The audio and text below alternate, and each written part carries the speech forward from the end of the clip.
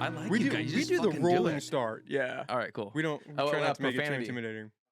Go for it. Cool. Yep. Amazing. Anything's allowed. Yeah. It'll be hard for me to not. So just to be Well, straight. you're in the right place. Right. I like you guys already. This is not so bad. Let me see. And so Get you guys, comfortable here. the Lost Coast Populist, you're starting your. How long have you been doing the podcast side of that? We've been doing the podcast side of that for, I think, 2 weeks. We built out the podcast studio about 3 weeks ago, and it's changed shape like every episode since, just because we're kind of learning as we go.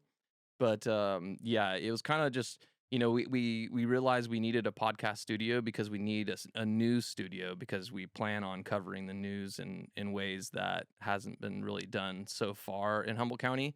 And without the studio, it would just be impossible to achieve our goals. Without being done in Humboldt County thus far, Yeah. as what? What are you trying to build out with this? So, Lost Coast Populist, the way that it came to be was basically, backing it up really, like, kind of even further. My best friend, Adam Lustig, he was the original person who had the kind of like the title Lost Coast Populist, the alias online, the social media Lost Coast Populist. And he actually owned the domain. And him and I had been working together under Humboldt Freedom Coalition and like the kind of the health freedom movement that kind of came out as kind of like a reaction to the COVID mandates and stuff. So we were doing political activism together there, and we also worked together also as volunteers for the Humboldt GOP. And so in those capacities, we fast forward to the end of it all, basically after 2 years of doing that kind of stuff, we kind of were like really frustrated because what we were trying to achieve as far as like the end all goal of kind of like taking the needle and pushing it a bit just didn't really seem. I mean, we won some battles, but we definitely like weren't winning the war, so to speak. It wasn't the impact you guys were hoping for. Correct. It wasn't the impact we were hoping for. And so, me and him, we kind of sat back and we have these long conversations. He was actually the first episode that I had was with Adam Lustig. He calls himself the raw milk populist now. Okay. You should have him on too. He's a hoot. He'd be a great guest. But he's a good guy, and he has like one of those minds that, you tell him something and he'll think about it like for a long time. And then when you talk to him again the next time, he'll have an hour-long conversation with you about whatever it was, and he takes it seriously. And it's been a huge factor of our friendship. Him kind of like just pouring his wisdom and knowledge and kind of like his brainstorm out for me or out for us collectively to kind of like make things better in the community, which is kind of cool. And so he was like, look, I have this lostcoastpopulist.com website. Maybe we could do something with that. And I was like, it's funny because I just started, researching and kind of like getting back into this character named Andrew Breitbart. I'm not sure if you're familiar with him. I'm not. He's he was one of the original founders of Huffington Post, and he went on to found Breitbart News. Breitbart's like a kind of like a right-wing news website. And so I was just like, and he died in his 40s. And so I was just kind of getting into him, just kind of, I read his book and I like watched a couple documentaries about him and stuff. It was kind of just, just kind of deep diving into him a little bit. And he had done something, and I was like, maybe that's the thing. Like, what haven't we done? We got involved with the local political party that we thought we were aligned with. That didn't work out very well. We started a nonprofit organization. We got all kinds of volunteers. We did all that, and that did what it did. It was really awesome. There's lots of positives to say about that, but it kind of didn't achieve the goals that me and him were trying to achieve, at least in our kind of like smaller collective group. And so, in that conversation, kind of Lost Coast Populist, the news organization, was born. And then it's kind of like it developed even further where we're like, you know what, let's go bigger. Let's have a bigger view of this. Let's Humboldt Media Group, LLC. And Lost Coast Populist News is just a product, one of many products that Humboldt Media Group, LLC is going to bring about. So it's going to bring about podcasts. It's going to bring about radio stations. It's going to bring about print news. It's going to basically, we want to compete on a level playing field with North Coast Journal, Lost Coast Outpost, Time Standard, Mad River, Union, you name it. And and so that's kind of what we intend to do now, is basically be a competing news organization and a competing media group with all of those parties. And so was that the idea when Adam had the Lost Coast Populist, or did you No. you took it over and started saying we need to build this out and Yeah. make it something? Correct. Yeah. So like his idea, I mean, he wanted to do journalism with it, and obviously, like the name, I think was kind of like when he first came up with it was like a really cool way to use populism with what we're both into, and kind of like tie it into an online name that like kind of like stabs at Lost Coast Outpost a little bit, you know. And so we were both like, yeah, yeah, yeah, back in the day when he first kind of came up with the idea, and that's kind of, it was like literally just like that kind of just, kind of trolly type attitude. And he was going to do some journalism, but it just kind of never, just kind of didn't, life gets in the way and things change, and he just never got into it. And then like, it was just everything, the universe just kind of like led us both in these paths. And it just basically came to this one day where we're having this conversation where we're like, everything makes sense. We have to make a news organization. Like, and a lot of it came from this, during COVID and during, any time there was, I should say, during COVID especially, and anytime there's ever been a controversial topic that's been pressed by Lost Coast Outpost. Actually, I should say everybody but redheaded black belt. They're the only ones that don't do this, from my understanding. And correct me if I'm wrong if you're out there and you've had this happen to you, but they censor their comment section. And I'm not saying like with like hate speech and like cursing. It's literally like, I don't think this article really touches on the subject matter and is being careful or, thoughtful in the way that, you're claiming this author to be. I have a XYZ dissenting opinion. Click, delete. Like you won't even, and then like I know people because they use this program called Discuss, DISQUS, not disgusting as much as that sounds like you're like censorship, disgusting. But they literally use a program called Discuss, DISQUS, I believe. And when you log in, you can actually see all the times they censor you. So I've got like, all these people that have sent things now to tips at lostcoastpopulist.com were like, you need to write a thing about how and we're thinking about writing a thing, but it's kind of like, how much can you write about that? Like, here's another screenshot of them censoring people. Here's another screenshot of them. It's like, it's an interesting story, but it's not really a story yet, I guess. I don't know. Maybe it is. I don't know. But like I've had a difficult time of figuring out how to develop that into an actual like story, because each one's its own case and it gets really involved and deep, and then it's like some of the stuff I'm like, yeah, I could see why they censored you there, and then you know what I mean? That's the hard part, yeah, right? yeah, When people like start throwing around slander or right. just getting abusive with their words, it's like, yeah, I can kind of see why they pulled that off their site. But when they're just discussing ideas and that gets pulled, that hits a little different. I felt like if I kind of like published this post and I were to select certain screenshots that I was given and not take certain ones, that I would get heat from the people that, why didn't you use my material? Then you're biased. Then I'm biased, correct. And so I felt like it was kind of like not that the people were trying to trap me, but it was like an inadvertent trap kind of a thing, Whereas we're taking the exact opposite. Our First Amendment, or the First Amendment, just is our entire policy for our comment section. Go. Like, we're not interested, and I don't have the time. You know what I mean? Like, what it is basically, when I'm going to use it as user generated. If you have a problem with something that's said there, bring it to our attention, and if we agree with you, we might do something about it. Probably not. So were you just not happy with the news here locally? Is that why you felt the need to fill this out? Brother. That's Andy, like, time out for a second. Andy, Yeah. can you turn my headphones down just a tad bit? A little bit more. A little bit. Up a little bit. Up just a little bit. Perfect. You sound perfect to me. Yeah, okay. Yeah, that's good. We're on separate splitters. Yeah, So yeah, you've got your own volume. The next step is to add that so you could be over there and you could turn up your volume, or turn it. Can you hit me just a little bit more? They have that feature? Yeah. Ooh. I mean, you can build out. If you can think of it, you can build it out. That's perfect. Thank you, Andy. That's true. So you weren't satisfied with the news? No, man. I mean, the news here, oh my God. Not satisfied is like a nice way of saying it. I'm disgusted with the news here. I'm absolutely disgusted with them. I see them as a woke left Marxist arm of some kind that pushes some kind of woke agenda. And I can't tell you who or what is, I'm not gonna like speculate as to like how this all shakes up behind the scenes. All I can say is, you look at what they put out, you look at how consistent it is across all 5 of them.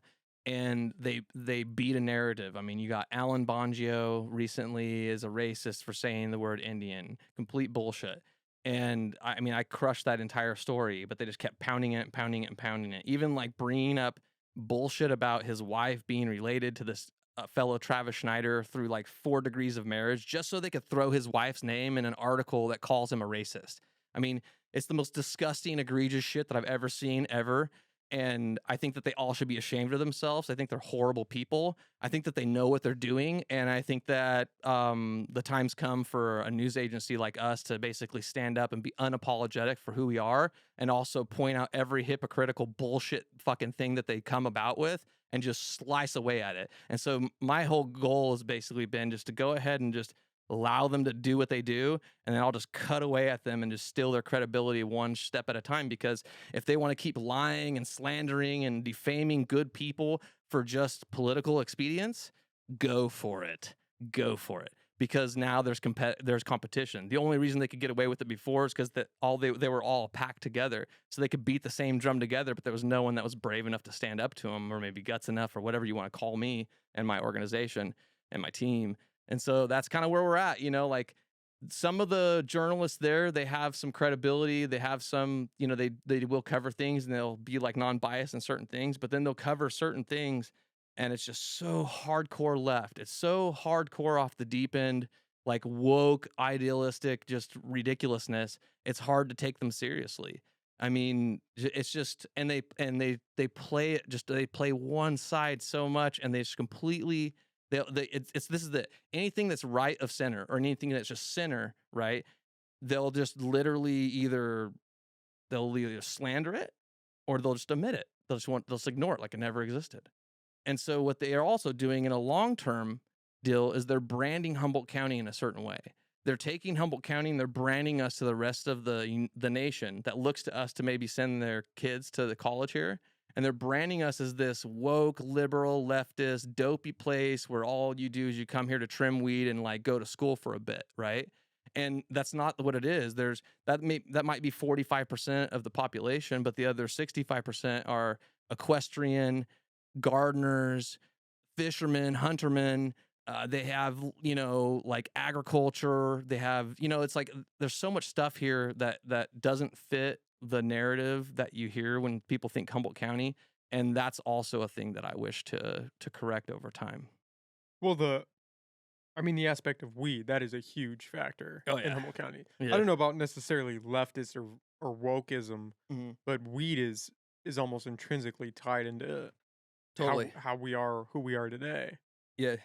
But why do you think that is, that those news organizations tend left? Do you think that's just because that's what's popular right now, or that's some intentional agenda that they're all going to line up and they're going to send this? Really good question, Nick, actually. So I have a philosophy that I look at it as like a kind of double pronged thing. There's some people that know what they're doing, and there's some people that are just under the pressure. And the pressure is looking back historically, Humboldt County's always been a kind of a blue county. It's always been a Democrat voting county. And the Democrat Party, just like the Republican Party, in the past, like say 4 to 6 years, has seen a what you call precinct strategy. Are you familiar with this? I'm not. Okay, so I'll go into it. So precinct strategy is basically something that Bannon covers on the War Room. It's another podcast. You should totally check it out. He's amazing. Is that Steve Bannon? Yeah, Steve Bannon. Okay. Yeah, I know the name. I'm not familiar with any of his stuff. Definitely check it out. Amazing stuff. Steve Bannon, the War Room. It's all on Rumble. And so basically he has a lot of guests, and he covers it as well. And it's basically the idea that you go and you volunteer for your local Republican Party, your local Democrat Party, right? And so for them, he's pushing like precinct strategy on the Republican side, but the same exact thing happened, rewind the clock, the past 6 years on the Democrat side. The precinct strategy was rolled out hard, and hardcore Marxists and leftists and basically took over the Democrat Party. And that's why you see like the drift between like AOC types, right? And like the Pelosi types. They're 2 different types, right? They want 2 different things. And that rift happened a long time ago. What you're viewing right now, which is happening in real time, is the same things happening to the Republican Party with MAGA, right? Which is I would consider myself a populist MAGA Republican, a populist patriot MAGA Republican, where guys like me get kicked out of the Republican Party just for being that.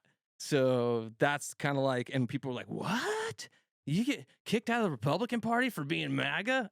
Yes, you can get kicked out of the Republican Party for being too MAGA, for being pro cannabis, for not being entirely with the GOP establishment, like, Hitting the talking this, points. yeah, the talking points, correct, and so like, so a guy like me, where I'm like more kind of like I'm going into the Republican Party because the majority of what I believe in aligns with them, and as opposed to the Democrat Party, right? And that's kind of where it's at. And so you've had this leftist infiltration of the Democrat Party, which happened previously, and you're having basically a MAGA infiltration of populism that's infiltrating the Republican Party.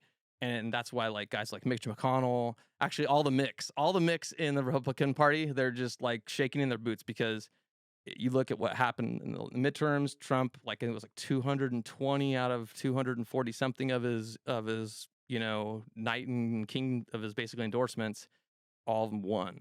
And so yeah, and so it's basically, it just shows that his power's there, even though they're trying to like basically break it down to, they're trying, basically the GOP is always trying to act like Trump isn't the the leader of the GOP, but he is. That's interesting. I thought a lot of the candidates he backed failed. Well, that's what they want you to believe. Yeah, to be fair, a lot of the news that I Yeah. get is all. Can you pull that up? Just Yeah, see how 100%. many MAGA Republicans won. But what does that mean when you say that? When you say Mhm. MAGA populist Mhm. Republican, what does that mean to you? Because those almost sound like contradictions in I a know, right? sense. Yeah, so MAGA Republican, MAGA populism. So you've got GOPE. That's the Republican establishment. Okay, that's like you've got your Bush era where they were all about voting together with Democrats for endless wars. They were all about weapons of mass destruction. We all remember that, right?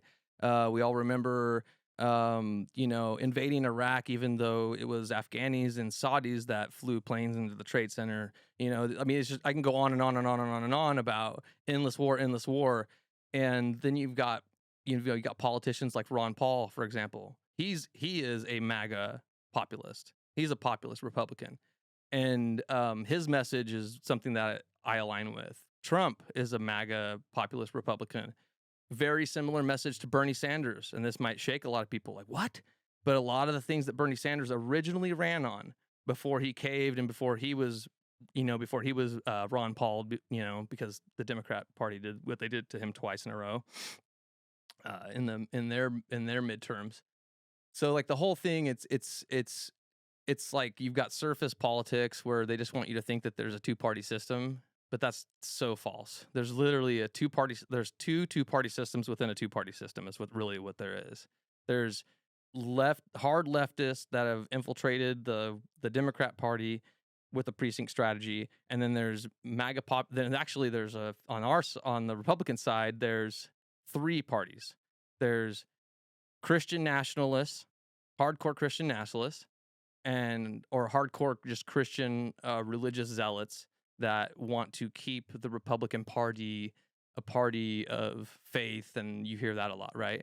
That is something that the GOP establishment likes to talk about a lot because they know it drives away independence from the Republican Party. Why would they want to do that? Why would they want to drive away independence from the Republic? That sounds stupid, crazy, right? It's exactly what they want to do. It's the same reason they would vote me off of the Central Committee while I'm in the middle of walking a precinct in the middle of the midterm election. Why would they do that? Don't they want to get out the vote? No, they don't want to get out the vote. All they want to do is grift. And this is the same across the board. All they want to do is they want to get donations from unsuspecting low information voters. The people that are getting the donations that run these little county parties, they have their little collective they have the little like fancy steak dinner parties with champagne, and they invite the whatever the hotshot local or state politician that wants to come and kind of headline their event. They come, they take their selfies with them to get on Facebook and rub their shoulders and take their pictures, and that's what it's literally all about. And the scariest thing about it is when you volunteer for either one of these things, any of these committees, those local committees, which I found out, I was voted on to the committee. I was voted on to as the 5th district chair. So I was in the executive committee. Like the only hire you could get is literally being the chairman, right? Or being like the vice chair or any of those, right? And not a single time did the California GOP reach out to me. No email, no text message, no phone calls, nothing. Just wrap your mind around that. But do you think that's because you're in a blue state, in a blue area where there's almost not a point? They should be up my ass more. Yeah, but do you think they just give up? Because, I mean, are you going to flip Unacceptable. California? Are you going to flip this Unacceptable. blue area? I don't care. Are we in a war? Do you care? Are you trying to win elections or not? Are you a it's like, what? Like, I don't care. Like, they should be up your ass. Like, the only people they should be leaving alone are people that they don't know or aren't doing their job. Like that guy's such a badass. I don't even have to look at him because he always does his work and he's just crushing it every year, right? Yeah, don't look at him. Brand new 5th district chair in Humboldt County. You don't even reach out to him and like go, hey, here's some things you can do. Here's some blah, blah, blah. So why do you think that is? Why do you think they didn't reach out?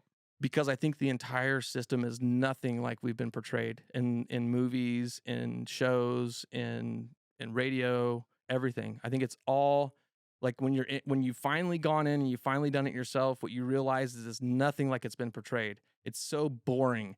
All the theatrics are just theatrics. It makes it all seem bigger and crazier than it really is. And I think it's there to make it to where guys like me, you, and you don't show up and volunteer because it sounds bigger and crazier than it actually is, but it's actually boring. You show up, there's these meetings, you're like, what am I doing here? You're taking notes and it's all over with at the end. And then, like you have to learn parliamentary procedure, which is like, what? And it's like Robert's Rules of Order, like this gigantic book of different ways that you can conduct yourself in meetings. So you have to get your mind around that to even be effective in these meetings. So, I mean, that's just another, like a big, like firewall preventing your another hurdle you have to jump through. Oh, sorry. I was going to say, I'm so sorry. Did you find anything for the Sorry, GOP dogs. races? Did you find an article or anything you want to pull up? Sorry about We can check that. No worries. Yeah. It's all part of the fun, right? It happens to me every now and then too. I'm like, But yeah. So it's just, I mean, it's crazy, man. It's a crazy situation because like, for Humboldt County GOP, you've got basically you had like the people that were kind of like the establishment GOP that were already there, and it's all just hardcore religious zealots, right? Like hardcore. I mean, well, that's what you think of when you think Republicans. Yeah. White Christian nationalists. That's Right. the branding. Right. Well, that's because they try to push that on you. It's effective. Yeah, it's very effective. It's very, very effective. And that I can't stand it because the Republicans do it too. Like, and even ones that I know are for a fact are not Christians and they're not religious zealots. They just literally push that. I hate them for it because they know what they're doing. They're driving away independent voters who think that this is all a party that when you become a Republican, that you're a Christian now, or you're like part of some dogmatic kind of worldview. And it's so false, dude. Like, I'm a Republican because 70% of what I believe in, or 70% of their model is what I believe in, and the other stuff I'm not cool with, right? They're the people that were running the Humboldt GOP. If you're not 100%, you're not 100% for them, right? You can't be like, like for me, like abortion, for example. Like I'm cool with abortion for like being raped or incest or what I mean, like all of the reasons justifiably you would be, you know what I mean? But then I'm also not for it for just birth control. Like just an elective procedure. Right. Yeah, I'm not cool with that. And especially if like taxpayers are paying for it or somehow like financing it in any way, because I know there's some people that are absolutely appalled at it. And I think that it's unfair for them to have to pay even a penny to something that they're appalled that they would never accept, And so it's just on that. But for them, if I just say that out loud, they're like, how dare you? You know what I mean? Like, I'm pro-cannabis. I'm very open about it. I want cannabis to be treated like tomatoes, right? Complete deschedulization, right? Devil lettuce. You know what I mean? Like it's just the way, I mean, it's literally, they see things in a black and white kind of. But don't you think that's kind of both sides that play that black and white game where it's 100%. You have to be all in 100%. for whatever side? 100%. Yes, I agree. Okay, so the result, about 15% of the country and 19% of US adults are Republicans who think Biden didn't legitimately win in 2020, about 50 million MAGA Republicans. See if you can That's find on WAPO though, that man. You got to find a we're on better something. source. See if you can find what percentage of candidates endorsed by Trump won their respective election. He said it in one of his. Because all I've seen is that, oh, this Trump Republican lost, this Trump Republican Yeah. lost. The red wave that was supposed to happen didn't happen. Oh, it didn't. Why do you think that's because abortion? No. That more people showed up for abortion? No, it's because of Republicans. It's 100% directly. It falls directly on the lap of the mix, directly on the lap of the GOP establishment is a reason. We would have had a red wave of epic proportions if they would have just did their jobs and not been feckless losers. I'm being straight with you. I'm not even being mean. Like I wrote an entire article about it. It's like what is it? What was it? The GOP establishment makes nihilism great again, or something like that. I can't remember the title right now, but it was like a couple weeks ago. But basically, like my whole, like as soon as it happened, I was like, great. Now all the independent nihilists are going to be on Facebook talking about how this is like a, broken system and voting's just a conspiracy and yada yada this. And I'm just like, God damn it. And it's all just because the GOP. Like if they weren't working across the entire county to remove guys like me who are passionate, that want to get out the vote, you know what I mean? That are MAGA Republicans that are literally willing to work. Because this, like what happened to me here, happened across the county, and I could send you all kinds of evidence afterwards, But it's basically, if anybody was a populist and their Humboldt County Republican Central Committee, which is the mouthful of names that the small little committees that they have, that's like underneath the state committee. If those are already kind of like set up in a way where a majority of them are already kind of like the religious right, or at least proclaiming to be the religious right and just kind of holding their little grift, then there's no amount of people you can bring in that are going to be an amount of voters to be able to get a majority to basically have your precinct strategy be successful. Does that make sense? Yeah. Like someone has to quit because at a certain point it's like anybody can get voted off, So do you think, did you find anything here, Andy, on that? Four out of 5 candidates endorsed by former President Trump won their elections last year, up from just 57%. But this is this for the midterms or is this for the 2016 election? There we go, 223 regular endorsements. Where are we looking at here? Well, Trump's 2022 record will stack up to past years, but his candidates have won their primaries 93% of the time so far. Boom. 93% that's smashing good. That's pretty high. It's crushing. That's pretty high. Yeah. For politics, that's absolutely smashing. That's so this is the thing, is it's the red wave did happen. But the prediction was they were going to clean in the House and in the Senate. Yeah. That was the prediction. Yeah, and so that's something too. It's just interesting too. I mean, I'm going to jump out into January 6th. Kind of, I'm kind of. You can go there. Yeah. Okay, great. Go. And so, election fraud. Let's talk about election fraud. We are so going to get pulled off YouTube. This is going to be good. You're going to get some hits today, big boy. I've already been, YouTube and I have a love-hate relationship. Yeah, I bet. They suck. And so, are you on Rumble yet?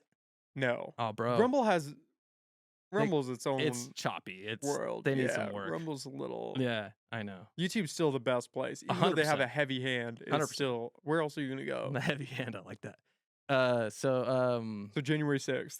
Well, not specifically about that, but kind of touching on that and with election fraud. Yeah. I find it peculiar and fascinating that in cards, which I call elections, big cards in certain cards in certain states, you've got a red wave happening across the entire card, but then a pivot for governor to a Democrat. Fascinating. I don't see any Republicans doing that ever. At all. I see also tickets where a red wave all the way down and pivot for the AG, a pivot for the senator. Weird. But don't you Very think weird. that ties into the Very odd. importance of abortion and how many people actually want those rights and are No. afraid that if it's a red wave, it's going to take that away? No, I think that anybody who thinks that's completely foolish and like halfway retarded. Because, and I'm not saying that you think that because of the question. I might think that. I don't know. Yeah. And it's, let me explain, because I actually have nothing but respect for you guys. And so this is why. what happened with the SCOTUS ruling made it to where it's now a state's issue. And so if anybody is opposed to that, what they're literally saying is that they think that any president that gets elected in, say Donald Trump in the future, can make an executive order just banning outright from federal level abortions. So if you're cool with that, hey, let's go back to not being states' rights. Or in California, where it's already a state right, it's literally part of the Constitution. There's zero to talk about here. All they can complain about is, oh my God, there's people in other states that can't get an abortion. It's like, okay, well, it's like, yeah, that's the entire way our government works. Just like in certain states that there's not legalized cannabis, it's because they haven't put it on a ballot. There hasn't been an initiative, and it hasn't passed with that Republican process. Until it goes through that process, sorry, you know what I mean? But where it has, like in California, it's like, what are we complaining about here? In any state where there's legal abortion, every single person there should have zero to say about abortion and its legalities, because nothing's changed for them whatsoever from the SCOTUS ruling. It actually strengthened the fact that the state and the people and the collective there will be able to control the way that rolls out or doesn't roll out in the future. So, I mean, the way I look at it is the best thing that could possibly happen, because now if you don't like abortion, great, move to Alabama or wherever they don't have abortion. I have no idea. But you know what I mean? Like, it's like, that's the way I look at it. It's like, what are you complaining about? It does give the power back to the states. 100%, I think which is the people. Which is the people. I think the argument is that, what if you're in a state where it's not legal and you want an abortion and you can't afford the means to go to a state where it is legal? What do you do then? That totally sucks for that person. But it's like we're back to like, what's the solve for that? It's make an initiative, get it on the ballot, pass it, and make it legal. Or move to a state where you can get an abortion, or... But don't you think, I mean, where you are pro-cannabis, don't you think cannabis should be legal nationwide? 100%. Isn't that kind of how they stand with abortion, is that it should be legal nationwide? It's just maybe about this access thing. That you should be able to smoke a joint in California, and you should be able to go to Texas and smoke the same joint. The difference, though, is we're murdering babies in the womb. And there's that. Like, you walk in with a baby and you walk out without a baby. Kind of hard to get around that one, isn't it, leftists? Really difficult. It is an interesting point. We have 3 kids. I'm pro you doing whatever you want to do as long as it doesn't hurt somebody. Same. That's my stance. But same. In my stance of interpreting that, I also throw abortion in there. Like, yeah, if you want to have an abortion, I think an argument could be made that it gets dicey when it gets later into the pregnancy. 100%. I haven't really tried to dive too deep into that, but I think an argument could be made, hey, 9 months, maybe we should think about some other options. I mean, but if you're 3 months pregnant and you're like, I can't raise this baby, I don't have any money, this kid's gonna have a rough life. Adoption. Yeah, but then you still have to carry that baby to term. I'm sorry for you taking irresponsible decisions with your genitals. I don't know what to say about that. But the way I look at it is this, okay? Are American babies in the womb Americans to be? Well, I guess are you asking me? 100%. I think it's a stance on... No. I mean, like, literally just want that question answered. Well, are American babies in the womb? I'm probably not the best person to... But just you personally, do you think an American baby in the womb is an American to be? Like, they're going to be born and they're going to be an American because they're an American baby. I think that human life is no more or less valuable than any other life. So if you're willing to kill a deer... Yeah, I agree there. Late-term abortions, we can make the argument. I think you should be able to have an abortion. I would say 3 months. That's probably comfortable. I don't know what a baby looks like at 3 months in the womb. But that's probably... I don't know. To me... I think the heartbeat, and it gets dicey because if the baby can't live on its own, is it really its own thing? I don't know. If you have a parasite feeding off of you... Which it technically is. Which it is, because it's living outside of that, and then it's feeding on you. I mean, what? I mean, it depends on what you value as a person, and what is life, what is real life. The way that it shakes up for me is this: is what I have a hard time reconciling. Is what I should say is what I have a really hard time reconciling, which kind of shaped my views. Is this: is I view, because I've had 3 boys, right, and I've held my hand over my wife's stomach, and I've felt them kicking from the inside from very, very early on, right? And the experience is moving. It's an incredible experience, especially when it's coupled with later seeing them come out and then them being a person and then now them being, 10 and 12 years old and speaking to me and having opinions and being geniuses, and so going through that experience, the way I see it is that if you are an American woman and you have a baby in your tummy, that is an American to be. It will be born an American, regardless of all factors. It will be an American, even if it's a lump of cells when it comes out and it's like nothing. It still is an American, right? Because that's the way the law works. It's just flat out. When you're born on American soil from an American, you're an American. Period. That's and so we have the right to life, liberty, and the pursuit of happiness, and all three of those things are being completely subtracted as an opportunity from that living being before it even has a chance to even understand what those concepts even are. I have a hard time accepting that reality in any shape or form for myself personally. I would never abort any child that I ever conceive. And if any woman were to try to abort it, it would be a confrontation for sure, because I would literally look at them as murdering my children. But that's because I've had 3 children and I've gone through it, and I love my kids and I love my life and I live my life for my kids. A lot of the reason that I'm doing what I'm doing right now is for my kids, and because of the way that they see me and because of the way that they view the things that I've done in the past couple years and stuff. They see me as a hero, to them at least, and that's all, their opinions are the only opinions that really matter to me. And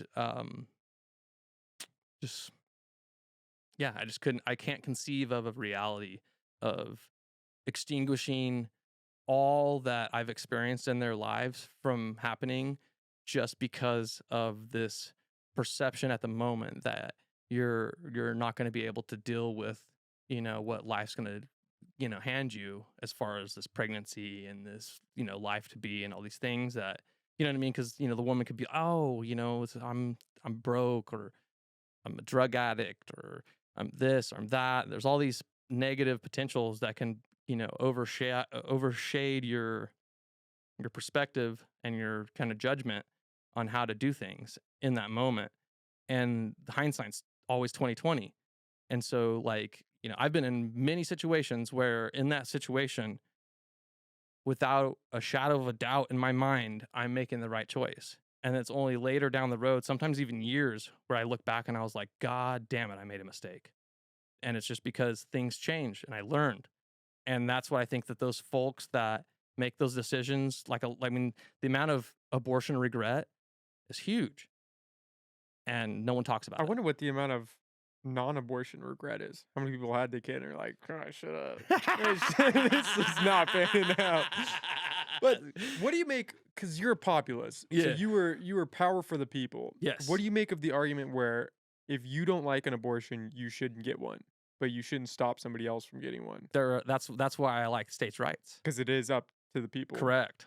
I mean, there's a strong argument for that, Yeah. right? I think that when that SCOTUS ruling happened, I was actually in Mexico on a vacation with my wife, and I was in the shower, and it came up on my phone, and my phone actually audibly read it because I had something I was messing with at the time, and I was just like, yes, states' rights, woo, woo. And she's like, what happened? I'm like, abortion is now states' rights. It's 100% states' rights. It's we the people. It's every state can decide. It's the way it ought to be, And she's like, I don't understand, and I just explained it to her. But that's how I feel about it. It's like states' rights are huge, man. So this is how powerful it is. Okay, so dovetailing back into cannabis. Are you aware of the? I'm not aware of the actual name of the initiative, but you had Nadalyn and Ross from the Cannabis Growers Association coming out fire comments to the Board of Supervisors in opposition to this. I can't remember what it's called. Maybe you can look it up. It's an initiative to reduce the canopy size or something. I think so. Maybe the Trellis Project. I'm not sure exactly, but that's the first. The Trellis was the first one. It's brand new.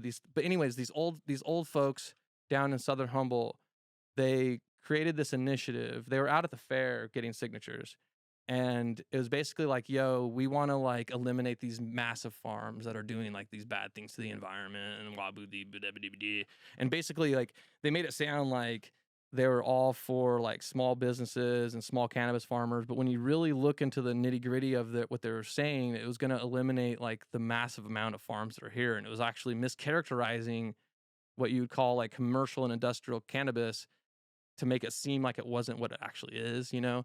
And so they were out there spitting fire comments about it and like in you know, in passing and stuff, and on the board of supervisors. And I was just there and I was super impressed by them, by both of them. But so I lost my train of thought thinking of their public comments. They were that good. Let me think about what I was saying.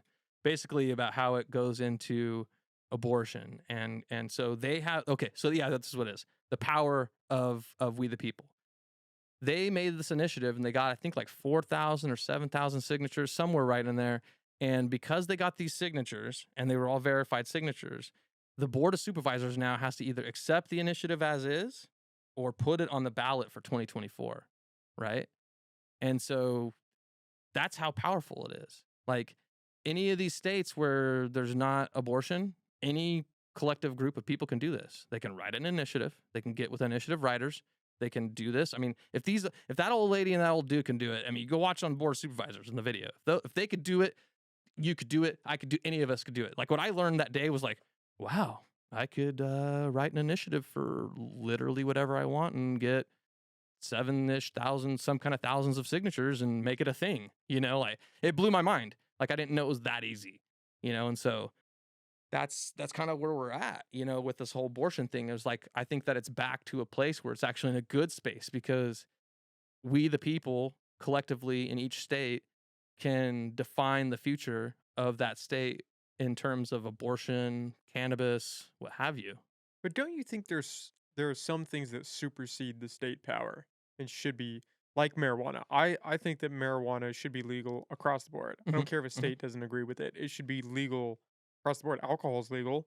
I also think it's legal. It's retarded that some states you can't buy alcohol certain days or after certain times. Yeah. If you're an adult and you're of legal age, buy whatever you want whenever you want. Right? But that's a power that I think should supersede the state jurisdiction.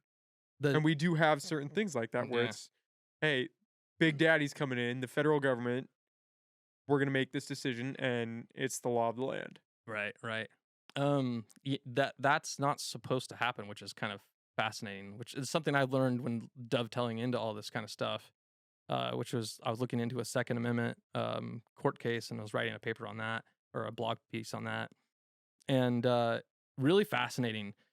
I didn't know this, but the states came before the federal government and the states made the federal government, right? And so the federal government is subservient to the states. So there's no way without the states, I can't remember the actual words, like abdicating. I think it's their power to you know what I mean? Basically, they're like, yeah, you know, that's the only time technically when the federal government's supposed to reign. And it's also, they take care of like the entire continent as a whole, like the entire collective as a whole, and then also interstate commerce and stuff like that. But the Second Amendment's an even better example. Some states say you have to have a 10-round mag, which is retarded. It is. But they say that. Mm-hmm. Shouldn't the federal government come in and say, hey, no, you can have any capacity mag? Right? Wouldn't that be a superseding power of them making that decision? Even though some states say, hey, we voted on this, we want 10 rounds. I believe that all of the states that have made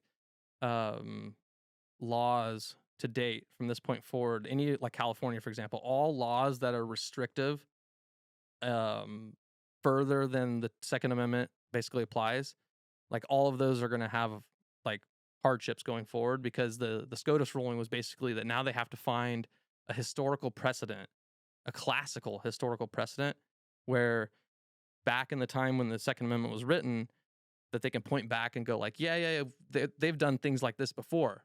And that's why this makes sense, because they've done this before.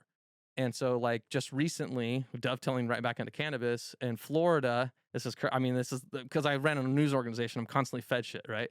And so like in Florida, there's this case, the Second Amendment case, right, where there the federal government and the department or the state, what was it, the state ag, what was that, the State Department of Agriculture, I can't remember her name, Nikki Friedman, yes, I think it's Nikki Friedman, the state department, the Florida Department of Agriculture, I think her name's Nikki Friedman. She is on a case, a Second Amendment case, and it's basically where the federal government, the Biden DOJ, is telling them that, hey, marijuana smokers, marijuana growers, they cannot own a firearm, right? And so what it is when you fill out to go to firearm, you fill out the ATF form, right?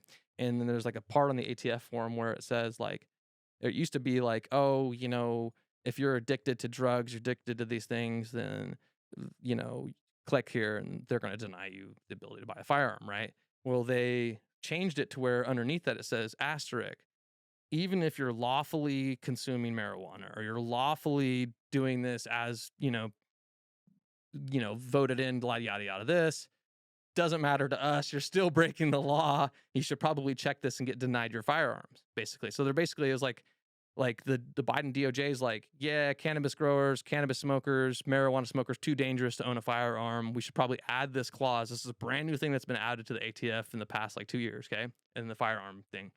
And so they're suing him over that.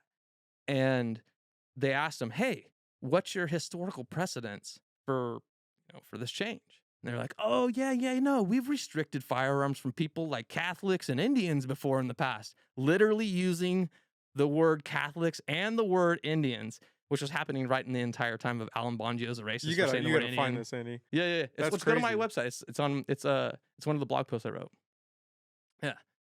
And so, yeah, it's 100% fact. And so, what is it? It's the one, I think it's Biden DOJ. If you go to Las Cosas Populist, Biden DOJ, marijuana smokers too dangerous. But don't you think there's an argument to be made that it's almost like, which people love to do is cherry pick their side, that, yeah, marijuana, gun rights should be enforced by the federal government, but abortion should be up to the states. But states say, well, maybe we want to limit Second Amendment rights. Like New York's a great example too. New York and California are up there. Yeah. Should they have the power to do that if the people in that state vote, we don't want guns or we don't want these round mags? You cannot vote away your constitutional rights. People have tried. They've tried. People try. They try. California's been trying for a long time. And it's been effective. We have 10-round mag limits. I think those are going away. I think Oregon, but I think Oregon just voted one in. Yeah. A 10-round mag limit. Yeah. All of them are going to have like, so what it is like, you can pass the initiative, you can vote it in, they can start doing it, and then me and you have to now sue them, the state, and then it has to go. California's had that, and I think a judge, right there, a judge recently or a year or two ago said it's unconstitutional, but it's still in effect. Mm-hmm. So what? It's just in effect for the next 20 years. The judge just keeps halting it, or it's basically until it shakes out in court, and then then it goes all the way up to the Supreme Court, and the Supreme Court's like, yeah, no, you have to have a historical precedent for this. So this is your site. This is Local Populist. Yes, sir. Are marijuana users inherently dangerous in the year 2022? See if you can find. If you scroll down just a little bit, it's right there. See Freed versus Garland right there. That's the case. The story revolves around a lawsuit, Freed versus Garland, filed in the Northern District of Florida by Agricultural Commissioner Nikki Freed, in her official capacity as the Commissioner of Agriculture, against the Department of Justice. This case explicitly targets the United States Department of Justice's denial of ATF-4473 forms submitted by persons who are medical marijuana patients and recreational users who answer the form honestly about their lawful activities. Which is like, if you think about that, it's like, wow. Well, if you think, I mean, if you want to be honest, the fact that you can drink alcohol and own a gun, but you can't smoke weed and own a gun, it's a joke. Yeah. I mean, it just is. Yeah. You can smoke cigarettes, and we're gonna allow that, but you can't smoke weed. What are we doing here? You can literally have prescription painkillers. But see, I would argue states are being kind of dumb, and we need to kick that up. Listen, I am not for Big Daddy coming in on all situations, because that worries me. But I think there are certain circumstances where states are making poor choices, and the federal government has to uphold people's freedom of choice. Yeah. And in line with that, if you don't like abortion, if I don't like abortion, whoever doesn't like it, whatever, however you feel, it doesn't matter. don't get it. If you don't like it, don't Right. get it. And I'm willing to go out. I love hunting. I'm gonna kill a deer. I'm gonna take a buck. I think an argument. I don't know. I think an argument could be made. Restrictions. I think 3 weeks is crazy. That That's crazy. that's crazy. Yeah. How many people don't know they're pregnant at 3 weeks? I just think it should just be like You're it just should be use case. use case. Yeah. But only use case in pretty severe circumstances like rape 100%. and incest. 100%. Well, what if you get somebody pregnant, they're addicted? I wouldn't want my kid being born to a meth addict or a prostitute. I mean, wouldn't what do you want it do? either, but I wouldn't want to murder their kid either. Like I don't see that as the answer. Like to me, it's like But what about I mean, foster care is terrible. it's not perfect. The It's- world's not perfect. It's pretty bad. Yeah, so in keeping up with that, shouldn't we say, well, No. if you're Kill the under 3 kid, months, under 6 months, murder the kid, save him this terrible potential life. What if he grows up to be a Ben Carson? Listen, I could say honestly, if I'm in the womb and shit's not looking great for me, take me out of the game. Coach, pull me out. And I'm not gonna feel any like, two ways about it. I'm not gonna beat you up about your disposition. Yeah, but You know what I honestly, mean? I'm not a dad, so I mean, Yeah. I can only speculate because I've never had a kid. I've Have been in one, dude. It's situations. awesome. Well, yeah, I'm gonna wait a little especially bit the on making that. the kid part. That seems like the best part, but It it's is amazing. it's the effects that come after that you're like. I love my wife. But I mean, it's interesting where you are this power to the people, and it doesn't seem like.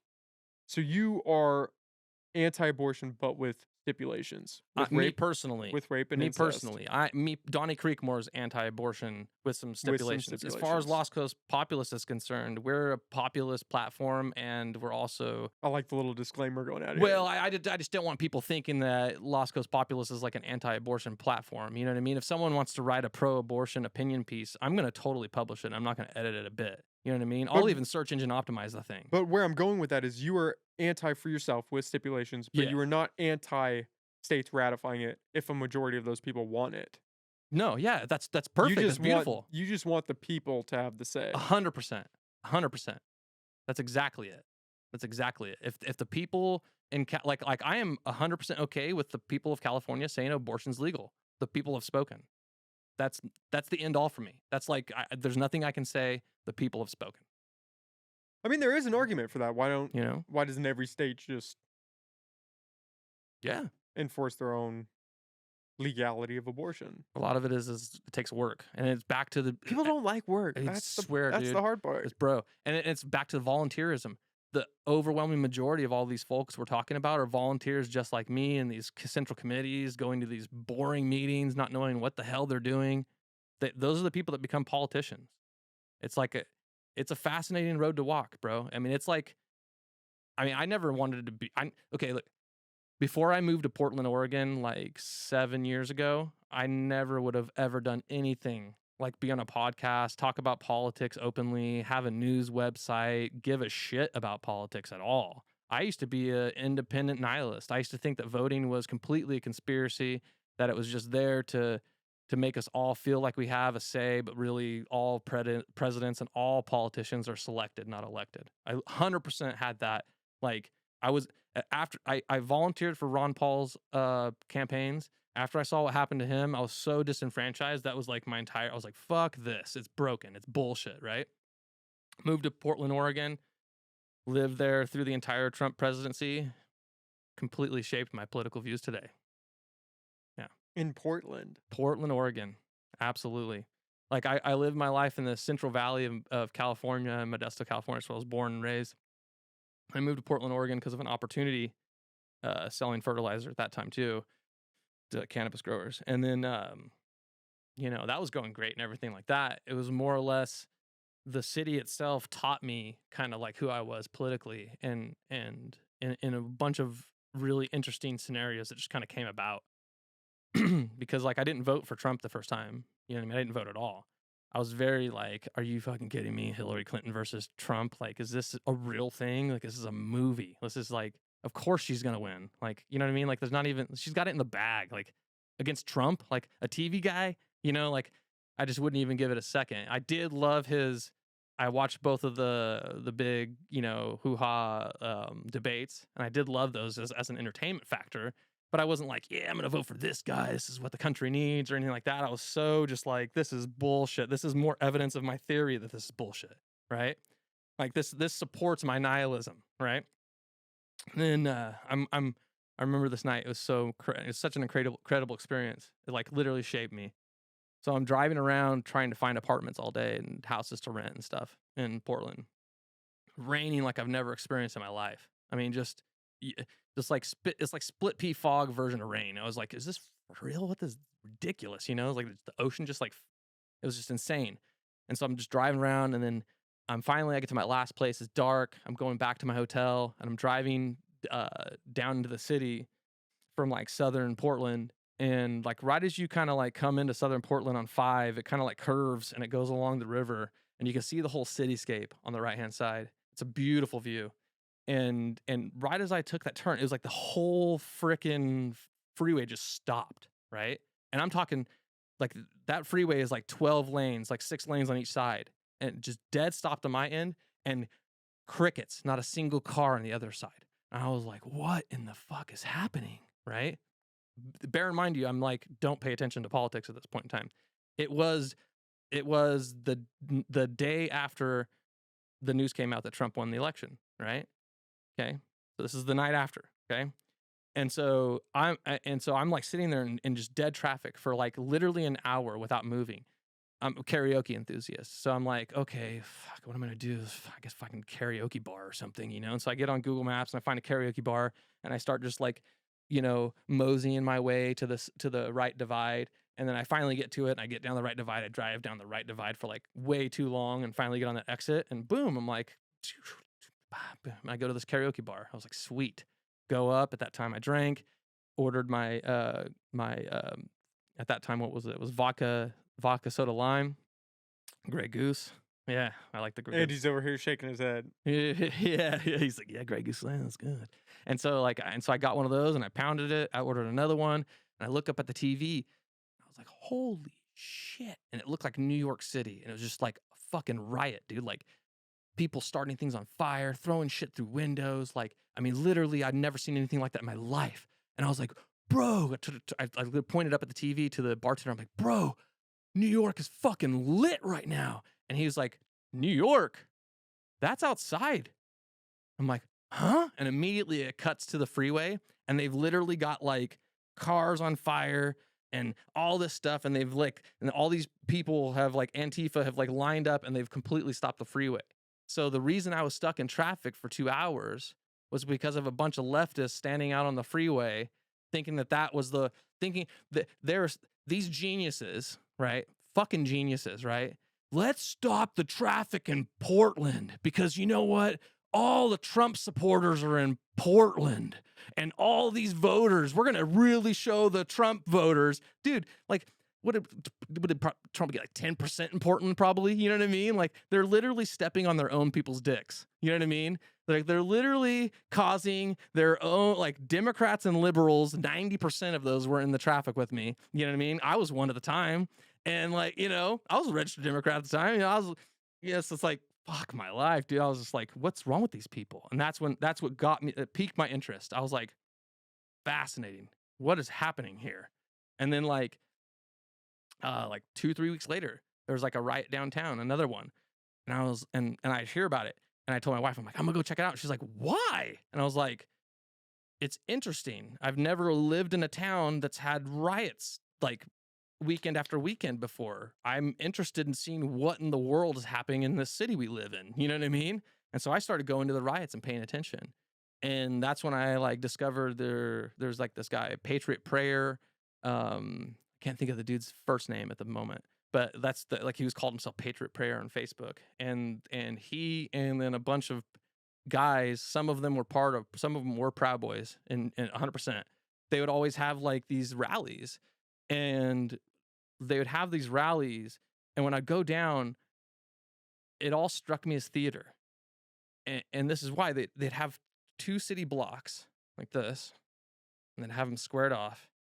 And you could enter this side right here and get searched and everything like that to go in and listen to their speeches or whatever on the Proud Boys side. And then this side is like a fenced off area where they'd allow people in that were like the protesters and the Antifa and whatever.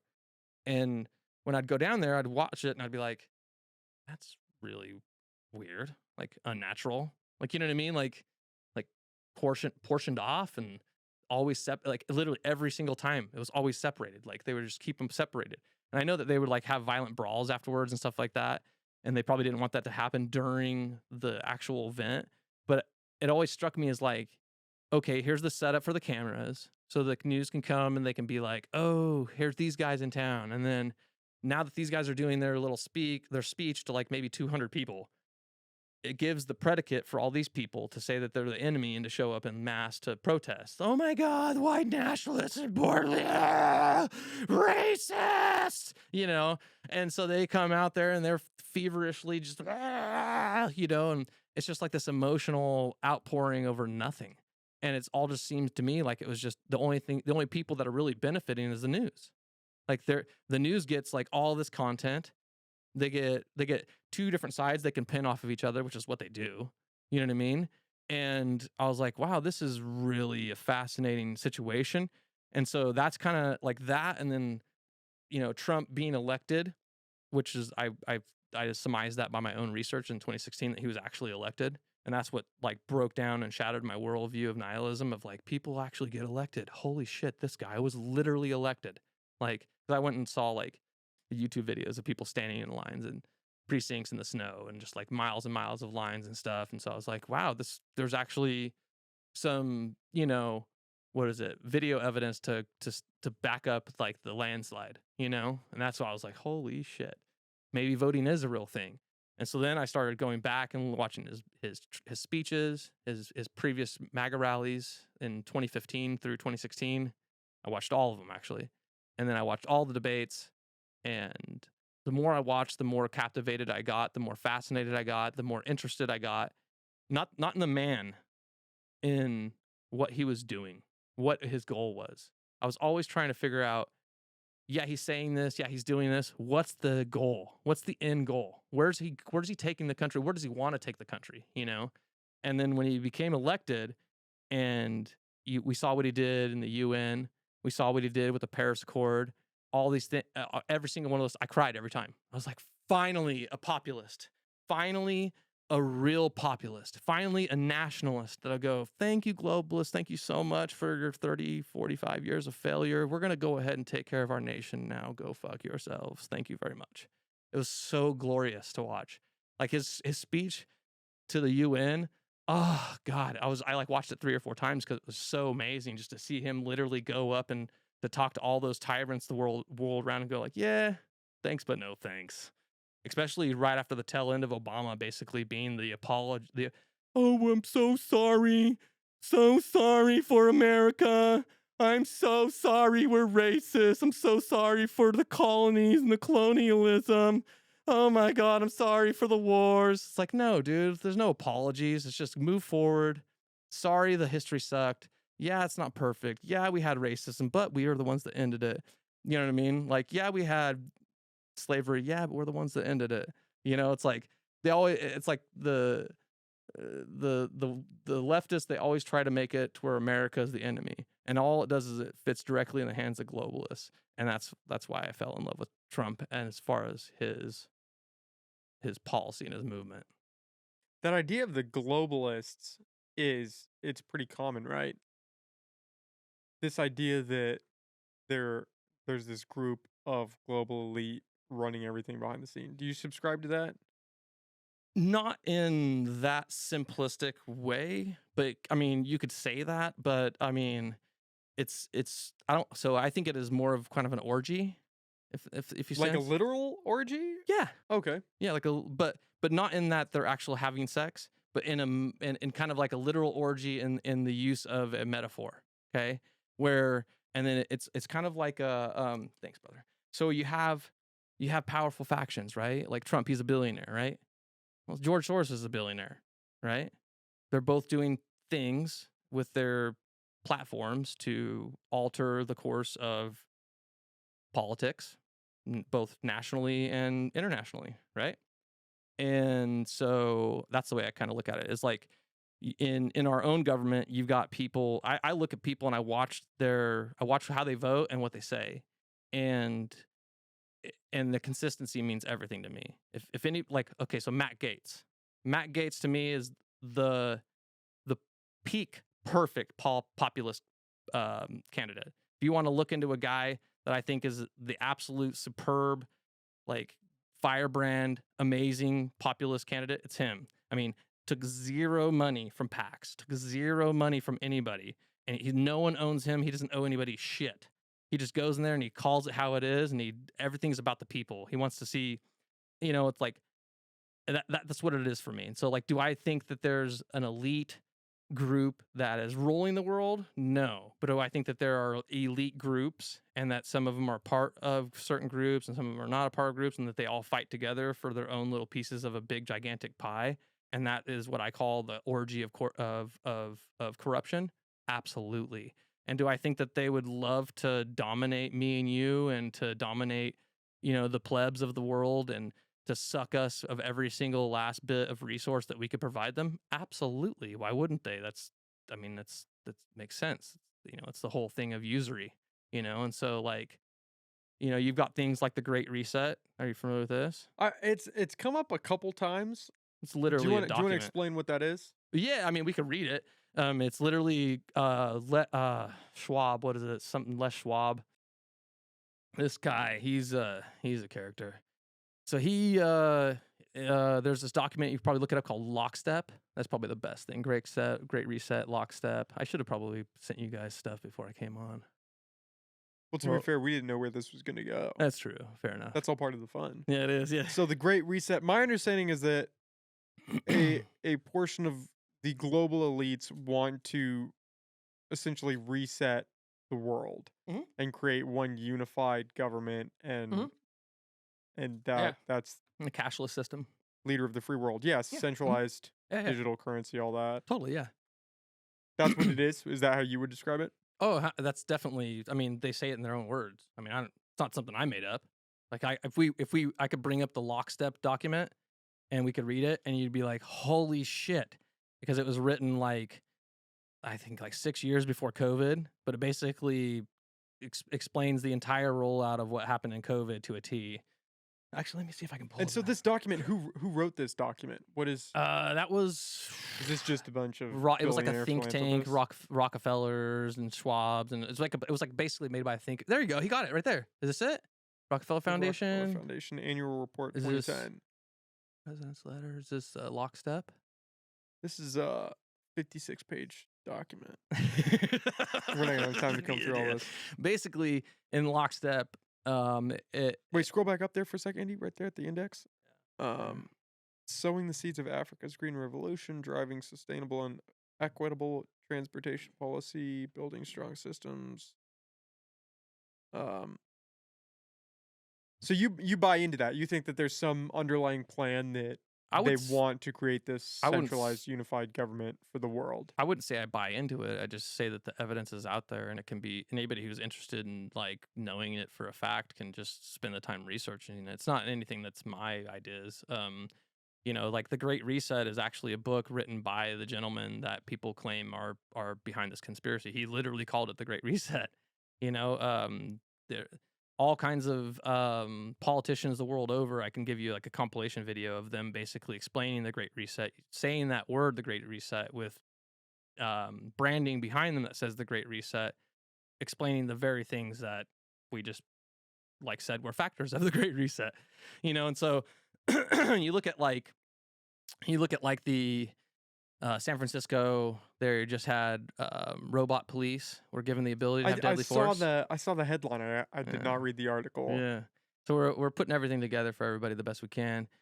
So rewind it back a little bit. Have you ever seen the show Dark Mirror? Yeah, Black Mirror? Yeah, Metalhead. Have you seen that episode? Yeah, where the dog's tracking that girl. Holy shit, right?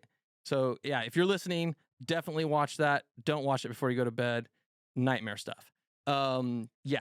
And so if you go on the article that we wrote about the RoboCops, right?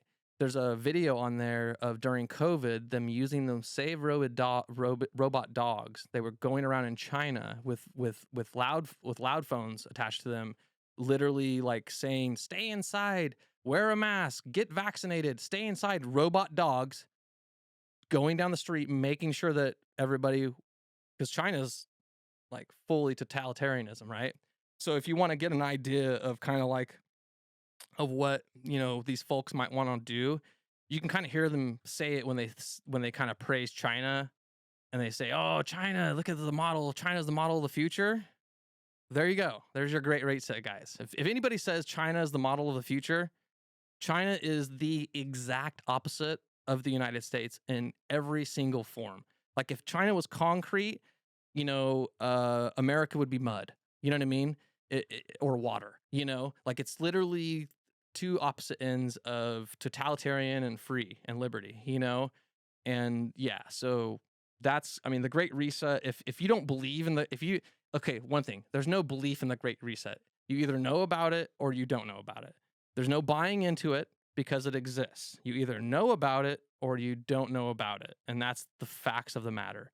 And the news media, you'll try to search for it and they'll try to make it sound all funny. You have to dig deep. You have to find the actual papers and look into the actual things and read the 75-page PDF documents.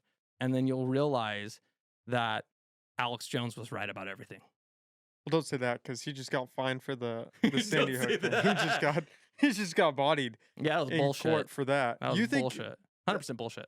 The Sandy Hook stuff? Yeah, 100% bullshit. Do you believe in Sandy Hook? Do you think that really happened? Not even the factor. The factor is. Oh, now we are definitely getting pulled off YouTube. So to me, it's not even belief in the Sandy Hook thing, or even it's the fact that you have a journalist being fined for having to make a retraction. Okay, we can unpack that. But do CNN. you believe that Sandy Hook happened? Yeah, of course. Okay. Yeah, we have to preface that because people are going to hear you say that. I honestly really don't have an opinion on it. You know what I mean? But we can agree that kids were shot. I'm sure. Yeah. Okay. Yeah. That's so.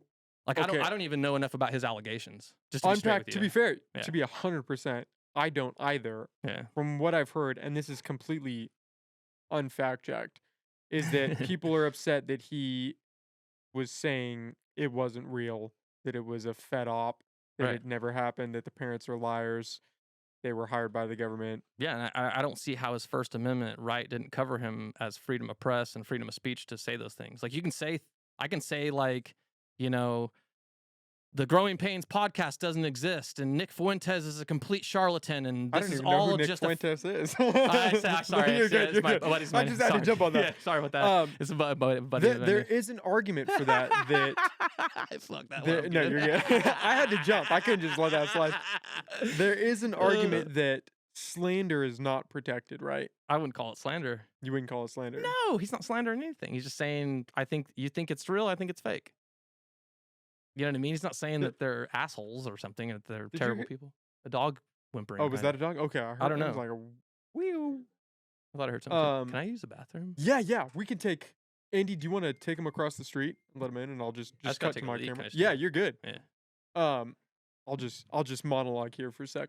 Oh, really? Yeah, you're good. All right, cool. I'm just taking. Yes, that's all part of the fun, right? Of going live. I need to look into the Alex Jones thing because I am so unversed on that. I got in a discussion with my parents actually about it the other day. And I don't know how. I think their information from that is CNN, not a knock, but I think that's where they're getting their facts from that. I have done zero research even outside of that. I haven't even watched the CNN stuff about it. But there is an argument to be made. What is free speech? What do we allow and what do we not allow? Hate speech, right? That comes up a lot. Should we allow hate speech? Is that protected under the First Amendment? Slander. I know Canada's a little more strict than we are, but what do we want to allow? I don't know if I would be a free speech absolutist. I've been called that. I think free speech is important. I think eroding free speech worries me. I think that gets dangerous. I should not be monologuing, but I'm gonna, because just me in the studio right now. You have to be able to talk to people. You have to be able to voice your opinions. You have to be able to say what you think, what you feel, and you could be dead wrong. And most of the time, you probably are going to be dead wrong. I'm wrong 90% of the time. But you have to be able to put that out there so that somebody can counter you with better information. Silencing people, censoring people, That worries me because I don't think it leads anywhere good. When you silence one group, when you censor one group, it just feels like problems start to arise from that. And who gets to decide? If we said, okay, we're going to censor misinformation or malinformation or whatever you want to call it. If somebody said that and we all said, that's a great idea, we should censor things that are not true. Who gets to decide what's not true? Is it you? Is it me? I wouldn't trust myself to censor everything. I wouldn't trust you, no offense, whoever's listening, to censor all that stuff. Who gets to decide? Are we going to have a board of truth? We saw how well that worked out. Who gets to decide? AI, maybe. I don't know. That could be an option. But who are we going to give the power to dictate what is true and what is not true?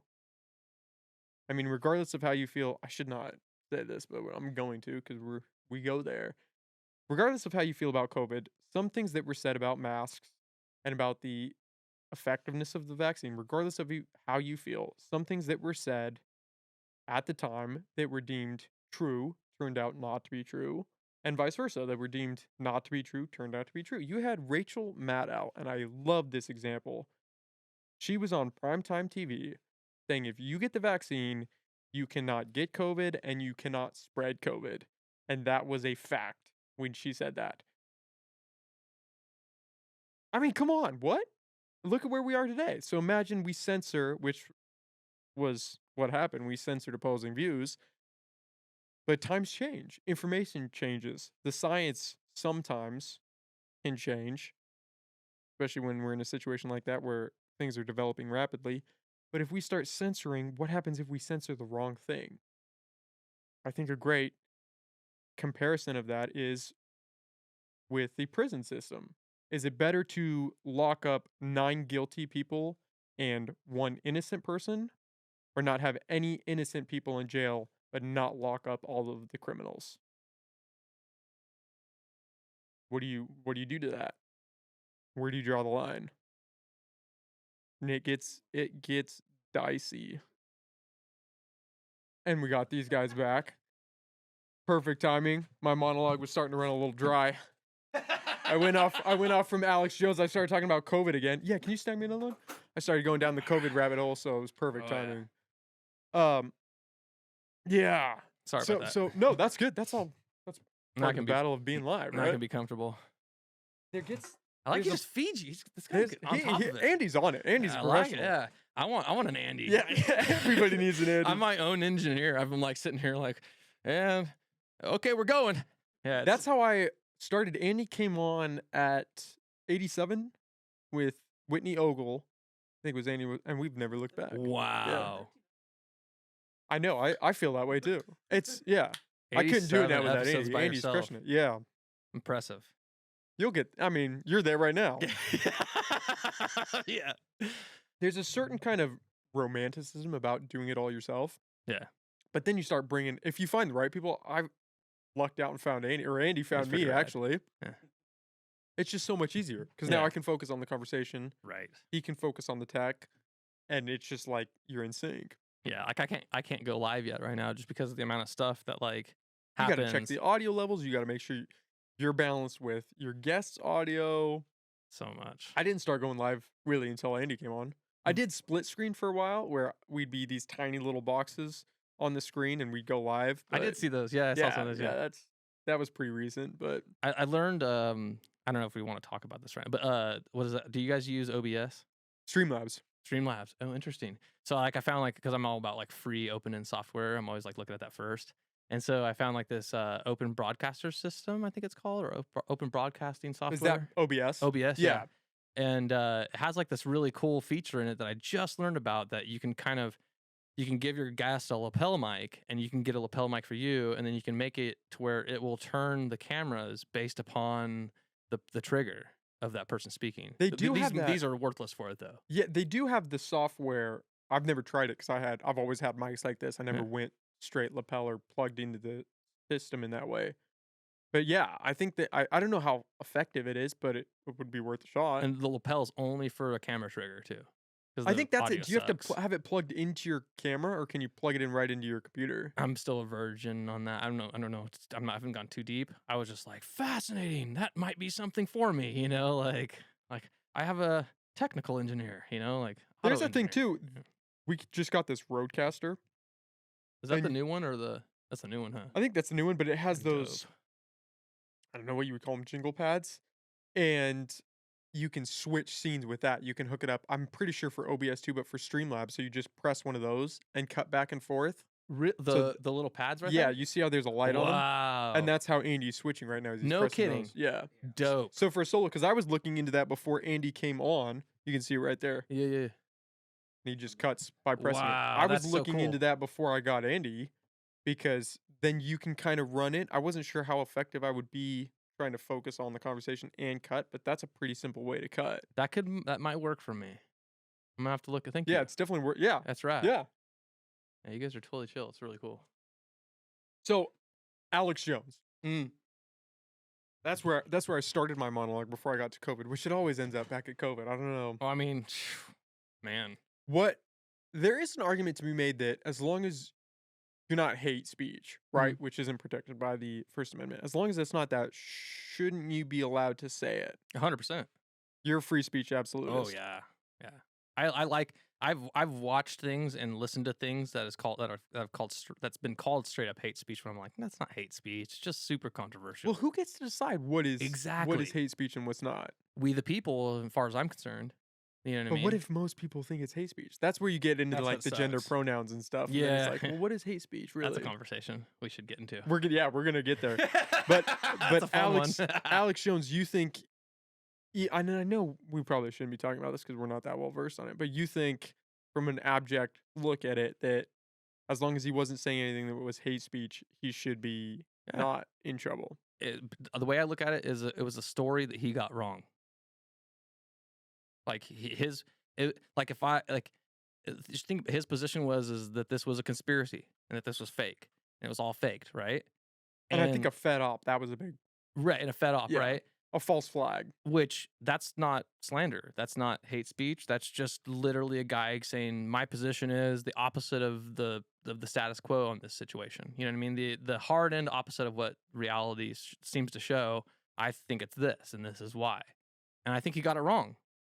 What And about I the think he's inciting? paying dearly for He's it. paying a lot of. Pull up how much money he's paying because it's $1 an insane billion amount. or something, like stupid. What about the argument that if it incites violence, that by him saying these people are false actors, that the parents are lying, what if that incites violence against them, that people go out and attack those parents? Well, that they have to show where he's intending to incite violence. So like language that incites violence and language that's intended to incite violence are two different things. Language that incites violence indirectly is covered as freedom of speech. But language where I'm like telling you to go to, you know what I mean, to be Go fuck this person up. right, that's no bueno. You know what I mean? You can't. I mean, and then this is the thing is, and we're talking very statically about this. Any of us can do any of these things in the public setting, and it all depends on if there's other people that are willing to put consequences upon us for doing those things. You know what I mean? And so he's fined $965 million, which Insane. is wild. You were fined Insane. almost $1 billion for the words that came out of your mouth. What do you see there? I'm just curious what you Well, see there. I'm worried because, and I'm sure you are too, because we're in the space where all we do is talk. And I'm me and Andy interested. especially, we just talk shit. Yeah. So the idea that you're gonna catch We $1 just billion talk shit. fine, yeah, for talking shit, that scares me. But I also Yeah. recognize we are in a day and age where people's feelings are the end all and be all. No, they which- aren't. But in the court of public opinion, No, they aren't. they kind of are though. No, they aren't. You don't think so? You I don't challenge think that. But you don't think most people subscribe to that idea? They might. That's They what I'm do. saying. Yeah. Yeah, is that society as a whole is saying, yes, we value your feelings. Yeah. That's your feelings. If they feel slighted, that's on par with physical abuse. I don't think it's a majority. I think it's about 50% of our nation, and probably about 50% of the collective of the world, probably too. Yeah, I don't know if it's a majority, but it is a very vocal portion. I'd say it's a loud minority. Yeah. That's what I call the left too, is a loud minority. To me, that dovetails into the whole, LGB movement, you know? We're gonna have to get. I have to go to the bathroom because I want to. do We're your gonna thing. get there. So, Andy, do you want to open up your mic and you can talk for a sec? I'll be right back, guys. Never had a reason to use this mic before. I'm kind of stoked. Oh, you sound good. Oh, well, I know. It's the first time we've actually turned it on. Andy gracefully brought me to the bathroom. I was literally dying inside. So I look at him as a savior. now. Also, I brought this video up earlier just because I thought it was interesting. I saw it earlier, but you're talking about robot dogs. Here's some drones spraying some chemicals in China down Jesus. the road. I mean, it's like I'm telling you, like if you see that footage and you're like, insane. yeah, nah, Great Reset, that's nothing, just conspiracy theories. Right, Like, dude, right. come on, man, it's like scary shit, dude. There's so much to China. Is that they're spraying sanitizer? Is that what that is? That's what they say it is. They say it's sanitizer. Well, I mean, who knows what it is? Just breathe in and out. It'll be fine, you know? Yeah, man. I mean, that's just so geez. insane. Let's see. Yeah, I was going down a rabbit hole earlier, going through some of these. Let's see. Yeah, they're just like, come on, that. God. That looks natural. Yeah. But I mean, you know, why hazmat suits? For COVID, dude. Right? Yeah. Yeah. I mean, a part of me wonders if they've gone over the top with their optics like this because they know that they're 100% at fault for COVID in total. Or what is that? Is that their camps? It might be. Oh my god. Dude, it's unreal. It's almost a movie. Yeah, it is. I mean, have you seen the footage of like all the people crying at night out their windows and stuff? Yeah. Yeah. That's scary. I mean, you can't make that stuff up. You can't fake that footage, you know? Yeah, so it's like I thought I had to push back on Nick a bit on the whole buying into the Great Reset because I'm like, dude, there's no buying into shit, man. Right. Like if you don't realize that there's a Great Reset happening, you're just not paying attention and you haven't looked into it. There's no buying in. It's like it's just there. It's like how do you not recognize what's happening? Like I mean, a lot of it too is they don't, you know, the news doesn't televise the massive protests and stuff that are happening worldwide in all these different places and pushback. You know, you only see one side. We were going down the China rabbit hole of like drone spraying things and all that kinds is a fun one. Oh my god. That one, look at that, bro. That's like literally out of like a Marvel movie or something. Just spraying. And people don't think that can happen here. That's the craziest Yeah, part. I know. That's what I'm saying. It would That's crazy. happen like that. Yeah. I think they wanted to make it happen like that, and I think that things happened a little too fast on the whole COVID train, and us frogs that felt the heat boiling under our feet jumped out of the pan, and that kind of screwed up the whole plans. I think. Well, people have just altogether forgotten that they tried to make a COVID passport where you couldn't work, you couldn't go to certain places. Oh, I can't believe you! I like you guys. And nobody talks about that. Nobody acknowledges Mhm. they tried to have this passport. Well, there's a thing. reason that no one talks about it. It's bad for the Democrats. It's bad for the left. It's really bad for them because they were the tyrants pushing that shit. It was their idea. You say left. Do you think it is the left as a whole, or do you think it's a subset? Do you think it's the radical left, or you just attribute it to the whole All movement? Democrats are the left to me. All Democrats. Not voters, the actual like politicians and the people involved in actually making decisions and voting on things and doing things. Yes, the reason is that when you watch them, they don't fight against, like if you watch the way the Republicans fight against MAGA Republicans, it's like, ooh, that's not pretty, you know? And then you see what's happening on the Democrat side. They're like, yeah, you took over. I guess we're going to go to communism now. Yeah, sure.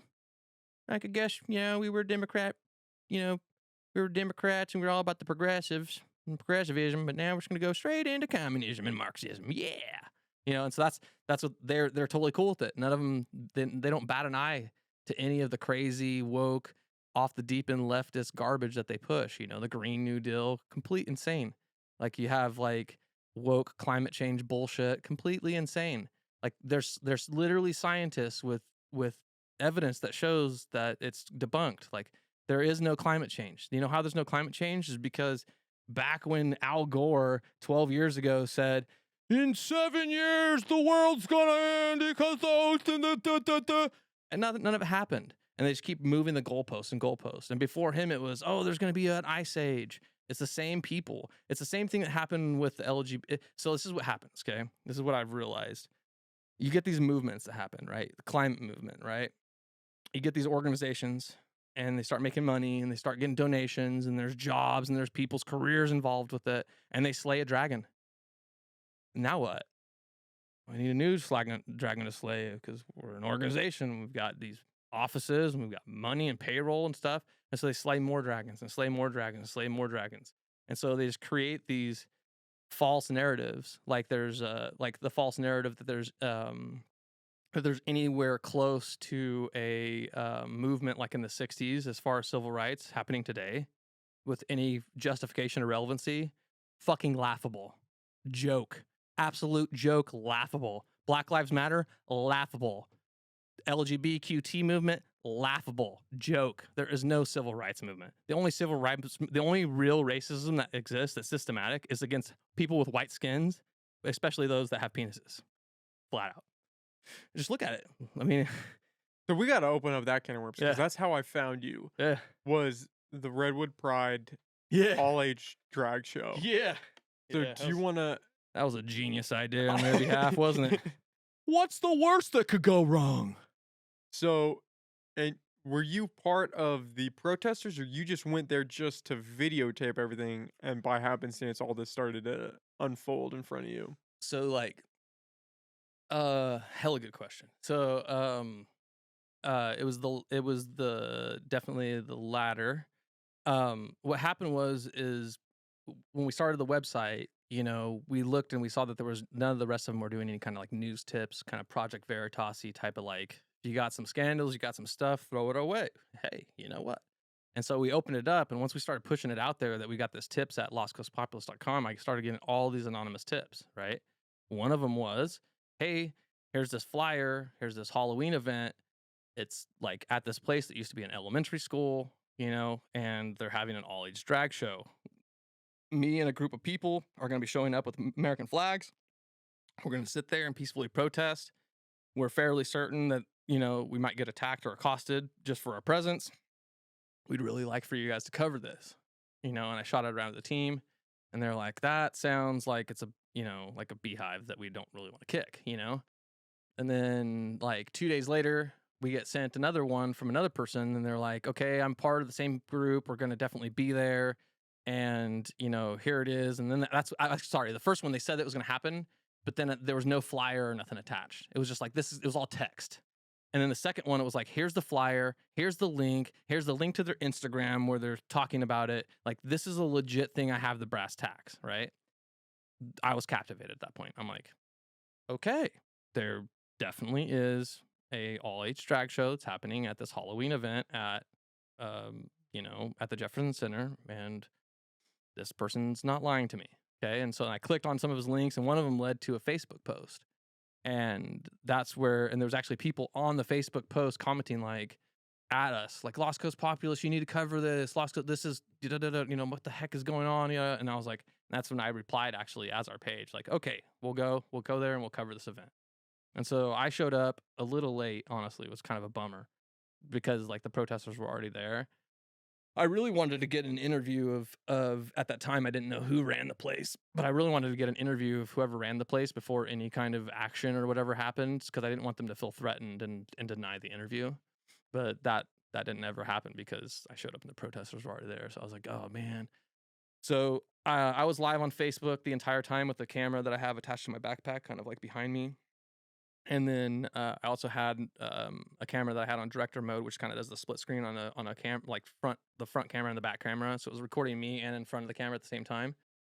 And I had that on my selfie stick, and I was just basically just interviewing people, recording everything that was happening, and just kind of being kind of pragmatic a bit at first. And then we started to get kind of accosted for even being there. And it was actually kind of fascinating because when I first got there, we walk up and the protesters are sitting to our right on this bench, and there's 3 of them. One of them's wearing like a really interesting mask, and they're all holding their flags, and they're just sitting there, and nothing's really happening. And I'm just kind of like recording it, and then all of a sudden, like a group of the people from the attendees kind of approach the bench and just kind of just start like shouting at them, just kind of like what the fuck and da da da, and just kind of like just as you can imagine, nothing crazy, nothing like no fight or anything like that. It was just fuck yous and yada yada yada kind of attitudes, and from both sides, The protesters were just sitting there, and then all of a sudden, like 3 different fellows dressed as some kind of weird costumes basically forced themselves onto the bench in between the protesters, like pushing the protesters off the bench until there was only one. So like 2 of them got pushed off because, you know what I mean? Like how you can kind of like wedge yourself into a seat beside, and then the other person kind of gets popped off, And they were like really heavy set people. So it was like they had like the leverage advantage. And so they were kind of just plopped down and kind of just push these like kind of skinnier dudes out. And, and they could, you could tell from the video that they really enjoyed the fact that they were able to kind of achieve like taking part of the bench seat back or something or whatever. It was really kind of a fascinating thing. And at that point is when I realized that there's like a drove of people walking inside. And so I turned, and Adam was actually with me, and he was with me to help me out, and as well as Ash, and turned to them. I was like, gentlemen, I think the event's happening inside. We should probably go check that out. This is kind of not really newsworthy anyway. It's just kind of like drama, And so we go inside, and a lot of it is I wanted to see how risky it got. I wanted to see if it was going to be like the stuff that we see across the nation where similar things are happening, where parents were kind of showing up to protest, and it's because some really lewd and, sexual manner stuff is happening there. And much to my surprise, it was, and it was even while they knew I was recording. But then it was like the footage that we were able to capture when they didn't think we were recording was also like pretty scandalous as well. Like we've got images of the main host completely like all of her body from here down completely exposed in just a thong panties, and again, this isn't stuff that like shakes me or this isn't the stuff that like I'm like, oh my god, my delicate insensibilities, I'm not, you know what I mean? Like I'm very like, yeah, I've gone to Burning Man for 10 years straight in my past. Like I'm a very open-minded individual when it comes to these things. But the thing was this, is that they didn't have anybody working the door. Okay.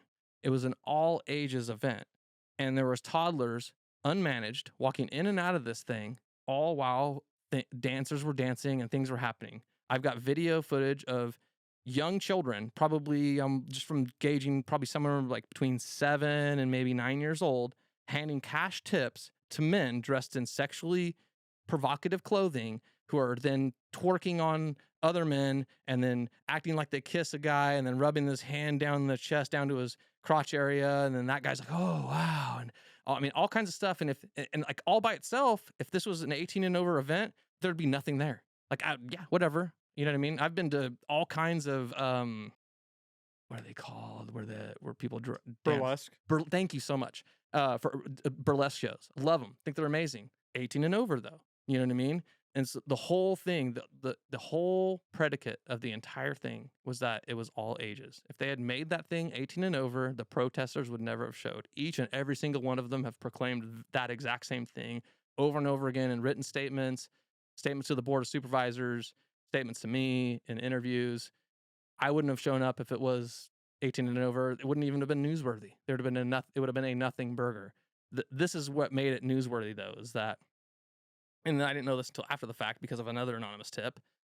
It just so happens to be that Heidi Benzanelli and Michael Hansen, who are chairs of the Humboldt Community Services District, Heidi Benzanelli runs the Jefferson Center.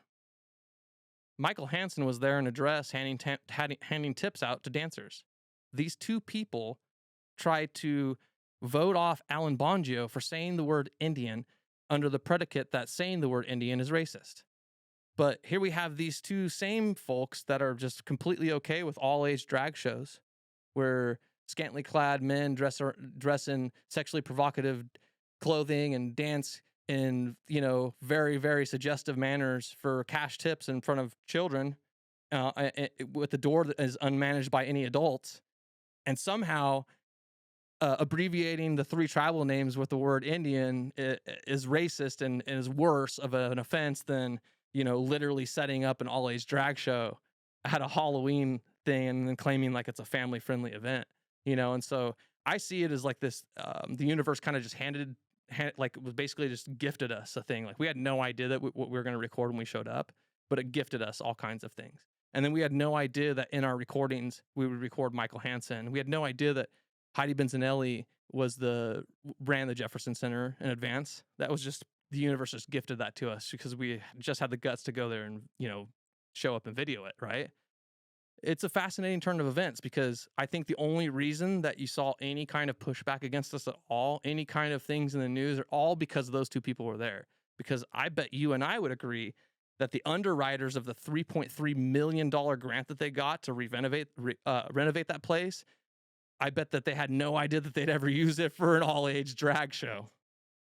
Isn't that just a community event? No. It's not.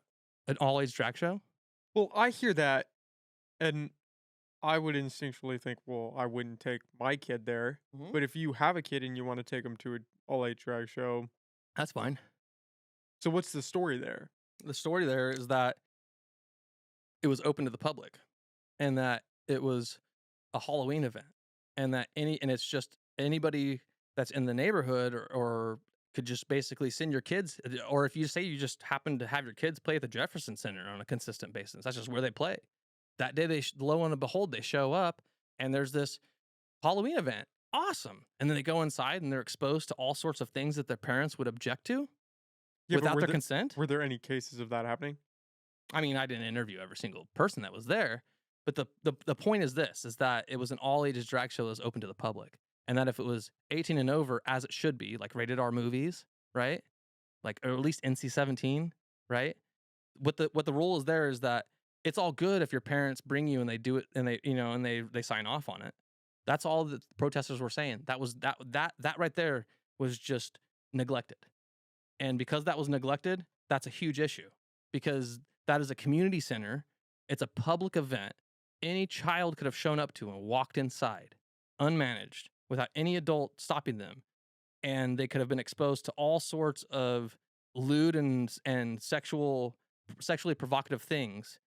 And there was at any age. And I mean, as a parent, fuck, dude. I mean, I know you don't have kids, but I'm telling you, bro, it's like, I don't know. I'm trying to think of an analogy with a pet. I don't even know how I could. Well, to be fair, I hear that, and I wouldn't take my kid to a drag show. Right, of course. But that's where I struggle because I read That's that. the point. I didn't understand the backlash on the stance of the protesters, but I also didn't understand the backlash of the people that were there and were mad at the protesters. Because I'm like, what are we getting at here? If you don't think that's appropriate, don't take your kid to it. And if you do, you're probably going to take your kid to it. So it's like it's up to the parent. Like it says more about the parent. Right. But the thing though is that that's true in an NC-17 situation too. The difference is that they did absolutely nothing to guard. They basically could give a shit less about indecent exposure laws. They could give a shit less about. But to be fair, there was no indecent exposure, right? Isn't that just explicitly showing body parts? I mean, to be fair, I watched the stream of it after the fact. Yeah. I watched the video of the drag show, and it just seemed like, I mean, I don't want to shit on these kids, but I'm gonna, unfortunately. But I'm gonna not to be mean, but it didn't seem like something. I mean, maybe a few of them actually rehearsed a couple times, but it wasn't like a well put together. Yeah, it was pretty terrible routine. It was just some kids like trying to dance to some music to try to do something to maybe get a couple bucks, and I don't know what they're gonna. There's footage we haven't released. Okay, well, obviously I haven't seen that. Yeah. But from what you did release from the streams and stuff, it just looked like some kids that dressed up in drag dancing to try to get a couple bucks. I don't know if they're gonna put that towards the Redwood Pride or if that goes to them or what. But it's like if you took a bunch of kids that were, I don't know, that just wanted to dance and wanted to dress up like girls or wanted to dress up like boys and for whatever reason danced in front of the public and got a couple bucks. Like that's what I wrote that off as. Because it wasn't this production of people that actually rehearsed to try to do a burlesque show, which seems like is way more in depth than what they did for the drag show. Just these kids that danced at a Halloween thing. Yeah, like none of that even bothers me. See what You're I'm just saying? upset about the underage, 100%. under 18 thing. Under it's minors being allowed to walk in without anybody at the door. Think about if you go to the movies, dude. You know what I mean? Like they won't let minors just walk into any movie. It's the same fucking thing. It's just the difference is that they're the LGBTQ movement and that they can have all these special like it's just all it's like no one wants to basically talk about them. No one wants everybody's afraid. I'm Well, not. there is a pass You know. for good or for worse for the LGBT. There is no movement. pass though. But I mean, if you go to supposedly San Francisco during Gay Pride Month, you can see dudes All walking around kinds with of cock crazy. socks on. Yeah, it's That's pretty disgusting. fucking crazy. Yeah, it's disgusting. But that just happens. Mm-hmm. So it's like, okay, I just wouldn't take my kid in this area at this time because I don't want my kid seeing that. The difference though is that happens in San Francisco where it's happened for decades. It's where But it had to start at one point. So yeah, it's happened Yeah. for decades, but there was a point where it was the first one. right. Was And there this was the no first one parent- for Humboldt? I'm gonna assume that there was no parent protesters to show up and confront them in San Francisco. And in Humboldt, it's a different environment. So you think that's what they were trying to do by protesting and say, hey, we're not okay with this? Yeah, drawing a line, dude. You guys are crossing. They crossed the line. They 100% crossed the line. There's no way around it. That should have been an 18 and the drag show portion of it should have been advertised as an 18 and over event with the presence of minors and under the presence of adult can come in. That's how it should have been advertised. And if it was, there would have been no protest. It's that simple. When I was reached out to, it was everything, every single. I'll send this to you after the fact. Every single document, every single link I got, everything that I got was predicated on this needed to be an 18 and over event. Every single one. Not a single one of them were like, we got to go and apply pressure to this group of people or yada yada. No, we don't give a shit. Honestly, live your life. We're populists. You know what I mean? We're paid like so. Here's one for you. Okay, so this is how much of a populist I am when it comes to the gay community. I'm actually designing right now a shirt that is the Don't Tread on Me snake, but the snake's going to be rainbow, and then it's going to have things on the bottom of it like gay but not woke, gay but not liberal, gay but not leftist, you know, because there's a huge difference. I know a lot of professional gays that are absolutely disgusted with the transsexual queer movement and they reject it outright. What is a professional gay? A professional gay is someone that is like, I've never heard that term before. You've never heard that caught me before? so off guard. Professional at being gay? no. Okay, 'cause I'm like, what is that? What does that mean? I heard that and I'm trying to think like what is professional like hilarious. as opposed to acting? Like gay? professionals. What? No, I mean like you know, Like a working professional. working under gay. professional, Okay, yes. I've never heard it. I've never heard professional gay. yeah, it's kind of a weird. I kind of made that term up, I guess, probably just now. Really weird term. That kind of that caught me off guard. I wasn't sure Hashtag if we were professional gay. distinguishing like there are actor gays and then professional gays. It's like what? Hashtag professional gay confirmed. No, basically like gay people that okay, so like gay rights, and you know, although there's no actual such thing as gay rights, it's just the same rights as you and I have under the Constitution and Bill of Rights. But their acceptance by and mainstreaming of mainstream acceptance of gay lifestyle, right, as being part of like an accepted part of America, right? That was a legitimate civil rights movement, 100%. Lesbian, gay community, 100%, right? And they achieved it. They crushed it, right? 100%. During that entire time, the religious right opposition to them would constantly call them groomers and call them pedophiles, and that say that this is a slippery slope that's leading to situations where there's going to be grooming and pedophilia, and that's what it's all about. That homosexual men, they're predetermined, you know, more predetermined to pedophilia than yeah. You know what I mean?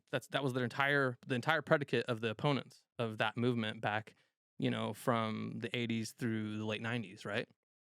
And now it's like they're feeding directly into their hands. They're feeding directly into the hands of their opponents, and they're fools for doing so. They're absolute idiots for having all-age drag shows. The reason why is it's optically terrible for them. What it does is it makes me be able to go, don't act like groomers, you filthy, disgusting groomers. You should have that 18 and over. Why are you trying to groom children? It's disgusting to try to groom children. Those aren't your children. And then I can even say this: the parents that bring their kids to that are grooming their own children. See what I'm saying? It's because it's all become so acceptable. That's why. And so when a guy like me who has children, who's vehemently opposed to bringing my children to something like that, vehemently opposed to, I don't even like that children are being brought to it, but I'm such a populist that I know that I can't make that position. You know what I mean? In my heart of hearts, I think it's disgusting. I think that a parent that brought their kid to that should be ashamed of themselves, and that they're walking the line, walking a thin line. They're actually walking a tightrope, and when they fall off that tightrope, it could fall right into child endangerment and all kinds of nasty things like CPS calls and things like that. That's what I think, in a moral world, but then again, there's me personally, and then there's my policy and my view and my disposition, and then there's the way I'm going to run my company. Those are different things. You know what I mean? And so, like, yeah, I mean, I personally, like, I call it the LGB-GD movement. That's what I call it. Lesbian, gay, bisexual, gender dysphoria. And the reason I say that is because the similarities between tranny and queer and anorexia are striking. Where if I were to come to you and say, I don't eat food, and I want you to call me a skinny person, and my pronouns are not food eater or not food eater, you would be like, Donnie, you're insane. You have to eat food. That's an unhealthy lifestyle. If I go to a doctor and I say, doctor, I want to remove my right arm right here. Cut that fucker right off right there. I identify as a man with one arm. You're obviously insane. You need help. You need some psychological help. I don't even know what's wrong with you. We can't cut your arm off, sir. Doctor, I would like to remove my penis and my balls and become a woman. Oh my God, you're so courageous. Come here. Let's put you on the cover of Vanity Fair. I mean, am I the only one that sees a problem with this? So what do you make of the arguments of how you were painted online from the news? Because in every news article, it's transphobic, it's hate monger, it's you were spewing this rhetoric that is dangerous and harmful to this group. I mean, that's divide and conquer. That's just like their entire. That's the entire policy of the woke left media, which all five of the local news would fall directly into. That is divide and conquer. They also utilize the 2017 Nancy Pelosi wrap-up smear pretty consistently as well. So they'll add the two together, and cancel culture. So it's like a mixture of this whole kind of like paradigm. Thanks, brother. You're amazing. On top and of he's it. on Like, it, I man. took my last, I took my it. last fucking sip, and he's like, "That boy needs water." Yeah, but yeah, no. So like that's just kind of the way I see it. Is just So you were expecting that backlash? Oh, 100%, 100%. Actually, I called it way in advance. I spelled out everything except for the Human Rights Commission thing. That I was like, are you fucking kidding me? Someone called up the Human Rights Commission. These poor old people in that Human Rights Commission. I felt kind of bad for them. They called up them and they're like, there's this hate group. Oh my God, out to get the LGBTQ movement. We need to let out a little rapid response. Send it over to the news media. We got to let everybody know there's a hate group in Humboldt County, and oh my God, there's something to be afraid of. And it's all bullshit optics. It's just the same fucking Nancy Pelosi wrap-up smear. What they do is they fish a lie over to some somewhat credible sounding organization. That organization, unbeknownst to them, puts together some rapid release response, not even reaching out to the other party that's having things alleged against them. And they throw it to the media. The media then tosses it all around, calling the people racist and homophobes and blah, blah, blah, blah, blah. And it's all bullshit. And all it is just to make it to where the average low information person that just doesn't look into all these things can just read the headline and go, oh, there's a fucking hate group and they're clearly racist, and that's it. You know what I mean? Oh, Brett Watson, he clearly harassed these people. he doesn't deserve to be a council member. Well, Brett Watson. Alan I don't know Bongio. if you want to just throw out Brett Watson's name in your mix. I here. like that guy. Do you? I do. He's great. I got to get that guy on because He is awesome. You should. He, He's a fantastic dude. But there's a lot. There's a lot there surrounding that guy. I have a 1 hour intervw of him that I have yet to. Oh, you got to put that out there. I was going to. A lot of it was just the quality wasn't. I'm kind of picky with quality, and like the amount of editing I have to go to make the video and the audio sound like the rest of the stuff I've put out. It's like a lot of work. And so you're preaching to the choir, man. I know. Yeah, I get it. I get it. Yeah, you know what's up. And so I told him, I was like, hey, can I just like leave this one that I just released out, and then can we just like have you on the podcast studio and like do this all over again, after the fact, because things have changed too. Like, so like a lot of the stuff I've covered, things have changed, like with the election and stuff. So there's like irrelevant topics that we're talking about in that conversation now. I might still release it. I don't know. You should put it out there just because. Transparency. It's still content. It's still, the conversation is still valuable. Yeah, it's an interesting conversation, but I got a lot of respect for him. He is, the last thing I read about him, obviously he's in jail now, I think still. No, right? he's a free man. Oh, he got out? Yeah, 100%. He was in jail for violating a restraining order? Yeah. But it was an email thing, right? Yeah. He CC'd somebody in an email? Oh my God, bro. So he got an email from a constituent with a question that was a question for the mayor. And so he forwarded it to the mayor, who was part of this, restraining order. Yeah. And so they thought that was, grounds to have him arrested. And yeah. I read an article that there were all of these social media profiles popping up with names that were similar to people who were in positions of power. Yeah. And they were all super pro Brett Watson and loved him and were that shit's hilarious. Riding for his campaign. What do you make of that? I'm sure it's just someone trolling both of them. Do you think it's Brett trolling? No, I mean, I think that I think the idea of Brett doing that it's like that's the person that they'd want to put that on. It fits too easy, you know what I mean? And it's also like, if you kind of put yourself in Brett's shoes, is that something you're going to spend your time doing? You know what I mean? Depends on how much time you have. Some people have a lot of fucking time. I guess. I don't know. I meeting the dude, I don't see him being the dude behind you have that. You have that. Yeah. He doesn't seem trolly. Like, he doesn't seem like trolly, basically. You know what I mean? He's very cut and dry. Pretty cut and dry dude. Like, very cut and dry. Yeah, we were gonna do an interview and then shit fell through and then we gotta totally do it. He's also I don't know if he wants me to say this or not. I'll probably hold on. Sit on that. Yeah. But back to the LGBT thing. Yeah. So the protesters were basically labeled as hate mongers. Do you buy into that at all? Because there was some. They definitely. I saw a video, and let me see if I can find her name. It was the Thursday night talks with Talvi Freed. I don't know what that is. It's Access Humboldt, I think, program. I tried to watch it. It's a little painful because it's Zoom. I'm sure Talvi is a decent interviewer, if nothing else. But the Zoom interviews are just garbage. It's just a garbage format. Yeah. And she had, I think, 3 other people on, and they're trying to go back and they're cutting for breaks. And it was just, not to shit on her. We all. She did the best she could. Yeah, you could argue mine are trash still, and I'm working on it. I don't think you're trash. But they threw out your name a little bit, and it was basically around what happened on that Halloween. Me personally, my name? Your name came up, yeah. Fascinating. I think you weren't painted in a terrible light. It was that you were just there as Lost Coast Populist trying to. Yeah, I don't think you were. That's fair. You were thrown in with the protesters, but they definitely were not afraid. I think I made it 27 minutes in, and they were not afraid to shit on the protesters. Oh yeah, of course. But there's a reason for that. When you were there, though, was there anything? Because in the audio that I heard, they were throwing the word pedophilia at the people organizing it. 100%. They were throwing groomers. 100%. I back that up. You'd back that. 100%. They were acting like pedophiles and groomers because it was underage. 100%. Drag show. This is what it is. So you don't go like, you guys are doing mean things and their things are wrong. You got to no. You say the thing that's going to sting them worst, and you say the reason you're doing these things, and that's what makes you this. And the reason is because you're drawing a line in the sand, because they've already crossed it. And so what you're saying is, you crossed this line.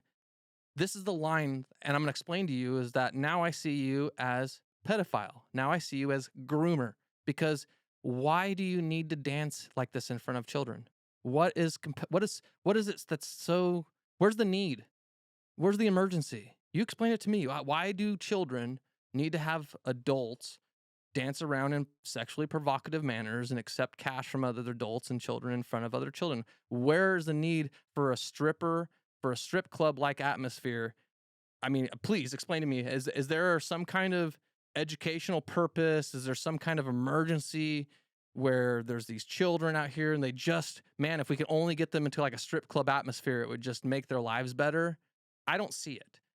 What I see is people that have gone along consistently down a road, and now they've got to this end of things, and they keep their lifestyles very decadent, and they're very emotional people, and they don't think logically about the things that they say, and they don't think logically about the actions they take. Hence, an all-age drag show at a community center that used to be an elementary school, open to the public without anybody watching the door. I don't. You know what I mean?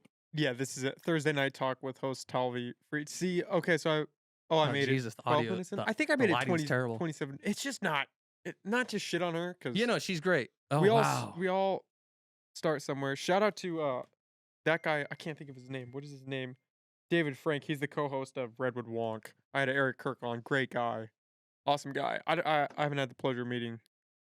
What is his name? David Frank yet? But Oh, that's I mean, the, just that's the medium's just that the medium's guy's just that, terrible. that He's the dude's- commissioner. Oh yeah, Yeah. that's what I was going with that. we joined their thing and they walked back their claims. Yeah, it was Ariel Nikolai, the Redwood Pride host, I guess. Jim Glover, the chair of the Humboldt County Human Rights Commission, and then David Frank. Yeah. That was who was on the panel. Way too many fucking people to have a really good discussion. And none of the protesters. But, and I mean, yeah, none of the protesters. I mean, you saw how harmless frickin' Elaine was. Like, they could have got her on. Elaine. Yeah, but I didn't see. In your video, all I saw was the actual drag show. I saw you walk into the building where the drag show was happening, and then I saw the full drag show. I didn't see anything that was going on outside or anything. I did watch one video that was like 3 minutes of a lady walking. I'm assuming it was a lady. It sounded like a lady talking in the video, walking around the area, talking to people that were holding their little sections with trinkets and stuff. Mm-hmm. But I didn't see any context around what happened outside. Right. Which is what it sounds like. That's what they were talking about, is that there was hate speech thrown around outside of the drag show. It got confrontational. There was some violence. Well, they consider saying pedophilia and groomer hate speech, you know? Like, so, I mean, I was covered in Lost Coast Outpost recently because of my comments at the Eureka City Council. Did you watch the video of me giving the speech there? I saw fire. some. See if you could pull that up. I think we can play that. That one's fire. I think I saw fragments of that. That one's on our YouTube. If you go on our YouTube, it's on there. But I mean, there's just a lot of controversy around all of that. Yeah. But you don't think that's hate speech? I mean, there's no. So like if they were like calling them, like if they were like using derogatory terms toward them, sure, but they were using defined words that have defined meanings, that when you look at what would compel an adult to have an all-age drag show, you can kind of go, yeah, I could see, people that would be, opposed to that, calling them groomers and pedophiles. You know what I'm saying? It's all perspective. Like, where I'm sure they don't like to be called groomers and pedophiles, but if they were to walk a mile in the shoes of the protesters, they'd probably go like, yeah, we probably deserve to be called groomers and pedophiles at that event. What about the infamous sticker thing that happened? Fucking stupid. Fill me in Oh on my- that, because I'm not well versed on what that was. I mean, it just kept popping up in the Oh, articles, and I couldn't figure out what God. it was. it's the most it's something that I can't stand. I don't know why they do this. I really don't. But they'll take two things that are please someone out there, please explain this to me. How precisely is a sticker that's found in the middle of the woods with alleged hate speech on it tied to somehow the parents that came to protest an all-age drag show? I mean, please, people out there making those claims, please write me an email. You explain to me how we know for a fact that those two things are tied, because I think that there's a chasm, that there's a Grand Canyon of like delta between the two, where we're now assuming that the same people who are over here, parents protesting this, are walking in the woods and putting stickers to trigger people, just to trigger people. And that these two intentions are co-equal intentions. It's completely fascinating to me. I think it's all for the low IQ, low information headline readers. You know what I mean? Oh, there's a hate group. They put stickers out there and they showed up with the flags. Bunch of haters. You know what I mean? It's for those people. What was on the sticker? Do you know? I don't know. I looked at it. It was like something like it was like, I can't remember exactly, something get the stick or something get the. It was something like it was something basically saying that like the LGBTQ movement gets attacked or something like that, or they should get attacked. I can't remember what it was. I mean, if you can look it up, you can see. But I don't know if we can find it. Is this no, this his? is the fire. Yeah, this is good. Are we set up where you can play it through the headphones with the Rode? I heard the last stuff. Did you hear the last stuff? I think Through so. the audio. See I if you think can play so. it. We might. Oh, nope. No. You might have to turn the volume up on one of those, on one of these, Andy. It's not going to be one of those. It's going to be one of the ones up here. You're going to have to move it manually with your finger. And so, like, on that screen right there, the lady standing behind me right there, that's actually Heidi Benzanelli. I didn't know it when I made this comment that she was to walk up and make a comment directly after me. I didn't know that was her until I got the second anonymous tip. Mm-hmm. Like, I after had the fact. some lady. That's actually how this all started. I had some lady DM me, I think, on Facebook with the flyer and was sending me all this stuff. And I was like, I don't understand what is going on. And she's like, they're doing an all-age drag show. And I was like, okay, but what? Like, what? What does this have to do with Yeah, me? what is going on? And she sent me stuff.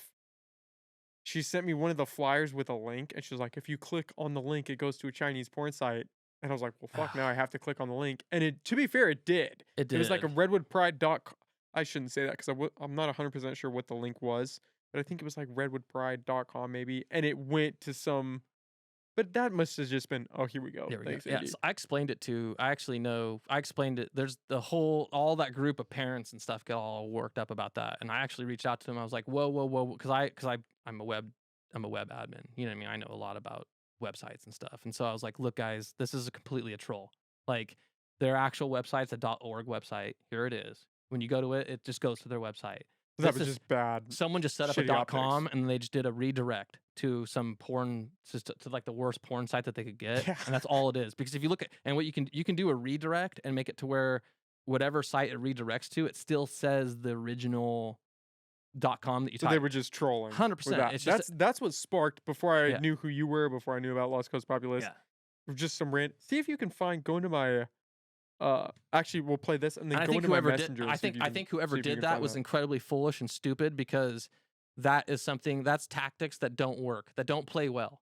You know what I mean? Like, all that does is it The link, the redirecting the link. stupid. It's Yeah. optically terrible. I don't think the lady. I think the lady that reached out to me.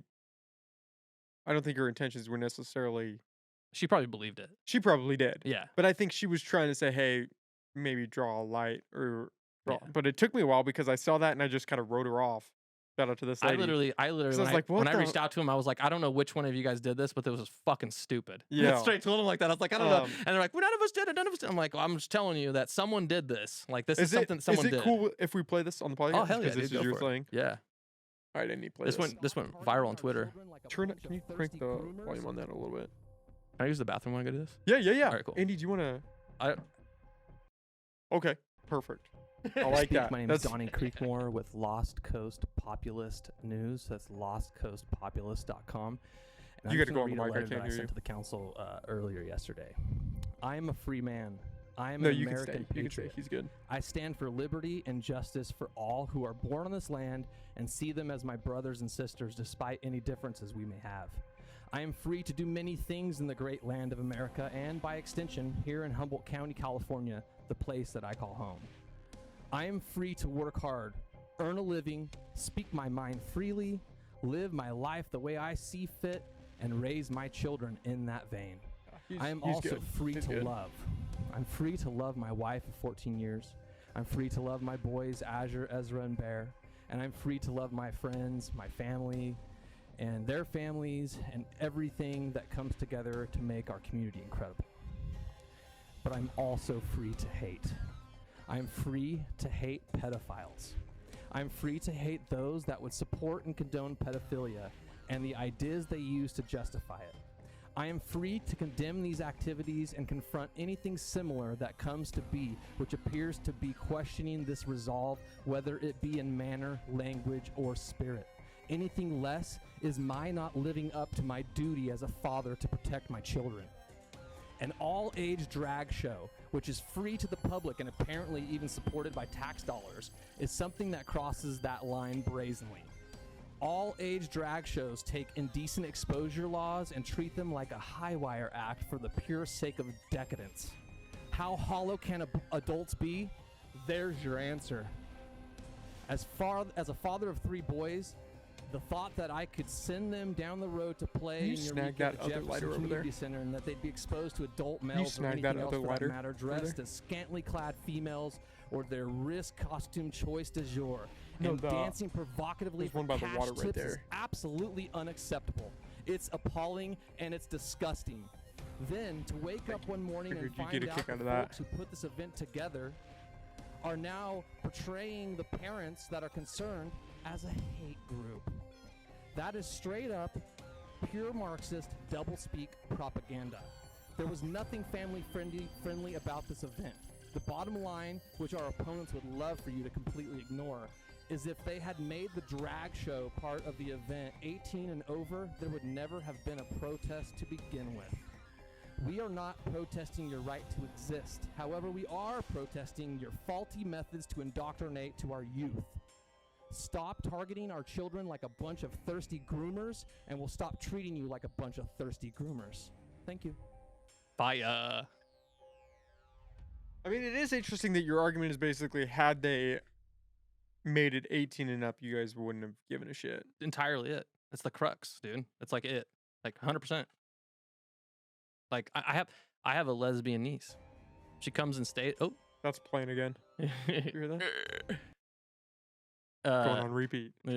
I have a lesbian niece. She comes and stays with me all the time. We have a great relationship. You know, like she accepts my dispositions and our differences, but I love her, and I have nothing wrong with her lifestyle.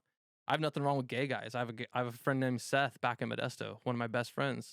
I haven't seen him in years. I know he'd love me just the same. You know, gay man. He's one of these professional gays I talk about, and you know, he's one of my favorites too, because he actually uses gay slurs against other gay men if they like are S's and they're all like you know, S's. Oh my God, S's. That way of talking. Yeah, you know, like I don't know what you call it, like flamboyantly gay or whatever. He will like use derogatory terms against them in speech, which is super awesome if you're in his presence. You know, it's comically just gold. You know what I mean? And so it's like, yeah, that's kind of, I mean, having the experience that I've had with the folks that I have, you know, like where my niece, she more accepts the QT part of the movement, you know. She's younger, you know. It's just kind of like it's just your perspective and the pressure that's put on you and the people that you're around, really, is what it boils down to in my mind. Like, you know, if it, like Heidi Benzanelli and like some of these folks that had this you know, all ages drag show, you know, I bet $100 that there's probably meetings where they probably tossed around like, this is kind of risque. Do we want to do this? Da da da da da. And I bet it came down to like, well, if we don't do it, then we have to answer to these people, and the pressure that we're under to be woke is so high. And I mean, that's the thing, is like a lot of people that are on the right, or people that are Republicans, center, even independents, they'll see kind of like what's happening on the left, and they'll think that everybody's just like sold into it. But I think that a lot of it's just literally leverage and pressure.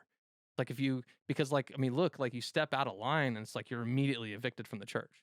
You know what I mean? Like there's a lot of people that see me as an ally, even though they've been a leftist their entire life. But the only difference is that just recently they've made some kind of choice that got them kicked out of the church, you know?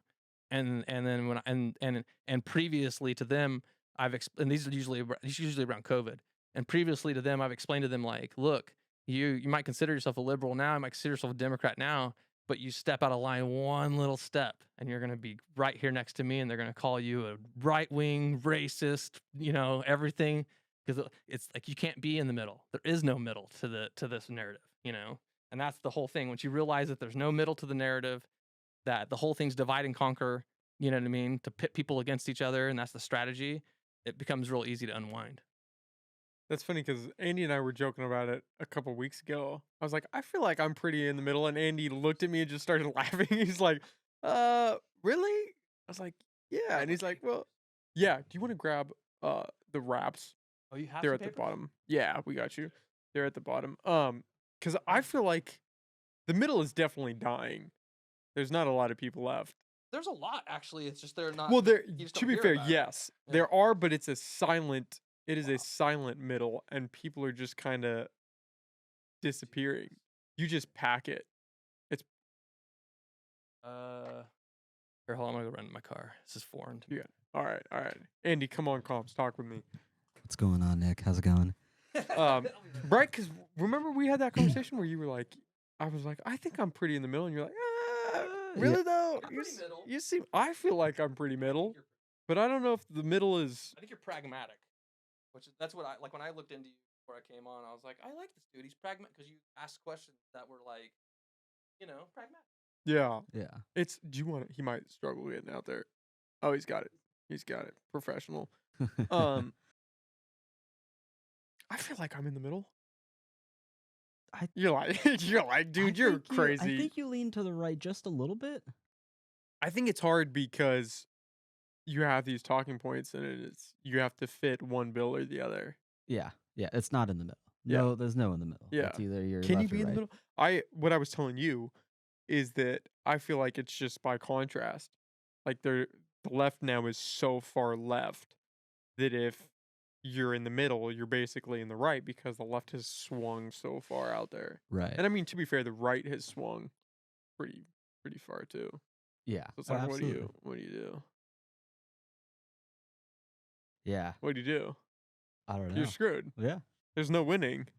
What do you have pulled up here? What is this? Oh, this was the Los Cosatos article about the drag show. The city council meeting? Yeah. Yeah, it was. Can you scroll down just a tad bit to that second paragraph? The controversy stemmed from a recent all-ages Halloween event hosted by Redwood Pride, a Dreammaker project of the nonprofit Ink People at the Jefferson Community Center in Eureka. The event featured a drag show in which performers dressed up, danced, and lip-synced to pop songs. A group of about a dozen protesters interrupted the event and accused the event facilitators and attendees of grooming children, in quotations, and being pedophiles. Sounds about right.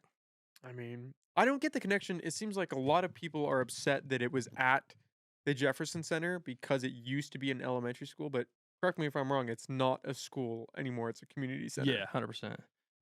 To me, it doesn't matter where it was. If it's an all-age drag show, it's an all-age drag show. Like, the facility could be anywhere. And you don't put any weight into the argument that if you don't want your kid going to a drag show, just don't take your kid to a drag show. No, I accept that 100%. I would never take my kid to a drag show. But then what's the point in protesting that? There's no, it's back to the, going up to a theater with an R-rated movie. A kid can't just waltz into a movie without You think there parental needs to be guidance. some restriction? 100%. Who can be there? 100%. And this is the thing is, I'm so much of a populist that I don't think that the government should get involved. I just think that these adults and these people in our community were playing fast and loose, and they thought that, hey, we're the LGBTQ plus movement, and we're going to get this magical pass that we always get, and nothing's going to happen. I don't think that they expected protesters to come, and that's why you see two things. I don't think that they thought protesters were going to come. I think that they thought that the protesters were going to be more aggressive and say things that were actually terrible. And 3, they also had no expectation that an alternative news site would come and actually record footage. So those 3 factors is why this blew into a controversy, because I captured it and distilled it. Well, to be fair, were you the only news site that went there to cover that? Access did. Access Humboldt. Yeah, but they didn't cover any of the drag But they show. were there as a booth reaching out, right? They weren't actually trying to Did they? cover.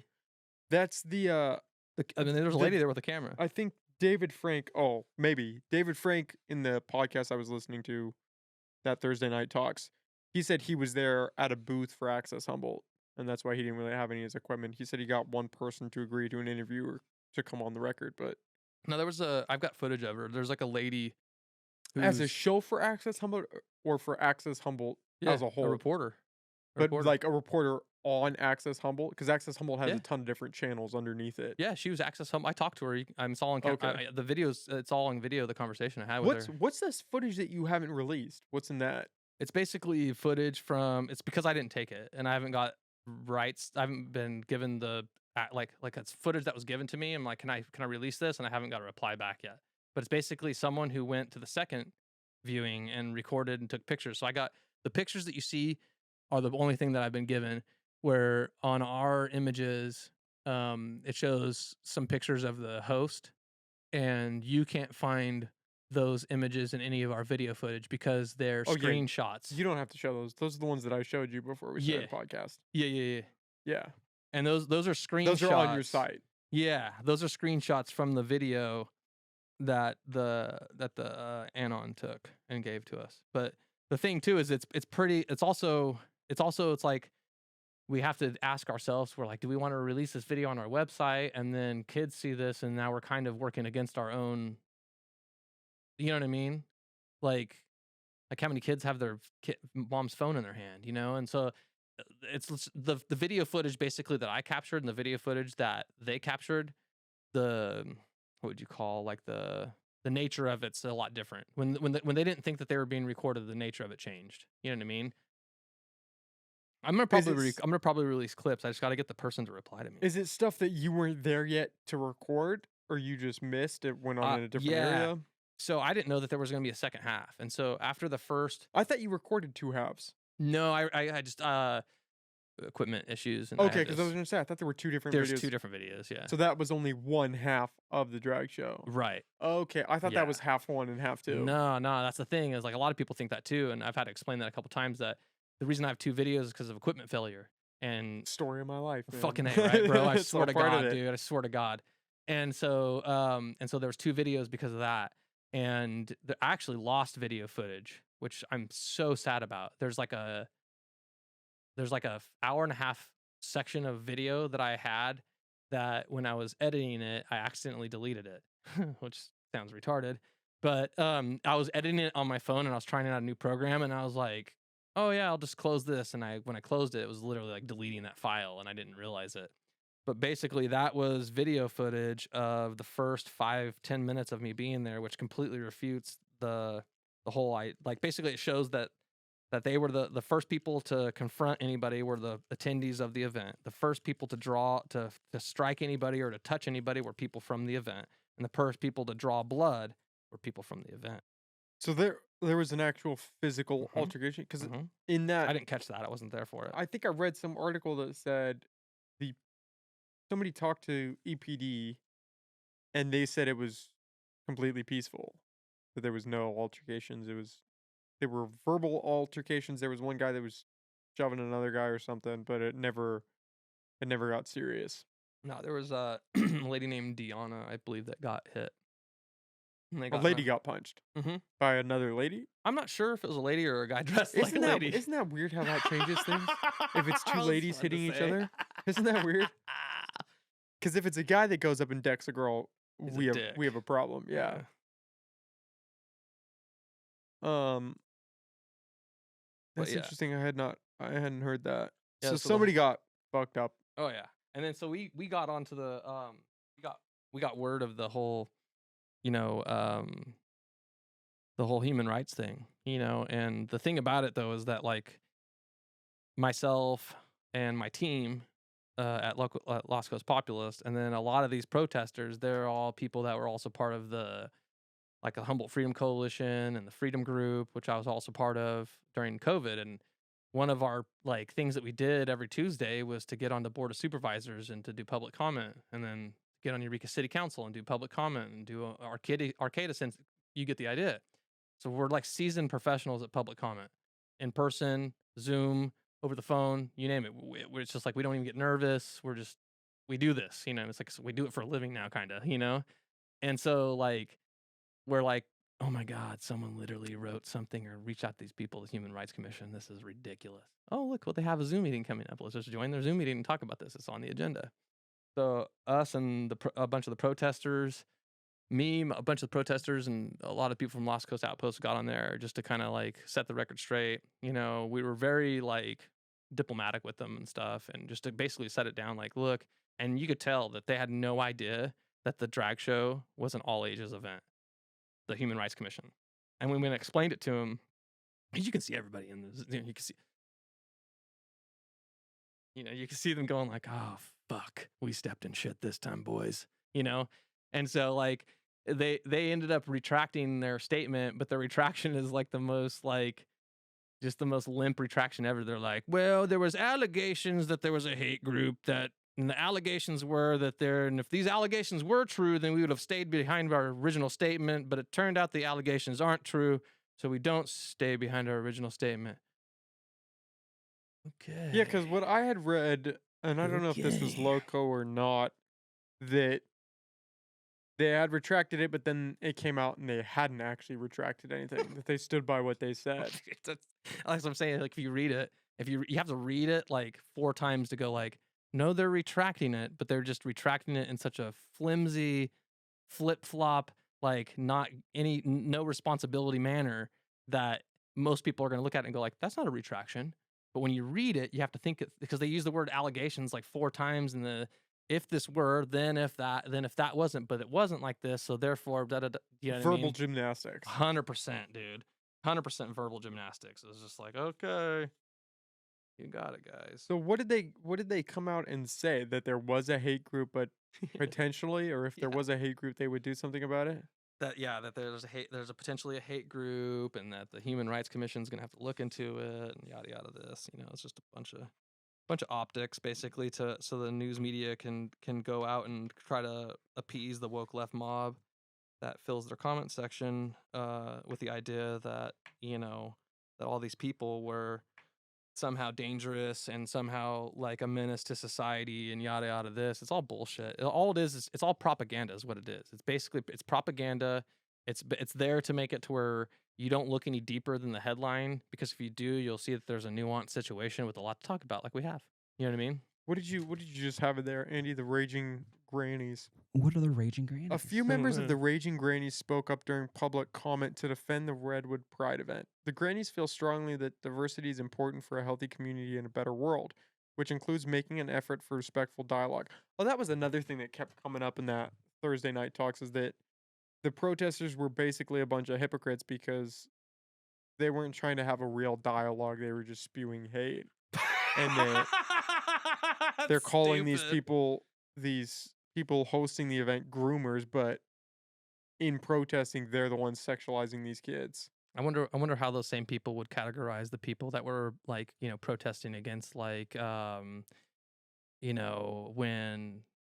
they were bringing Brett Kavanaugh into, and those protesters. I wonder how those.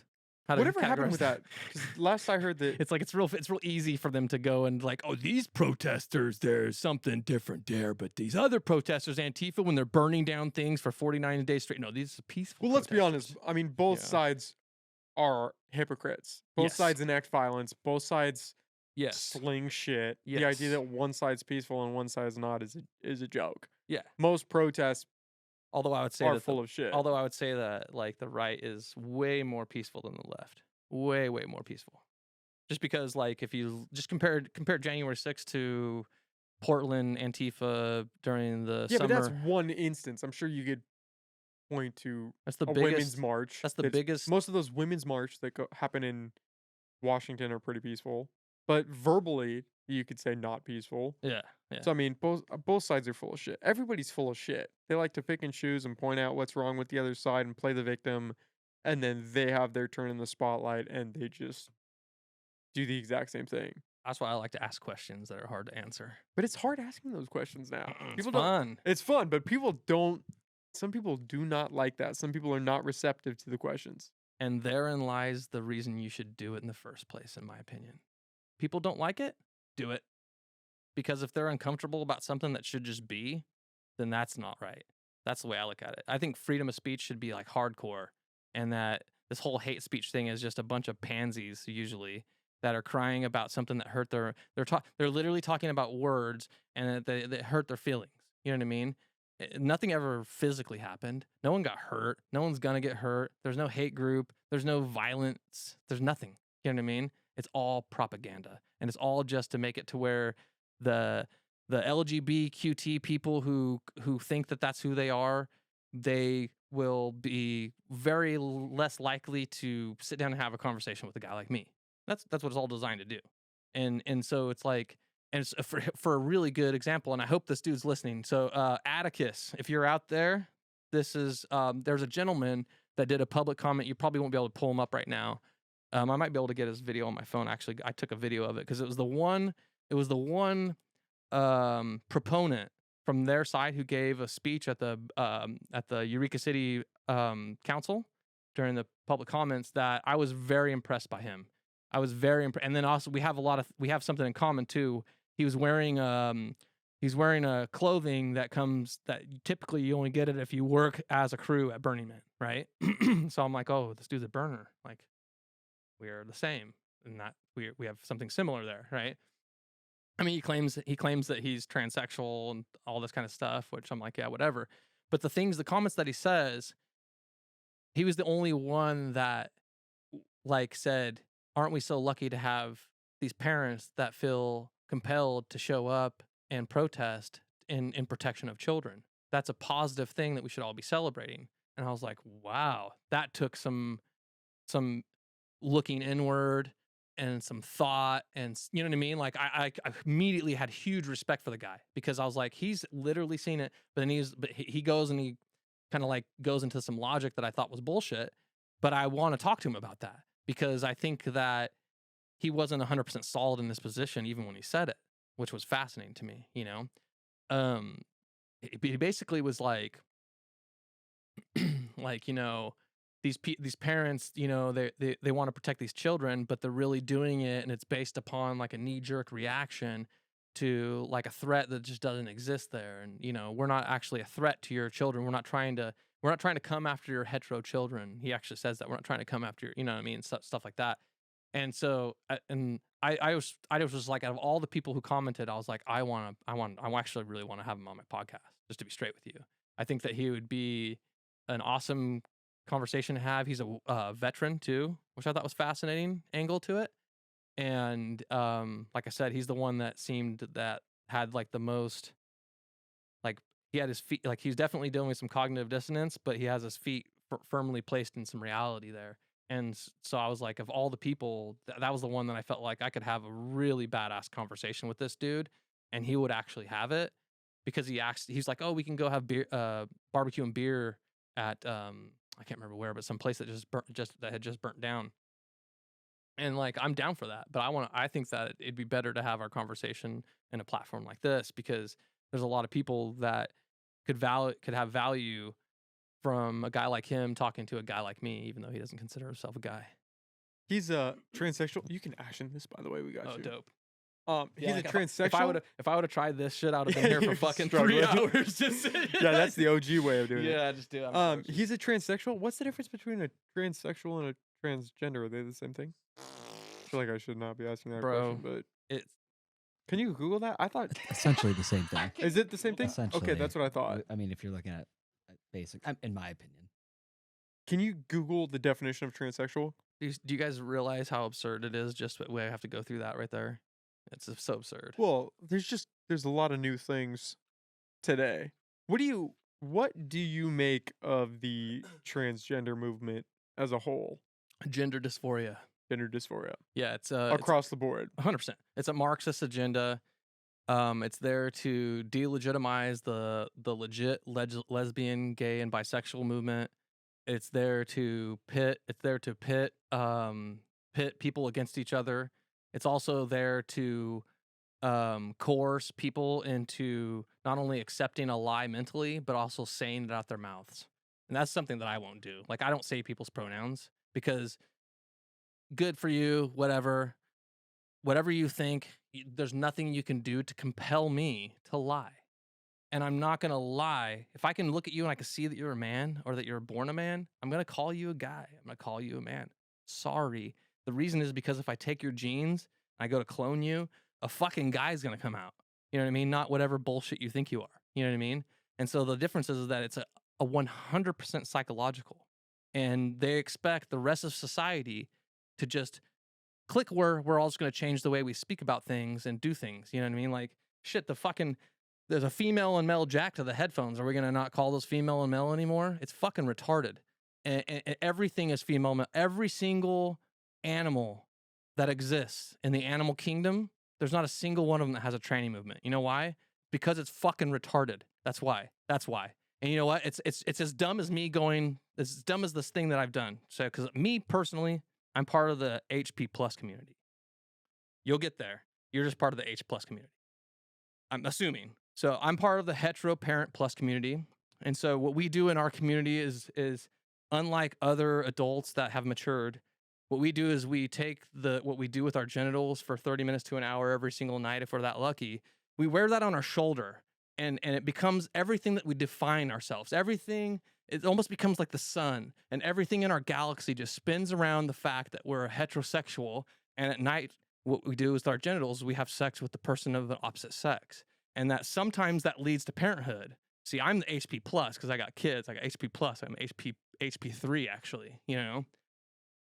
But some people are just H plus, you know, I'm just assuming, and H plus, you know, just assuming. And so that's the way I see it. So it you know, and I hope that a lot of people are listening and laughing right now, and this is illustrating how completely fucking retarded the LGBTQT plus movement is, because there is no movement. There's no community either. That's another thing too. The community is an illusion. The community exists entirely digital. It exists on social media and online. The electricity goes out, there goes their community, because they don't live next to each other. They're not fucking neighbors in a goddamn, you know what I mean, a village. There's not like a fucking tranny village out there. The only LGB community that exists is in San Francisco and in Seattle and in New York. And that's where they exist, because they're actually a community that actually live together, that actually pay taxes together, that actually vote together.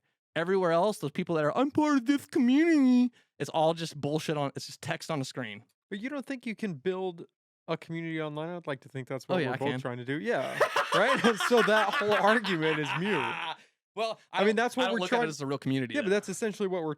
I mean, speaking for myself, that's what I'm kind of trying to do here, is build a community of people that want to have real open discussions. Yeah. I'd like to think. I mean, I fall short of that in some ways, but I think you're badass. you're I think you do working. good. But I'd like to think that's what you're trying to do too, right? Is Totally. we're working on. You're kind of you're distance and you're not right next to each other in this area, but what are you looking for? I mean, I have a lighter. I like the.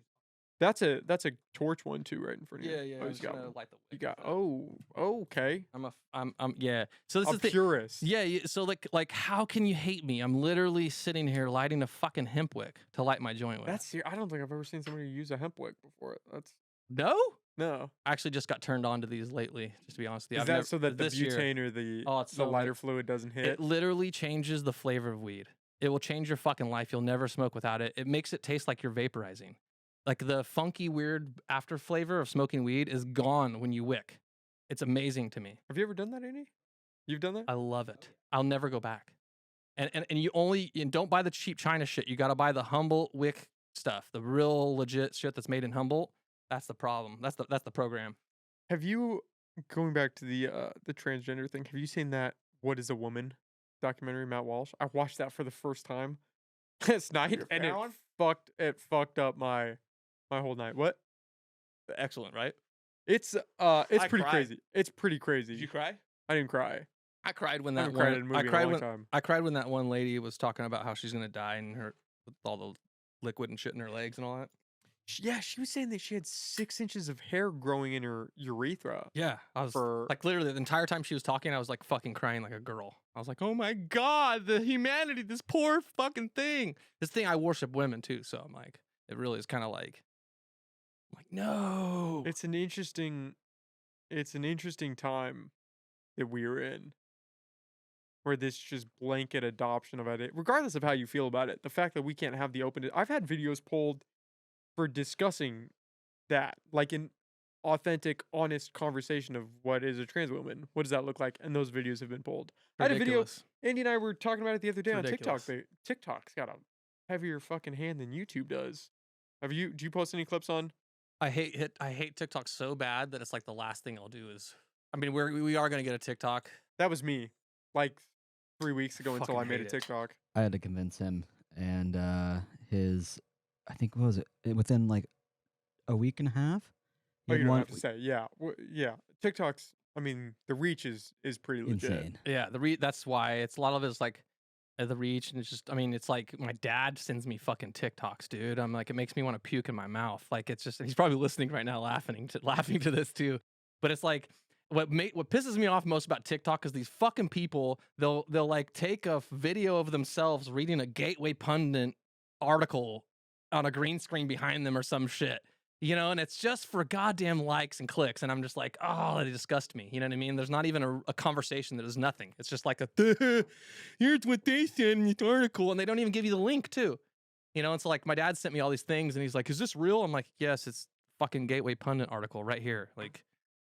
I had to like search from the image and but yes, here it is. You know, it's like that's like one of my talents is I'm really good at researching on the internet. The spyware aspect of TikTok is what held me back for so long. The idea that you're just handing over all this shit to China. the Chinese government. Like, yeah, we're just gonna give this. There was an article the other day that You're like Somebody- outing yourself as a conservative with me right now. You know, see right? that's my problem. Is like how do I defend myself as I'm in the middle when?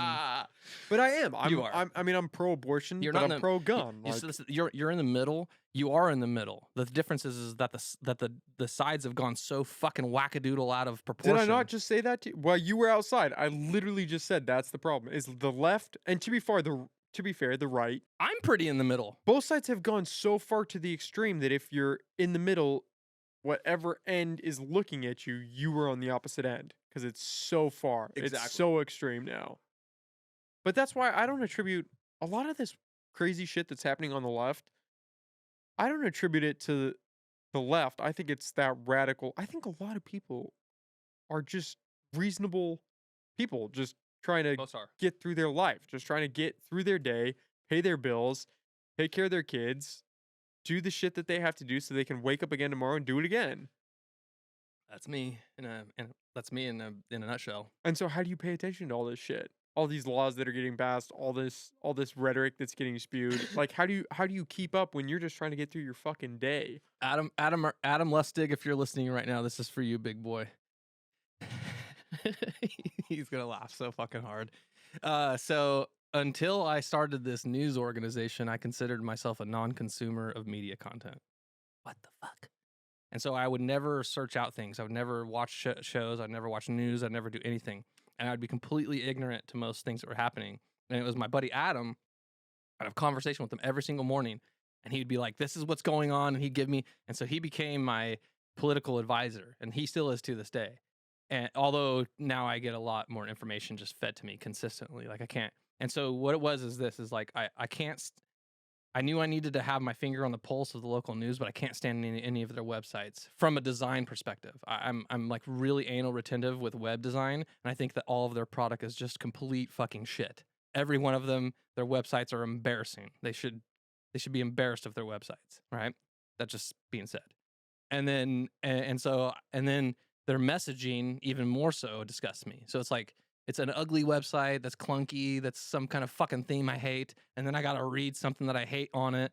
You know what I mean? Not that I hate, that I disagree with on it. You know what I mean? I'm just like, it's really unpleasant. I gotta ask, did you build the Yeah. website for the Humboldt Freedom Coalition? I did. Andy, pull that up because I mean It's kind of fucked up right now, though. it's rough, man. We were Yeah. Andy and I were looking at it. You've got your tags. We were gonna ask you about that. Yeah.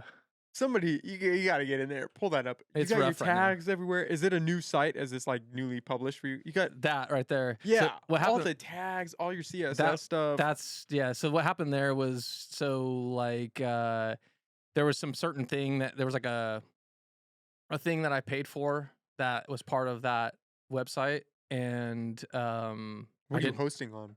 that one or my new site. This one. That one is on Bluehost, I believe. Is that what we just got? We're trying to build Mhm. out our website right now. If you guys need any help, I Well, got your back. Well, Andy's a Yeah. pro. I've done some CSS, HTML stuff. I majored in computer science, Nice. but I didn't focus too much on. I'm not a big web builder guy. I was always like scripts and code and stuff. Really? Yeah, That's that was my jam. fucking cool. But That's what I want. we had to ask because we pulled this up and we were like, Andy and I were laughing. We were like, Yeah, we've so- all been there. So what happened was like when I launched this website, we wanted to have an events calendar as part of the website, and we used to have an events calendar on this, but Humboldt Freedom Coalition has changed kind of like what we're doing, like kind of like the overall, like the strategy has changed a little bit. And it's a long conversation we can skip. And so basically like what I was like, well, I'm not going to pay twice for this pro version of this calendar. You know what I mean? You know what I mean? And so I went and I just took it. I took the pro version off of the website and I didn't actually check the website. And I literally just saw that messed up code like 2 weeks ago. And I was like, God, I got to get on there and Yep. fucking fix this one of these days. What for people that don't know, Yeah. myself included, Mhm. what is the Humboldt Freedom Coalition? What do you guys stand for? Because you Yeah. co-founded it, Yeah. and was that with Adam too? No, Adam was a part of it. He was definitely a part of it. He wasn't one of the co-founders or any of one of the official people or whatever, like in no official capacity. He's just always been my political advisor, right? And so I talk with him every single day, sometimes upwards of 4 or 5 times a day, and almost every conversation dovetails. Just in into a political politics. sphere of what? Like how to Everything. spin something or how to No, run? fuck, dude, everything, trending news. This guy said this on Twitter, and this could be a developing story. We need to watch this, and then a lot of it is we have conversations, then we archive different things that could potentially be stories. And we're human beings, like you're saying, like you only have so much time and almost so much bandwidth, and so it's a lot of it is just like, okay, here's all the things we could talk about. What are we gonna talk about? So he has his finger on the pulse, so to speak. He's amazing. And he's just kind of feeding I'm that to telling you, get him on your podcast. He is like I'm good. I mean, like I can like bring things, like he has like this memory too. He can like facts and just like he's like a goddamn Rolodex. Like the dude's just talent like crystallized. You know what I mean? Like he should be a podcast person, I think, but he won't do it. He just won't do it. But he has that. That knack for that. Oh my God. And he has a cool voice too, I think, and just I think, do you know who Miles Cochran is? Yes, I think Humboldt so. Last Week podcast? I think he has the perfect voice for it. That guy's crushed. You have to develop these people that you trust. Yeah. And then when they say, oh, this is going on, you can still fact check, but like, okay, this person's not bullshitting me. He's one of those guys I trust. He does that weekly podcast. Izzy Vanderheiden, I trust her. I think she writes for Lost Coast Outpost now. So you have to develop those people where you're like, okay, if they say something, at least I have a starting ground of this is probably legit. I've gotten a lot of pushback actually from kind of that vibe where people are like, oh, you really think that everybody at the Lost Coast Outpost is a shithead? And I'm like, no. And I have to like go like, I think there's probably good people there. They're under pressure. You know what I mean? They have to put things out at a certain vibe and a certain angle. And advertising spots. Who's buying advertising that is now influencing? That was a big. I can't remember who I was talking to about that, but that came up where, Yeah. people are buying advertising spot. That's exactly it. And so like something that's I have yet to do the records request. Okay. I can break news on here, right? Can I just break some shit? Yeah. I got some wild shit to actually drop. Oh shit, here we go. Not this one, but next one, okay? So here's the one though, where you're gonna like this next one. But this one right here, so wait, shit, I just lost my train of thought because I just thought about the one real cool story I want to talk to you about. What was I just talking about a second ago? Sorry, just There smoked this are weed. some reliable sources at like Lost Coast, and they're not Right. all bad. Right, and so you got to like separate out the ones that are weed out which ones are the bad ones that are good ones. And so a lot of it is what I've been trying to do in my pieces is like I actually call out the authors by name. So that way I'm like, you, not, you know what I mean, the actual organization. But it seems to me that the organizations are all about what they're doing. Well, I mean, you got to think that they have. That was your news drop? Okay. You got to think that. I mean, money talks, man. And if you're working, that's what I love about podcasting is there's nobody over our head right now saying you have to talk about this. This is awesome. And you have to look at this and you have to say this thing and you can't go into this area. You can talk about whatever you want to talk about. Hey guys, what's the name of the place where they found the ancient Indian? can't remember the name of the place. I just don't want to like talk about this without saying the actual Throwing right it out place. wrong. Yeah. Yeah, because like I was talking because I didn't cover this case. One of my partners did, but it's a heater. It's a banger. We know it's a banger too because we chased it down. So I chased it. So it was tossed to me after like I had to do some phone interviews on this, right? And so okay, so here's the story, and they'll text me what the fucking place is, but okay, so there's these trails that they're putting in everywhere, right? Somewhere south of here, somewhere in South Eureka, they're basically putting in a trail, and when they were putting in that trail, they're excavating, and they found an ancient Indian burial, a fully intact body, right? Apparently, the body even had a dagger, but it wasn't like just like a piece of shit. It was like a ceremonial dagger. Like it was like so like this was like a legitimately like do you guys want to smoke? I'm totally like No. I'm. You're good. You're good. all right. I just realized I didn't even offer you guys. So just completely like It's an the weed. asshole. That's how you know weed is good, right? Yeah, That's how you know it's good. I'm like, oh shit, my bad. oh shit. But yeah, and so basically, the story that we were told by an anonymous source was that during excavation, they came upon these remains. They unearthed them.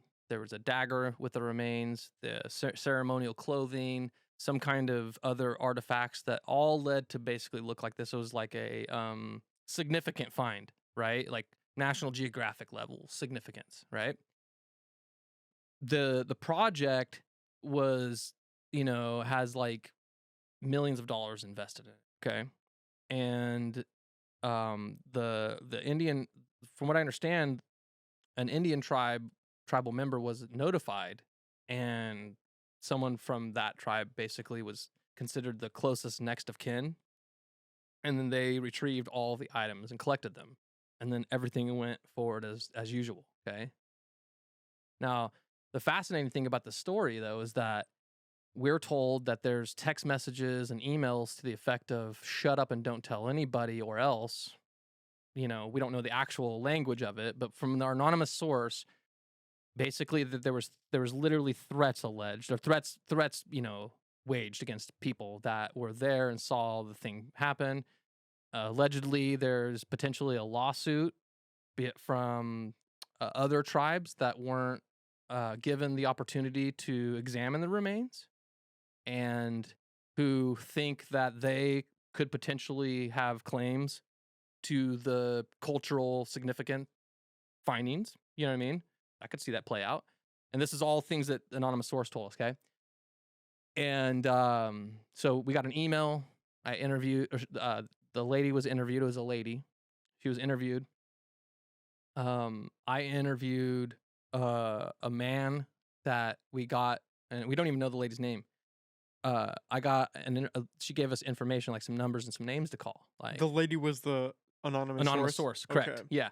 And so she gives us all these names and numbers to call and to chase down, right? So this guy knows this and this guy knows that and yada yada yada, right? And so that assignment was kind of given to me because I've been a salesperson. I've been a negotiator for a living for a while, so I'm just really good on the phone and just kind of like, you know what I mean, like making sure I don't like step over my skis, but also get right to where I need to be, to where I can kind of like, at least if I don't get the answers, I can kind of get the answers from not getting the answers, if that makes sense. You know what I'm saying? And so I was talking to this fellow named Patrick, and apparently this guy, I don't know exactly, this is the thing, I don't know exactly what this guy does either. But he works for the city. So this gentleman named Patrick works for the city, and he was like, you can't quote me for saying anything other than I cannot confirm nor deny that there was an artifact found. And I cannot confirm nor deny that there was anything at all to even speak of there. And I cannot confirm nor deny of, you get the picture. And, my uncle has been deep in the Coast Guard for much of his career, actually all of his adult life. And, so I'm kind of very aware of that speak, and what that kind of pertains to is like, it's like, there's the there, but we can't talk about the there that's there because the there isn't there. Do you get what I'm saying? Shut the fuck up and hang up the phone. You know what I mean? Was the gist that I got from this guy. And, so hopefully if there's anybody listening out there and you know anything about this, tips at lostcoastpopulist.com. Little shameless Subtle plug. little stuff. But shoot us if you do have information. We would love to break the story. We would love to interview you. We'd love to get deeper into this. I'm supposed to go out on site and inspect the area where this allegedly happened. I'm sure there's not much to collect there other than like, oh, this must be the space, but it's a fascinating story nonetheless. I think that if there is truth to it, the fact that we haven't heard anything about it is a story in my mind, because the Indian itself, I think that if this were to have like hit the news, it probably would have got national attention. It could have brought tourism to our area. It could have got National Geographic or some kind of, you know what I mean? It's remarkable, right? Why do you think they would have covered it up if it is true? Well, it's right in the same time that they're sitting here calling a guy racist for saying the word Indians, and a planning commission for having the audacity to speak openly about the fact that he felt like the tribes were like extorting Travis Schneider. And Travis Schneider is a gentleman who's building this mansion house, right? And from my outside perspective, the permitting process seems like it's been, a complete shit show from the stance of like a government, like the local, like the planning commission shit the bed when it came to the permitting process on this whole thing, right? And they're trying to make it sound, and John Ford's trying to make it sound like it's all this Travis Schneider guy's fault. And then what happened was that in the planning commission video, which I was the only one in all of the coverage of the local media that actually put video of the actual things that Alan Bongio said, I was the only one that actually did that. And there's a reason. It's because when you watch the video, the fact that he says Indians is not racist at all. All he's doing is he has 3 minutes to speak. And he's abbreviating the 3 tribal names, which are a mouthful to say, with saying the Indian tribes and the Indians, and which makes it flows. It's much easier. You know exactly who we're talking about. I mean, I'm a Cherokee Indian. You know what I mean? I go to I get health services from the Padua Indian Health, Indian Health. Yeah, it's like if there was an actual hate, it's like it's not the N word, right? You know what I mean? It's not the same. And what they're doing is they're trying to call him a racist because they don't want people to actually look at that video and see what he actually says. Because if you do, what you realize is that all he's doing is he got emotional because he's a man and he's frustrated with the process. This is what I see. And he's frustrated with the process. And he feels like he feels like his dick's getting stepped on. And he's like, look, like we're trying to make these decisions. You know what I mean? They asked Travis Schneider to do these 11 things. He agreed to those 11 things in writing. You know what I mean? And then now at the 11th hour, they send another letter with more stipulations for this gentleman to jump through. None of them show up here to do any commentary or to even be part of this meeting. And we're supposed to make decisions based upon this document, and they've redacted it. We can't. Alan Bongio and the Planning Commission couldn't even see the document that they were supposed to make decisions upon that were extra stipulations for Travis Schneider and his project. And so what he was doing was basically going, I call bullshit, and this is why I call bullshit, XYZ. It sounds to me like they felt like once they saw that he agreed to those things, that they didn't ask for enough. A typical negotiating, like it's like when you're going to sell a car and you're like, yeah, I'm gonna throw my car up there for $4,000, and then you throw it up there and it's like you get fucking 10 hits like the first second it's up there on Craigslist. You know for a fact you underpriced that shit, right? You know what I mean? And if it sells that same day, you probably could have got more. You probably got another $1,000 for it, right? Well, the Travis Schneider case is interesting because that guy is something. That guy is something. I don't know nothing about him. He to be fair, I've never talked to him, but my understanding is that he got these permits for this place in one spot, and then he moved it to a different spot where it wasn't supposed to be permitted for. He built that road through the marsh, which was not permitted. He wasn't supposed to build that. His kids cut down these trees in the wetlands, which wasn't permitted.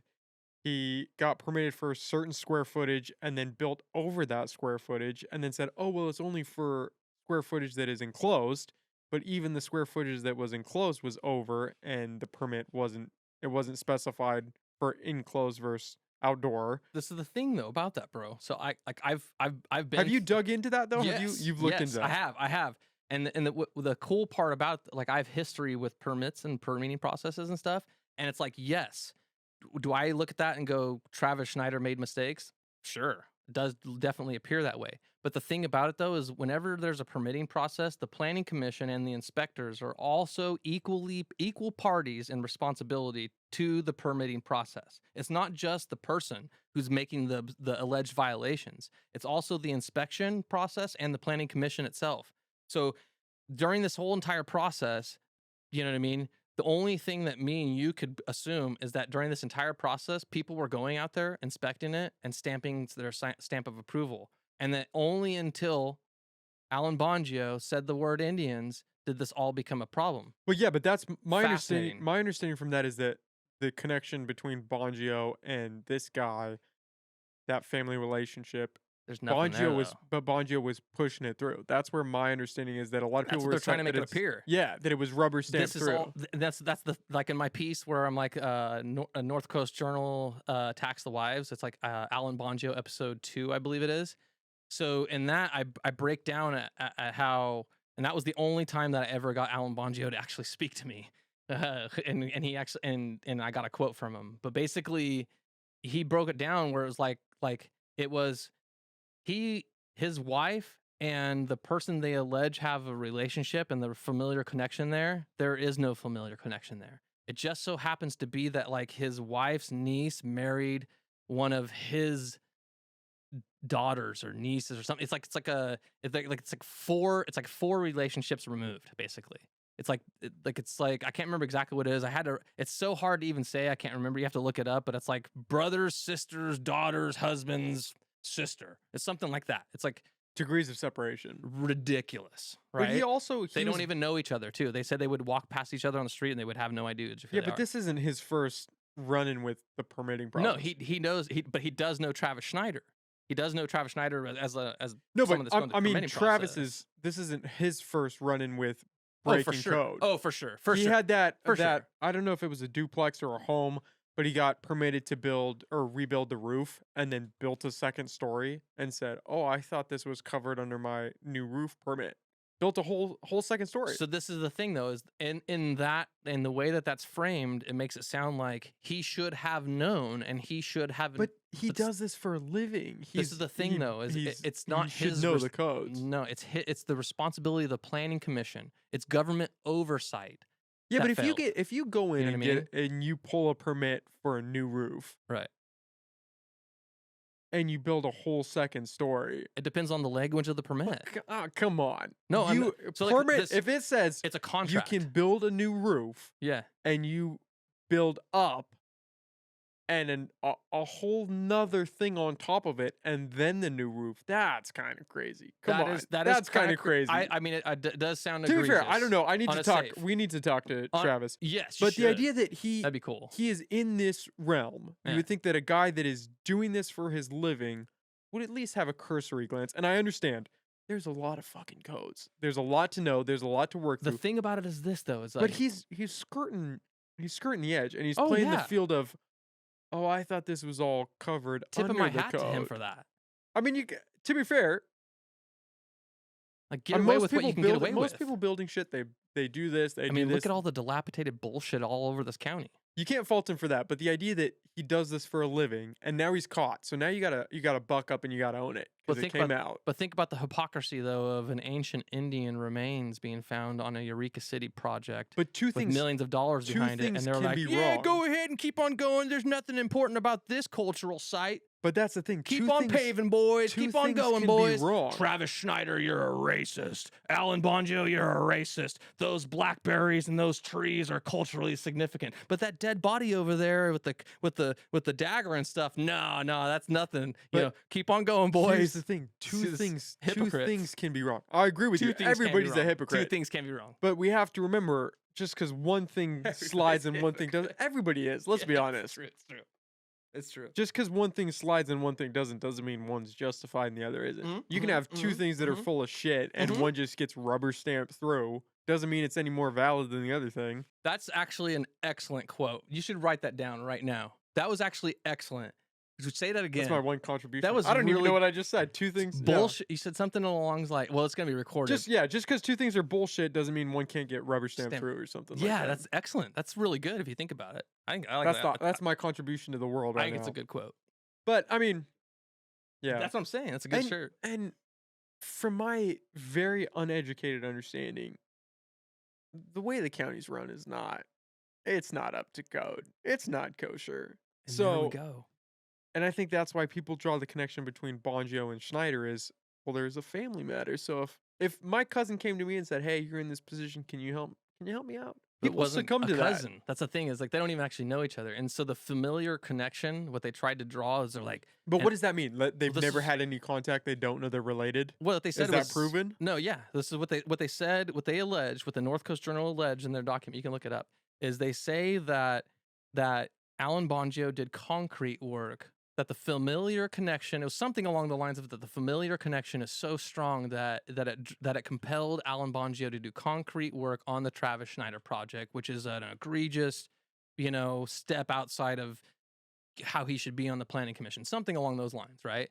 The problem with this that makes it bullshit is that, because I actually interviewed him and it's in my piece, is that what happened is someone from the Travis Schneider project, not Travis Schneider himself, one of his employees basically was there on site, and he went there on site, and they didn't have concrete stamps, right?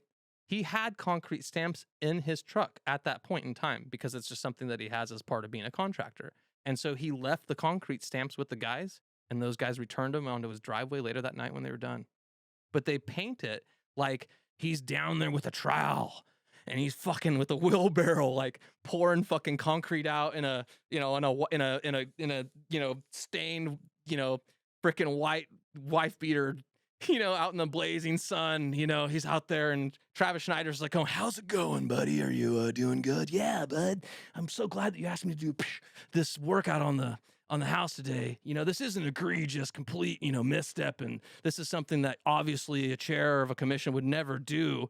But, that's how they painted it. It's like, it's all theater. It's like it's emotional bullshit. You know what I mean? Like it's like they can say concrete work because he left concrete stamps, and that's what makes you think concrete work. Because anybody who's done concrete work, they think it's like concrete work. You know what I mean? Not like leaving some concrete stamps for some dude that needs some concrete stamps, and you're saving him a trip to the store to grab them. You know what I mean? It's such a messy. It's just so it's crazy. Such a messy situation. If and the idea that the funny thing about the Bongio case is if that's racist and he's reprimanded for that, whatever happened to Rex Bohn when he was making those comments about the Mexicans? Which, I mean, I looked into those, and I even think those were like... Did you... What happened there? Because so he alleged... So I actually wrote a piece, too, that kind of like ties him in, too. And so Rex Bohn, he says... Allegedly, he was at some dinner, and allegedly he says something to the effect that like the food was so good that it makes you want to go steal some hubcaps, which is a hilarious joke. That is, if he did say that, like, you're a badass Rex Bohn, and I would have fucking laughed. And if that makes you like cry on the inside, you need to check your triggers because that's hilarious. Can you see if you can find anything on that? That was his quote. I 100%. How does that relate to Mexicans? Well, it's like the Mexican food it's like so it's like, oh, we're gonna go eat Mexican food, and it's like, oh, the Mexican food's so authentic that it makes me want to go steal hubcaps. It's hilarious, dude. Rex Bohn, see if you can find out what he said. And this was from somebody else. Yeah, and he he denies Recently, even ever saying it. I was informed that Supervisor Rex Bohn made a statement at a nonprofit fundraiser about Mexican food, asking if it was authentic enough to make you want to go out and steal hubcaps. Several reliable sources directly heard the comment. It's hilarious. Nationally, radio commenters, professional coaches, actors, and others in the public eye were forced to resign and were terminated for making racist, homophobic, or sexist comments. Their removals were positive moves. Haywards have no place in the public discourse. They dehumanize and incite discriminatory behaviors. Shout out to the Los Coast Outpost. Hate words. Mr. Bohn may say that he was only joking. Not only is this kind of joking hurtful to me and to members of my community, but it fuels the current villainization of Mexican and Latinx. I fucking hate the Latinx thing. It's retarded. Every time I see that, the That's only people that transgender. use It's the that, same shit. no Latino person uses that. No, it's because it's not a real thing. It's like transgender. It's not a real thing. His statement means that we are all criminals. Mr. Bohn should know that jokes reinforce cultural attitudes, practices, and policies that treat an entire community like criminals. Well, Rex, I mean, to be fair, and I probably shouldn't say this because I don't have a whole lot to back this up, but I've heard that have you come across the idea of the good old boys club? I hate that slang. I don't even know what it means, but I've seen it so much that I'm like, what is this good old boys bullshit? I don't know, but I have whenever they that like has flannel been, shirts. whenever that has been thrown at me, Rex's name is always directly followed. Yeah, Always. I do not understand what it means. It's okay. But it's something that I can't. You know who you should talk to Uh-huh. that kind of feeds into this? Do you know who I had his name on the tip of my tongue and I just drew a blank. He was running for DA. Google the DA race. Not Kamada. I had his name on the tip of my tongue. I hate that. And he had some choice words to say about Rex. I mean, I've heard all kinds of rumors about the guy. Why can I not think of his name? It's He's really literally on nice. this. I had his name, and as I was talking it out, it slipped through. Have you talked to Rex before? I haven't. I need to get him on. He's actually super. I mean, I've never had him on a podcast or anything. I've tried to get him a bunch of times. I want to interview him really bad. You know, But a little hesitant to come on. he's hesitant to come on. Yeah, Well, I can because you're understand. gonna sit down. Do you have a time format for yours, or do you do open ended? Just open ended. Yeah, just That's the kinda, way to do it. yeah. I was gonna do like all kind of like getting it ready and stuff, and like all thought out and stuff, and then my buddy Adam, the same dude Adam, he was just like, "No, you're gonna wing it, and you're gonna be a man." I'm like, "Yes, sir." Go to Andy. Go to the podcast because I've had him on. He's somewhere around Stacey Eads and Adrian Kamada. I can't think of his name, but he had some choice words to say in connection to Rex and this homeless housing that they were doing at some hotel during the pandemic. That'd be interesting where you're this news organization, you know.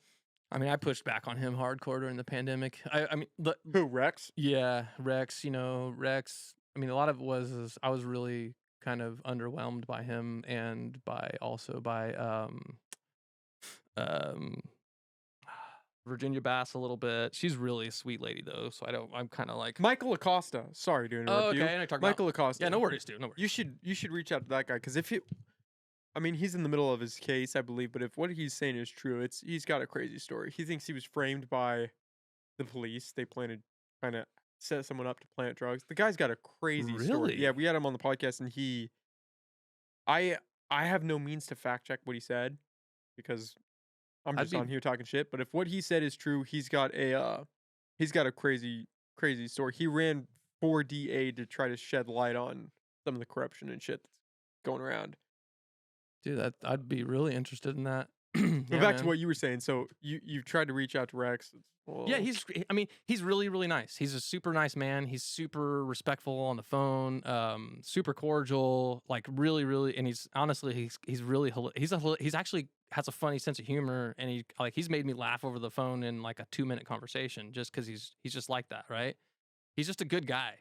And he kind of reminds me of like, you know, like your uncle kind of, you know what I mean? Like you're talking to your uncle, you know what I mean? The one that you like, you know, and he's like, hey, it's Rex, you know?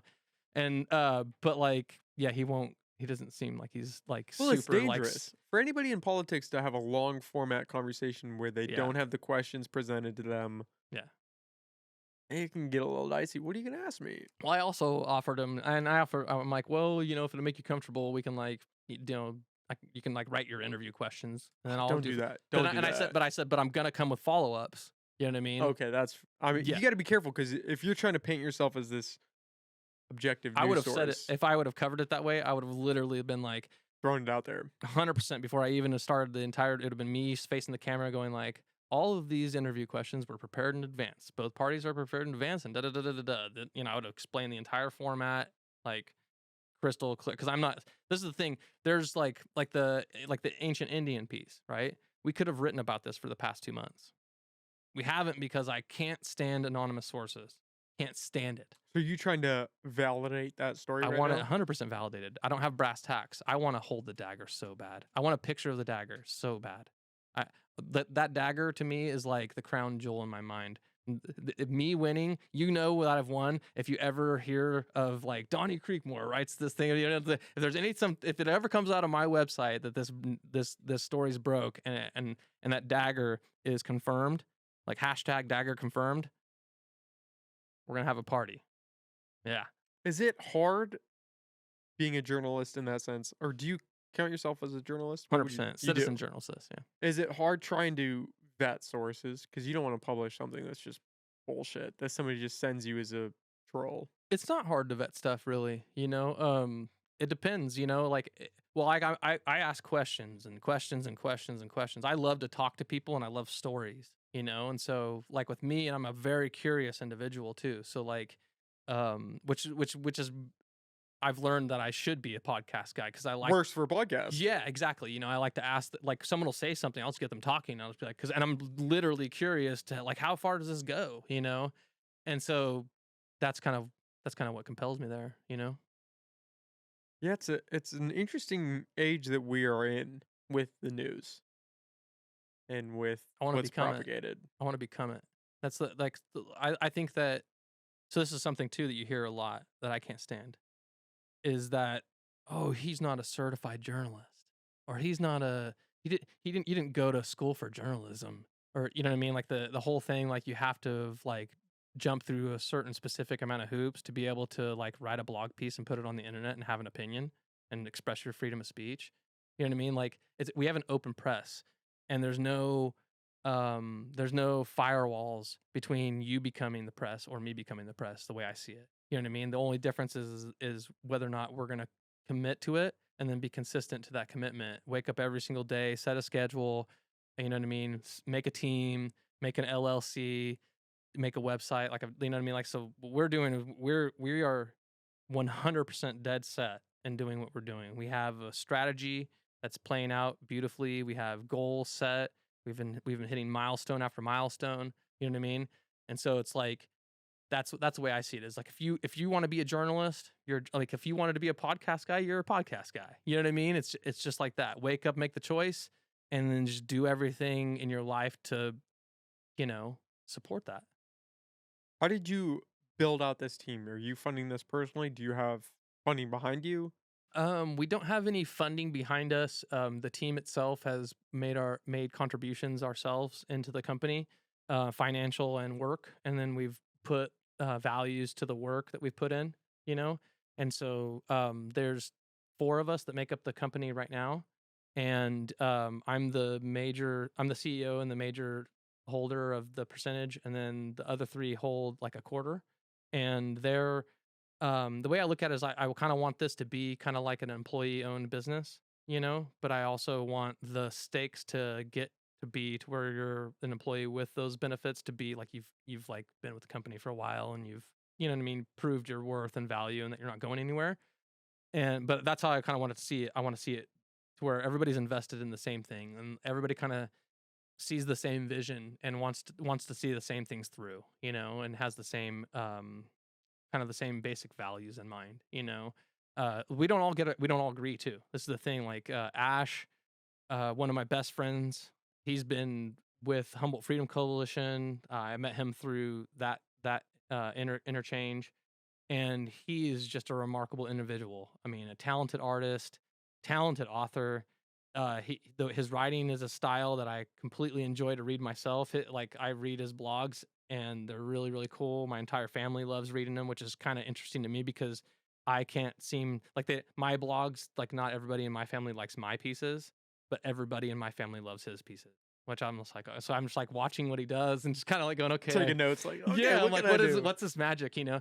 But he does things in a compelling way, and he like brings together a lot of things that you probably wouldn't think were connected, but he connects them in a way to where, one, you're not going to really challenge it after you're done reading it. And then 2, it's not in a way that it's like, this in your face or dun, dun, dun, dun. You know, it's just like there's no shock value. It's just like, well, have you thought about this? And, and it's kind of like when you meet him as a person, it's kind of like his personality as a person too. He's very like calm, cool, collect, super kind. Liberty lady. I wish I could say her real name, but I made an agreement with her to not.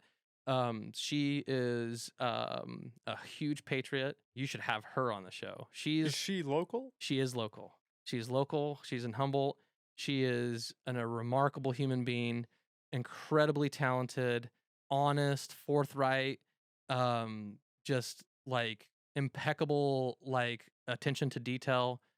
She knows Twitter better than any human being I think on the planet, and social media. She understands how social media and especially Twitter works with the internet.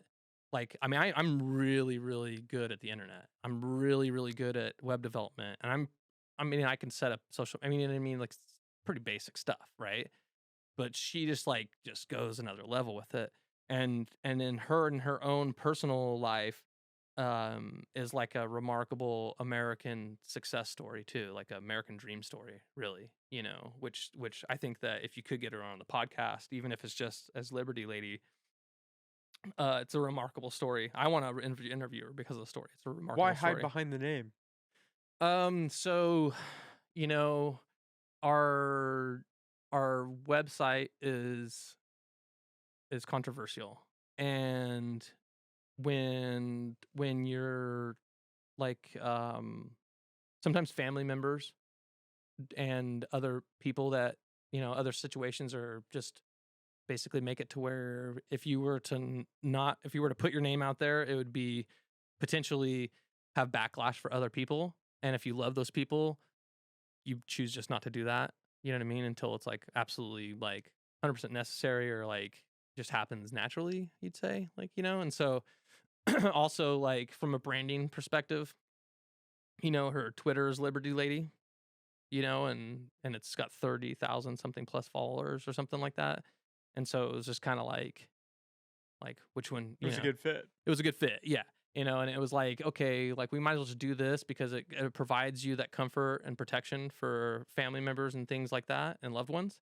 And I'm all for that. You know what I mean? I'm not like gonna make someone do like if you wanted to come do stuff with me and you're like, dude, I wanted to do it like this and I want to have a pin alias and stuff like that. I'm down as long as you're not just like spreading like bullshit. You know what I mean? Like straight up lies. You know, like as long as it's not malicious. You know what I mean? And so yeah, and so that's basically kind of like the way that went. And then we've got another contributor, our editor, Antoinette. She is incredibly remarkable, probably one of the best writers I've ever experienced. She knows English words and Latin and all kinds of stuff. She comes up with all kinds of really cool ways to describe things and like sayings that you've never heard of. And then she's like, no, you got to look this up. And then you look it up and you're like, that actually fits perfect. You're a genius. You know what I mean? Like, you know, like all kinds of stuff. Like I had never heard of the term tiger. What was it? It was paper tigers. Have you heard of this? Paper tigers? Yeah. I mean, I kind of, right? Yeah. Do you know what it means? Is it like a false flag thing? It's like a false thing, like a fake. It's like you're just calling someone a fake, you know? And it was awesome because it like fit perfectly into, I can't remember what the headline was, we were writing at the time, but it was like, I called him like, all this stuff was all just on paper. And she's like, oh my God, no, you got to call them paper tigers because you're making this analogy. And it was like, it was just really cool, you know? And so we have really, it's funny, me and her share the same birthday. We're both Capricorns, January 16th. And what's fascinating about it is like, we don't always agree. You know what I mean? And it creates interesting, you know, dynamic. But it's good because like if I don't have a check and balance, you know what I mean? And if Liberty doesn't have a check and balance and Ash doesn't have a check and balance, you know what I mean? Then we're just gonna like, all we're gonna do is throw things out from our, you know, kind of narrow subjective perspective. But then when we have the editor come in and she kind of sees things from a different light and she'll be like, oh, this is really cool, your perspective here, but maybe you should think about this, you know? So a lot of our pieces, there's a lot of thought and time that goes into our pieces. I'd say probably each piece that gets published, probably somewhere around 4 to 16 man hours have been put into each piece between researching the trends around the specific topic, getting links and all of the relevant like link back stuff, all of the sources, getting images that aren't going to get us kicked off the internet or copyright infringement and stuff like that are also relevant to what we're trying to say. And then also like a lot of times we'll write the piece and then we'll arrange the way that we even have put the piece together after the fact, because once we've read it 3 or 4 times, we're like, that section's better here, whatnot, you know what I mean? And usually Antoinette's behind a lot of that really thoughtful kind of like flow, I guess you'd say. So she's integral, and on top of it, we have like a very family vibe to our company. We have potlucks where we get together. We have barbecues where we get together. All of our kids play. You know what I mean? We all laugh and have a great time, even when we have our differences. It's usually like someone else will make fun of the two people having the differences, and we all burst into laughter, and then we get back down to business. You know what I mean? Because it's usually like a small shit that we're like fiddling about, But yeah, no, I've got a badass team, and it's just gonna build from there. We've got contributors that aren't actual like part of the company. Uri Driscoll, he's a really cool dude, straight shooter. He's only written one piece for us, but he's working on another one now. He takes a lot longer to write his pieces because he's got his life and things that he's doing, and he's just kind of like a contributor. But he's a really cool dude. And Are you guys bringing in cash, or is it the hope that stake increases? Oh, you guys are. Yeah. Okay. Yeah. So we just launched the shop. So this is a milestone that we reached. It's super sick. And so watch out for this with your websites too, because you might do it too, because you guys probably, I'm sure you get good traffic. I was going to launch our shop, and I started getting all these database errors. And I've never experienced that in my life with a website. Like out of the box, fresh everything, fresh WooCommerce, everything locked in. I'm like, what's going on here?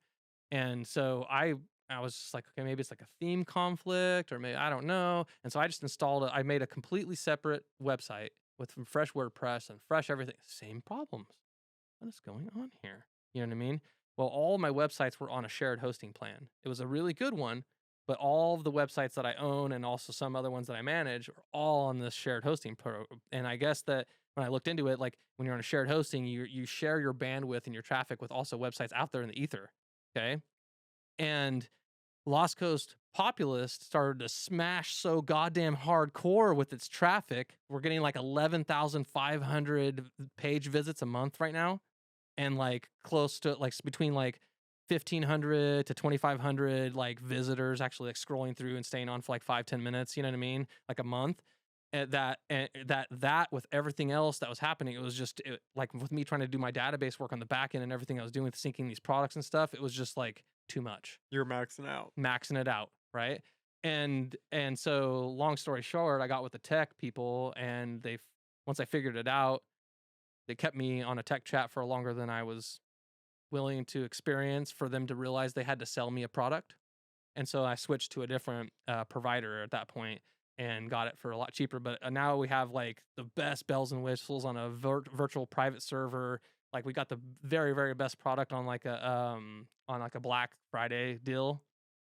And so now the site's like running like 1,000 times faster. Like working on the back end is so much amazing now. Like nothing takes any time. I used to wonder like, why does it take so much time for everything to load in the back end? What is wrong with this theme? It's so weird, like and it was all just like, there was just so many people looking at the site at that time that you guys were just maxing out. We're maxing out. That's a good place to be in, though. It is. And so we just launched. We moved to the Ferrari that we're on now. We were on like a Pinto before that. That was towing a trailer with everybody else behind it, and now we're on a Ferrari. And we've got the site launched. We've got people buying our products on there. We've got like the hat, the shirt, all the merch. We have been approached by potential investors, but we actually haven't had the meeting with them yet. Just people that are like, we really like what you're doing. And they're kind of, it seems to me like they're like watching, Are you guys, is it just local stuff, or you guys? It's you guys. Shout out to Growing Pains. Woo. Wild Human. Are you guys just focused on local? Or are you guys trying to throw a little national news in there as well? Yeah, we throw some national news and some California news in there as well. A lot of it's focused on local. It all depends. The way that, and what I really wanted to do is I wanted the website to be as user like I want everybody to be able to engage with it, right? Beyond comments. And actually there's more engagement stuff that we're pouring into it right now. So the first thing you'll see is like if you cruise down just a tad right there, just cruise just a little bit down. See how there's star ratings on those posts? So you can go to the post, and then at the bottom of the post after you're done reading it, every single person who reads it can leave a star rating. And the more star ratings it gets, the higher it goes up and stays on our trending and popular tabs. Do you guys rate your own shit? I mean, I'm sure. I don't. I always laugh. I see those people that like their own Instagram But it's only one posts. rate. Yeah, that's true. Yeah. But I see those people that like their own Instagram posts. I'm like, what are you doing? What are we doing here? It's supposed to like help the algorithms. Yeah, and stuff. but what are we I don't. doing? Yeah, I Come know, on. it's ridiculous. It is I always ridiculous. I mean, cringe when I I see like that. my own posts just because we're starting out. I and don't. I'm I like, can't. I'm I'm a told it dinosaur helps. though with that. Again, like, I have like social media. I'm like, that's Liberty Lady's job. Like, Yeah. I don't know what I'm doing, dude. She even makes fun of me. if all I the didn't time. have the podcast, I wouldn't do social media. Me either. It's just, Me either. it's not my forte. I had deleted my Facebook account like years ago, and the only reason I brought it back was to do this thing. And so business reviews, that's another thing we're going to be doing. It's going to be really, really huge. And I've been doing so much of this programming backend stuff that I've got actually like 4 or 5 different business reviews that I still haven't posted yet. And so what we've been doing is we've just been showing up to eat at different places, taking pictures of our food, and then leaving an honest reply. And essentially what we're going to do is we're going to highlight all the winners, but we're not going to even cover anybody that sucks, just because it's not nice. We thought about doing an honorable mentions area, where people just know that we saw, but we didn't review. But I even think that might. You should cover the places that suck. I'd like to know that. I don't know. Be like, I don't want to waste my feel- time going to this place. I don't know. Survival I of the feel fittest, very. man. I feel It's- very. I get where you're coming from. You want to be nice. Yeah. But if a restaurant it's a sucks, business. It's a Yeah, business, but- and they might be trying, and it might, I don't know. But we thought about like having like a back end thing where we go to do the review and they suck, and then we reach out to them and go like, here's the things that you can improve, and we'll come back and give you a good review. And this is all in between you us. guys could do like I'm not going know? to tell you how to run your shit, but No, I would, dude. Please, I would love please. to know what restaurants suck, because I'm always like, I oh, would what's a love good spot? Yeah. And if it sucks, If it sucks, and it they sucks, find I out guess, that huh? they suck, maybe they can improve. That's the approach I take with this. I know it sucks. Do you like to write? Well, listen. Come on. You want But a job? It seems like so you guys are really trying to build this out as like a one-stop shop for everything Humboldt, for everything news, everything Humboldt. everything events This is too. the place to go to. So our events calendar too. So we're gonna I have. see you got the weather up there in the corner. Yep, we got weather. It's only for Eureka though. I want to have it location based, but I think that'll suffice for now. But yeah, no, we're gonna do everything. So let's go to the news section. I want to show something too. This is really cool for viewers. This is just something click news. So this is Humboldt news. This is all of the other local news aggregates all in one place. And so you- for people just listening, we're at lostcoastpopulist.com, and you've got a little category for this. yeah, it's called local news. So you click on news, Humboldt, and then news. And then this is all Lost Coast Outpost, North Coast Journal, Mad River Union, Rumble and Humboldt, like everything that I could find where people were consistently putting out content as far as news in Humboldt County. I wanted it all in one space so I don't have to look at their terrible websites. So you guys are aggregating off these sites as 100%, well. yeah. Okay. And so what you're seeing there too is this isn't in my database. Like I can't see all those posts on the back end. That's just literally like a mirror. And all I'm doing is making it real convenient and nice for people like me who can't stand their websites, but still want to see all their information. Well, you can go to my site and see it all in one place and not have to go to their terrible websites. And then you can also see the connections where they all run the similar headlines and the similar phrases. And you can see how they're all kind of working in concert to push a narrative. And who's yeah. the top dog right now? Lost Coast Outpost? In I terms don't of think- local news? Who's Actually, this would be, man, let me think of what is the website that I did? So I did, when I first got into this idea, before I actually made a move, I did some business. Oh man, I'll think of it. And there's like a cool website. Basically, it shows what websites are worth. See if you can find it, just like a value of websites or like search, like website value, search engine, something like that. You know what I mean? Just keep it like, see if you can find something. Basically, there's this website where you can look. It's one of those, and you can basically see what a website's worth. And I did a comparison of all of my my potential competitors, and lo and behold, I think this might be it. They're all basically competing over $30 million worth of annual ad revenue. $30 million? That is Yeah. so crazy. Yeah, look, this is it. Check it out. So look at go back up. Go back. Okay, so right there, annual revenue 1.0 million. Where are we looking right now? So company lost right there. Oh yeah, Boom. annual revenue less than 10 million. Is that less than? That's less than 10 million. Less than 10 million. Wait, And go then- back for a second. Yeah, less than 10 million. Or that's 1 million, isn't it? 1.0. Is there a decimal there? I can't tell. Oh yeah, okay, less than 1 million. Wow, that is Okay. a shitty design.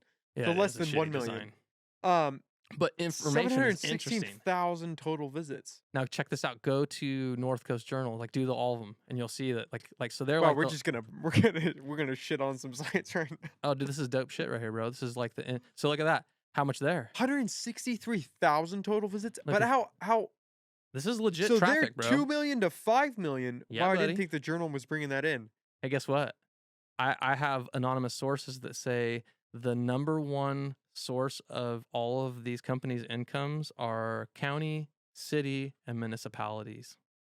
Department of Health and Human Services. Of course, you're not going to bite the hand that feeds. Wow, KY Kemp, Redheaded Black Belt is doing. Is that 6 or 5 to 10? Bang, bang, bang. I didn't realize. Yeah, bro. I would have thought. Why did I think it was West Coast? And think Maybe about because they're this. just the ones that share. And they only market to liberals and leftists. You know what I mean? Like the but conservatives. still, those numbers go back. 650,000 people for total visits. Do you think that's a year or lifetime? probably annual. Annual. That would make Yeah, sense. 'Cause probably if that's annual. I mean, lifetime, I'm getting that's 11,500 a month right now.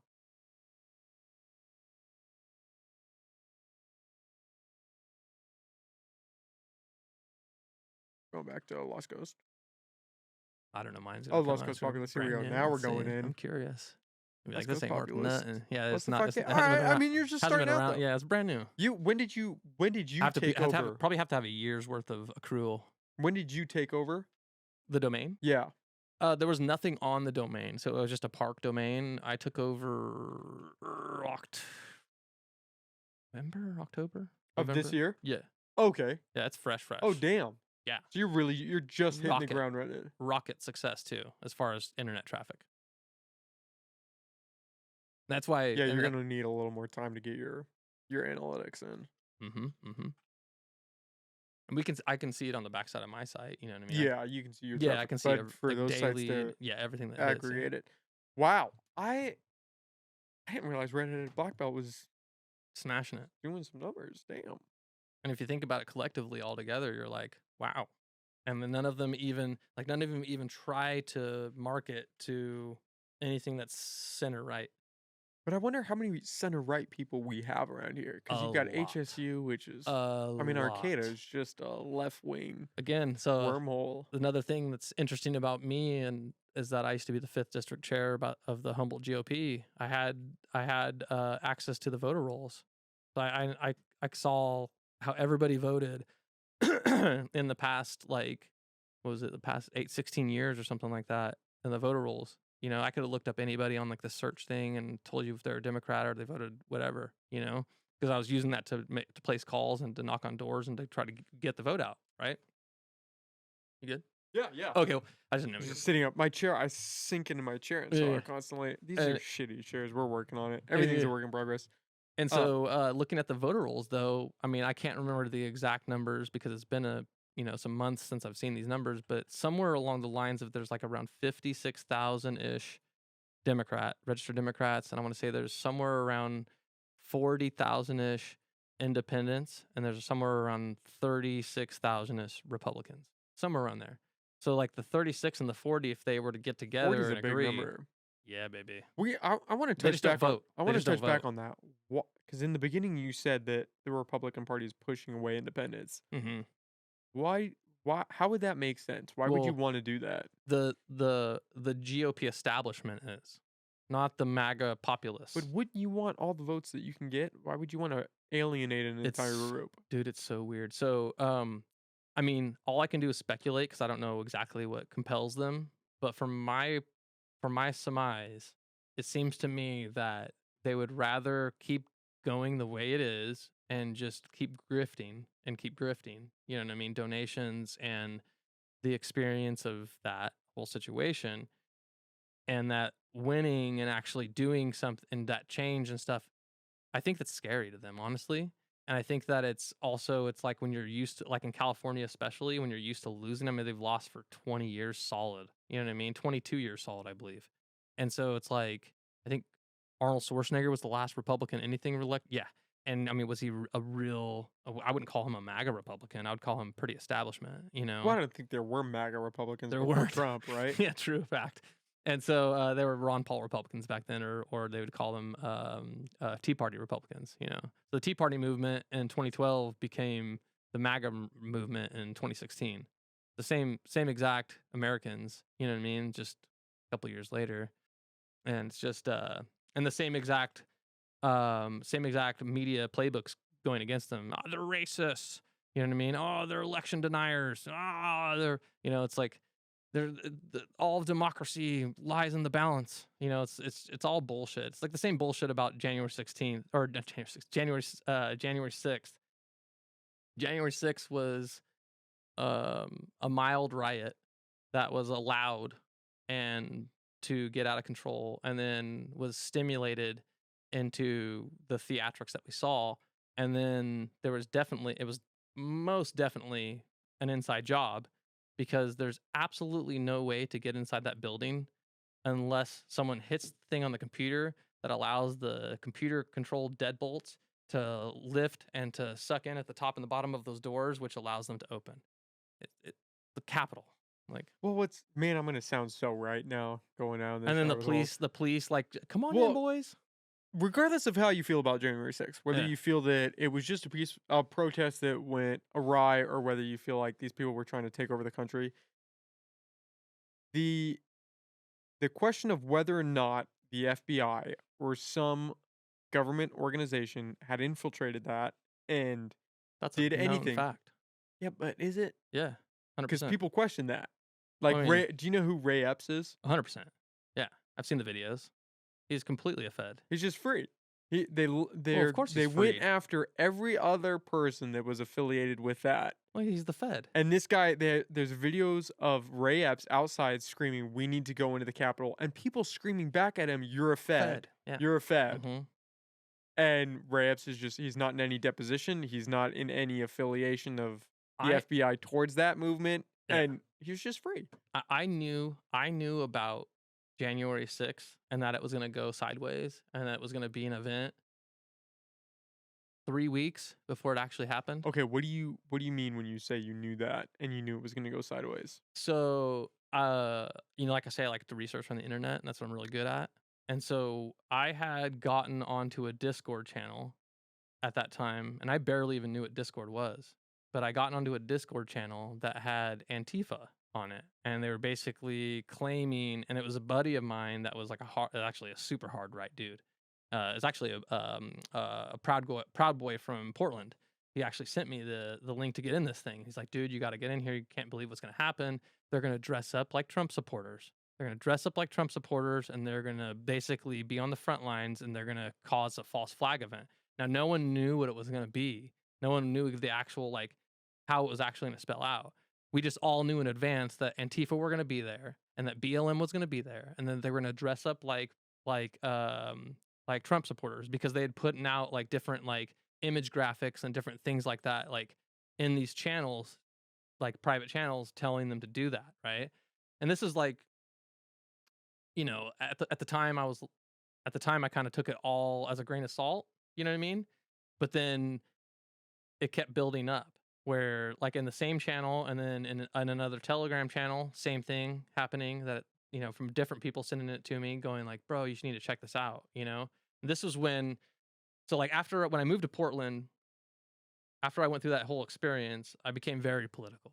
You know what I mean? Like, and a huge Trump supporter, right? So like after about a year living there, I became a huge Trump supporter, because of the experience that I went through, and it just kind of made me research them, and then I was like, this is awesome, right?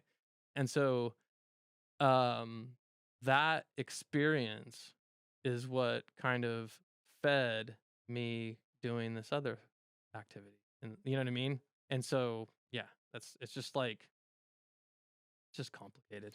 And it's complicated because how does somebody fact check that? Yeah. How does somebody find out the truth if the Yeah. government won't investigate that, and the only narrative that's out there is that it was a bunch of Trump people? Regardless, I won't even make a judgment call on that. But how do you know? How do you know when only I one side's surmise- propagated and you can't? The average Joe isn't going to be able to I go and surmise look up that- those Telegram messages. Yeah, yeah. And so like that wasn't even like all that did for me was at that point I was like invited to fly to like a thing in Florida, and and it was already prepaid for, like a golf trip and all kinds of stuff, right? And it was like a thing where like I absolutely should have been there, right? As an extension of the Proud Boys movement. No. This Not is just a affiliated. personal thing, like Okay. a personal, unaffiliated, random thing over here, right? And so I was supposed to be flying to Florida that day, and I was supposed to be doing all this stuff and flying back, you know, a couple days later and stuff. And once I heard that this could potentially happen, I was like, I'm not going to Florida. Like, I'm going to be right here with my family with some weird shit that's going to be happening in DC. I don't know how far this can go. You know what I mean? Like, you know, 9/11. You know what I mean? Like, we never knew what that was going to turn out about, but they ended up grounding all planes. You know what I mean? And I was You thought it was going to be on that level. I just the way You wanted to be safe. if anything's going to happen, if I can make the decision now to where I know in the future that thing happens and I don't know what that's going to be because I don't have a crystal ball, you know what I mean? I'm going to make the decision now to be with my family when that happens. You know what I mean? And so I was just like, I saw it as like, who knows how bad this could go? You know what I mean? This could go really bad. And so, and it was really kind of flimsy and flim-flam I watched the entire thing on live streams, you know, and, I watched live streams of people. I watched the entire thing of live streams, multiple different screens at my house of different people that I followed that were literally walking in, and they were doing different things, right? That I knew from chats and stuff online and everything. So it was a known thing. It was known in advance, well in advance, amongst the MAGA populist movement, that were the ones that were really, really into the movement, that event, that shit was going to go down that day. And that a lot of people didn't know, though, that were there, and they just left. You know what I mean? Like, as soon as things got hairy, it just got left. But I think the ones that were like pissed off about the election and pissed off to the point where they were just like really just had enough, I think they stayed. And I think that their emotions got used by the antagonists, and it all played out the way we saw, you know. But the thing that struck me about it was the propaganda afterwards. Was this whole idea that was like the most crazy thing, that I'm supposed to now accept this is like the scariest thing I've ever seen because this is like, you know, white nationalists doing this and whatever, you know, it's complete bullshit.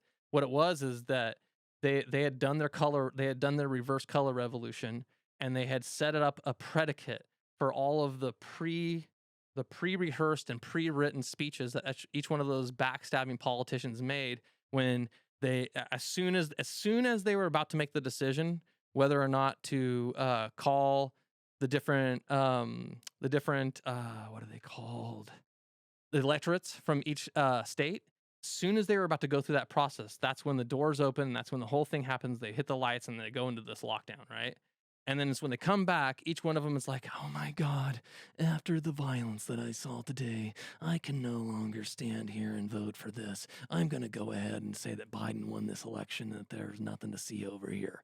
And that right there, when I was like, wow, how about that? Isn't that cute? Because I don't suspend disbelief in those situations. Like, in no way, shape, or form do I think that any of them sat there while they were while they were in this emergency response situation and wrote those speeches. They were wrote in advance. I'm not dumb. You know what I mean? They were reading from teleprompters. You don't think people can have a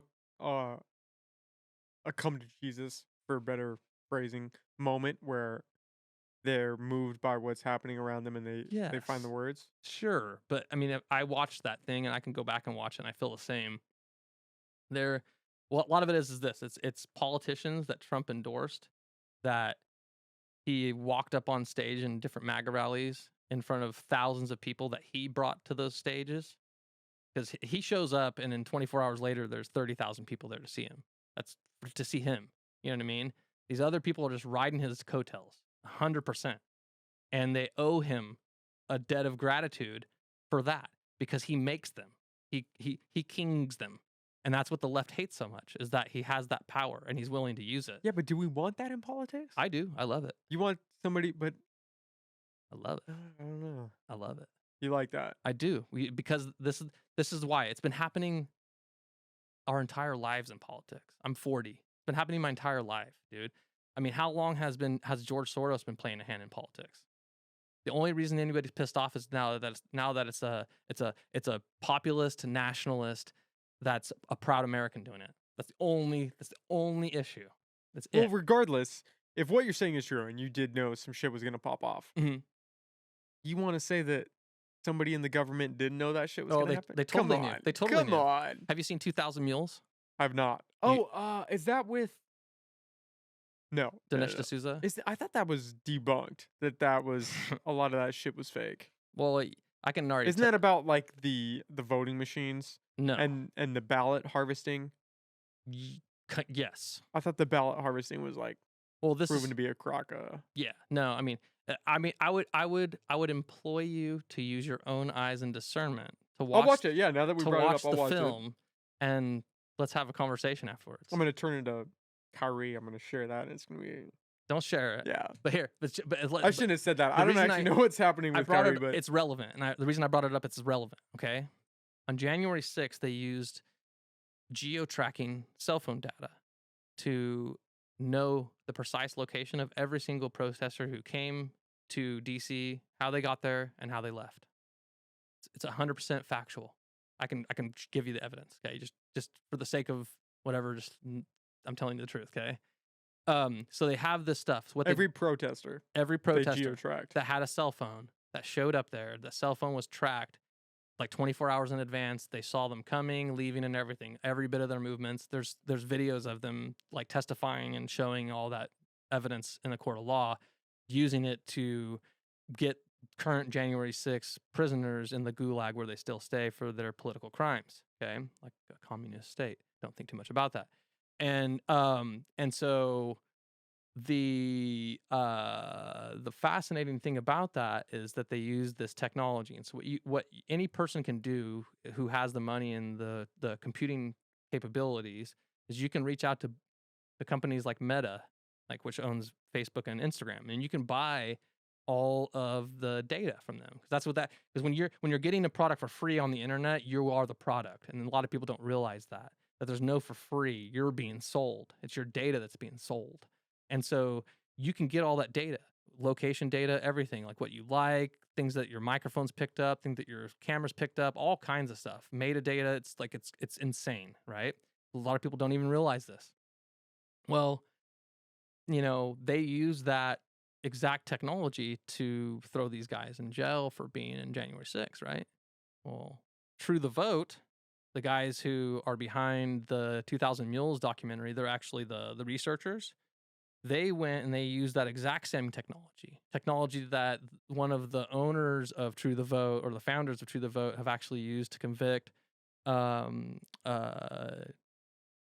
drive-by shootings and other crimes with the same technology and throw people in jail.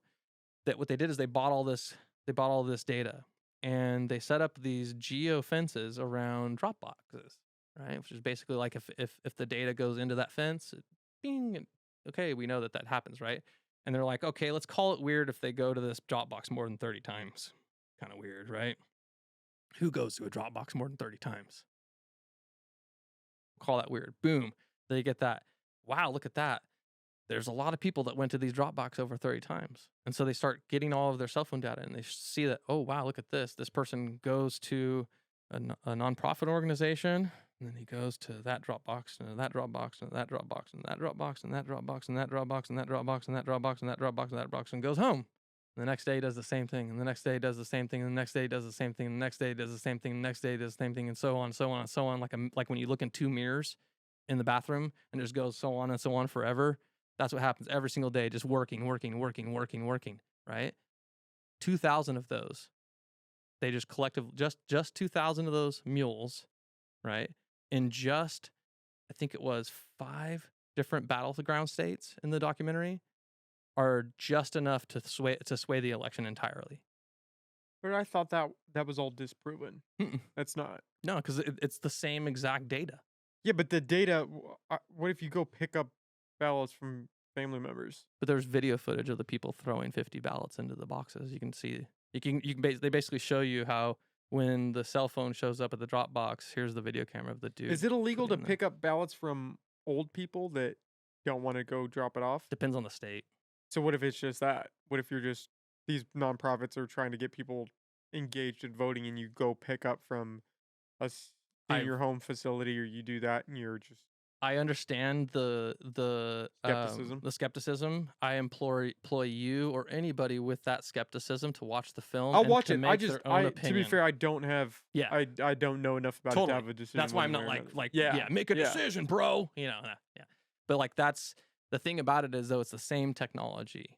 And Well, that technology 100% is real. I watched this Netflix doc about this guy who was running some scam, and I believe it was the FBI. They had this machine where they could just drive around the block and pick up everybody's cell phone frequency and download all of their shit, and they were just aggregating it from everybody that they drove by. it's a mini tower. Yeah, which how crazy? How is that legal? And they're just doing that. They're just aggregating whether you're a criminal or not. They're aggregating everything that's on your phone as they're looking for this criminal. And maybe you're guilty, maybe you're not. I can't think of the name of that documentary, but just taking How is that legal? copious amounts of data and everything that's on your phone. Well, you ping them instead of your cell tower, and now they have access to all of it. Well, the fascinating thing is that a lot of these nonprofit agencies were funded by none other than Facebook, and most of these drop boxes were funded by none other than Facebook. Well, how about the FTX crash? Have you dug into that at all? Yeah, but I have to go pee again. We got to wrap this. It's 7:00. I got to get out of here. Oh wow, dude, we're crushing it. we did some time. right. We'll have to save that for the next one. All right. Donnie, this was awesome, man. We'll have to get you back on. Do you want to plug where people can find you, where they can find the Lost Coast Populist, all your stuff, plug Absolutely. everything?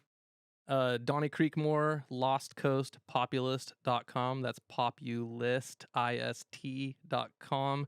You can also find us on all social media at locopopulist. And then I'm on Twitter as Donnie Creekmore, and but you know the Loco Populist is really what you want to follow, not me. I'm just get on there and just do whatever. You know, it's not, Okay, well, Donnie, not much. It's not very exciting on my personal account. Yeah, I'm in the same way. But this was awesome, man. We'll have to do this again. Really, super awesome. Yeah, I had a great enjoyed it. time. Yeah, Awesome. All right, Cool. thanks, man. Cheers.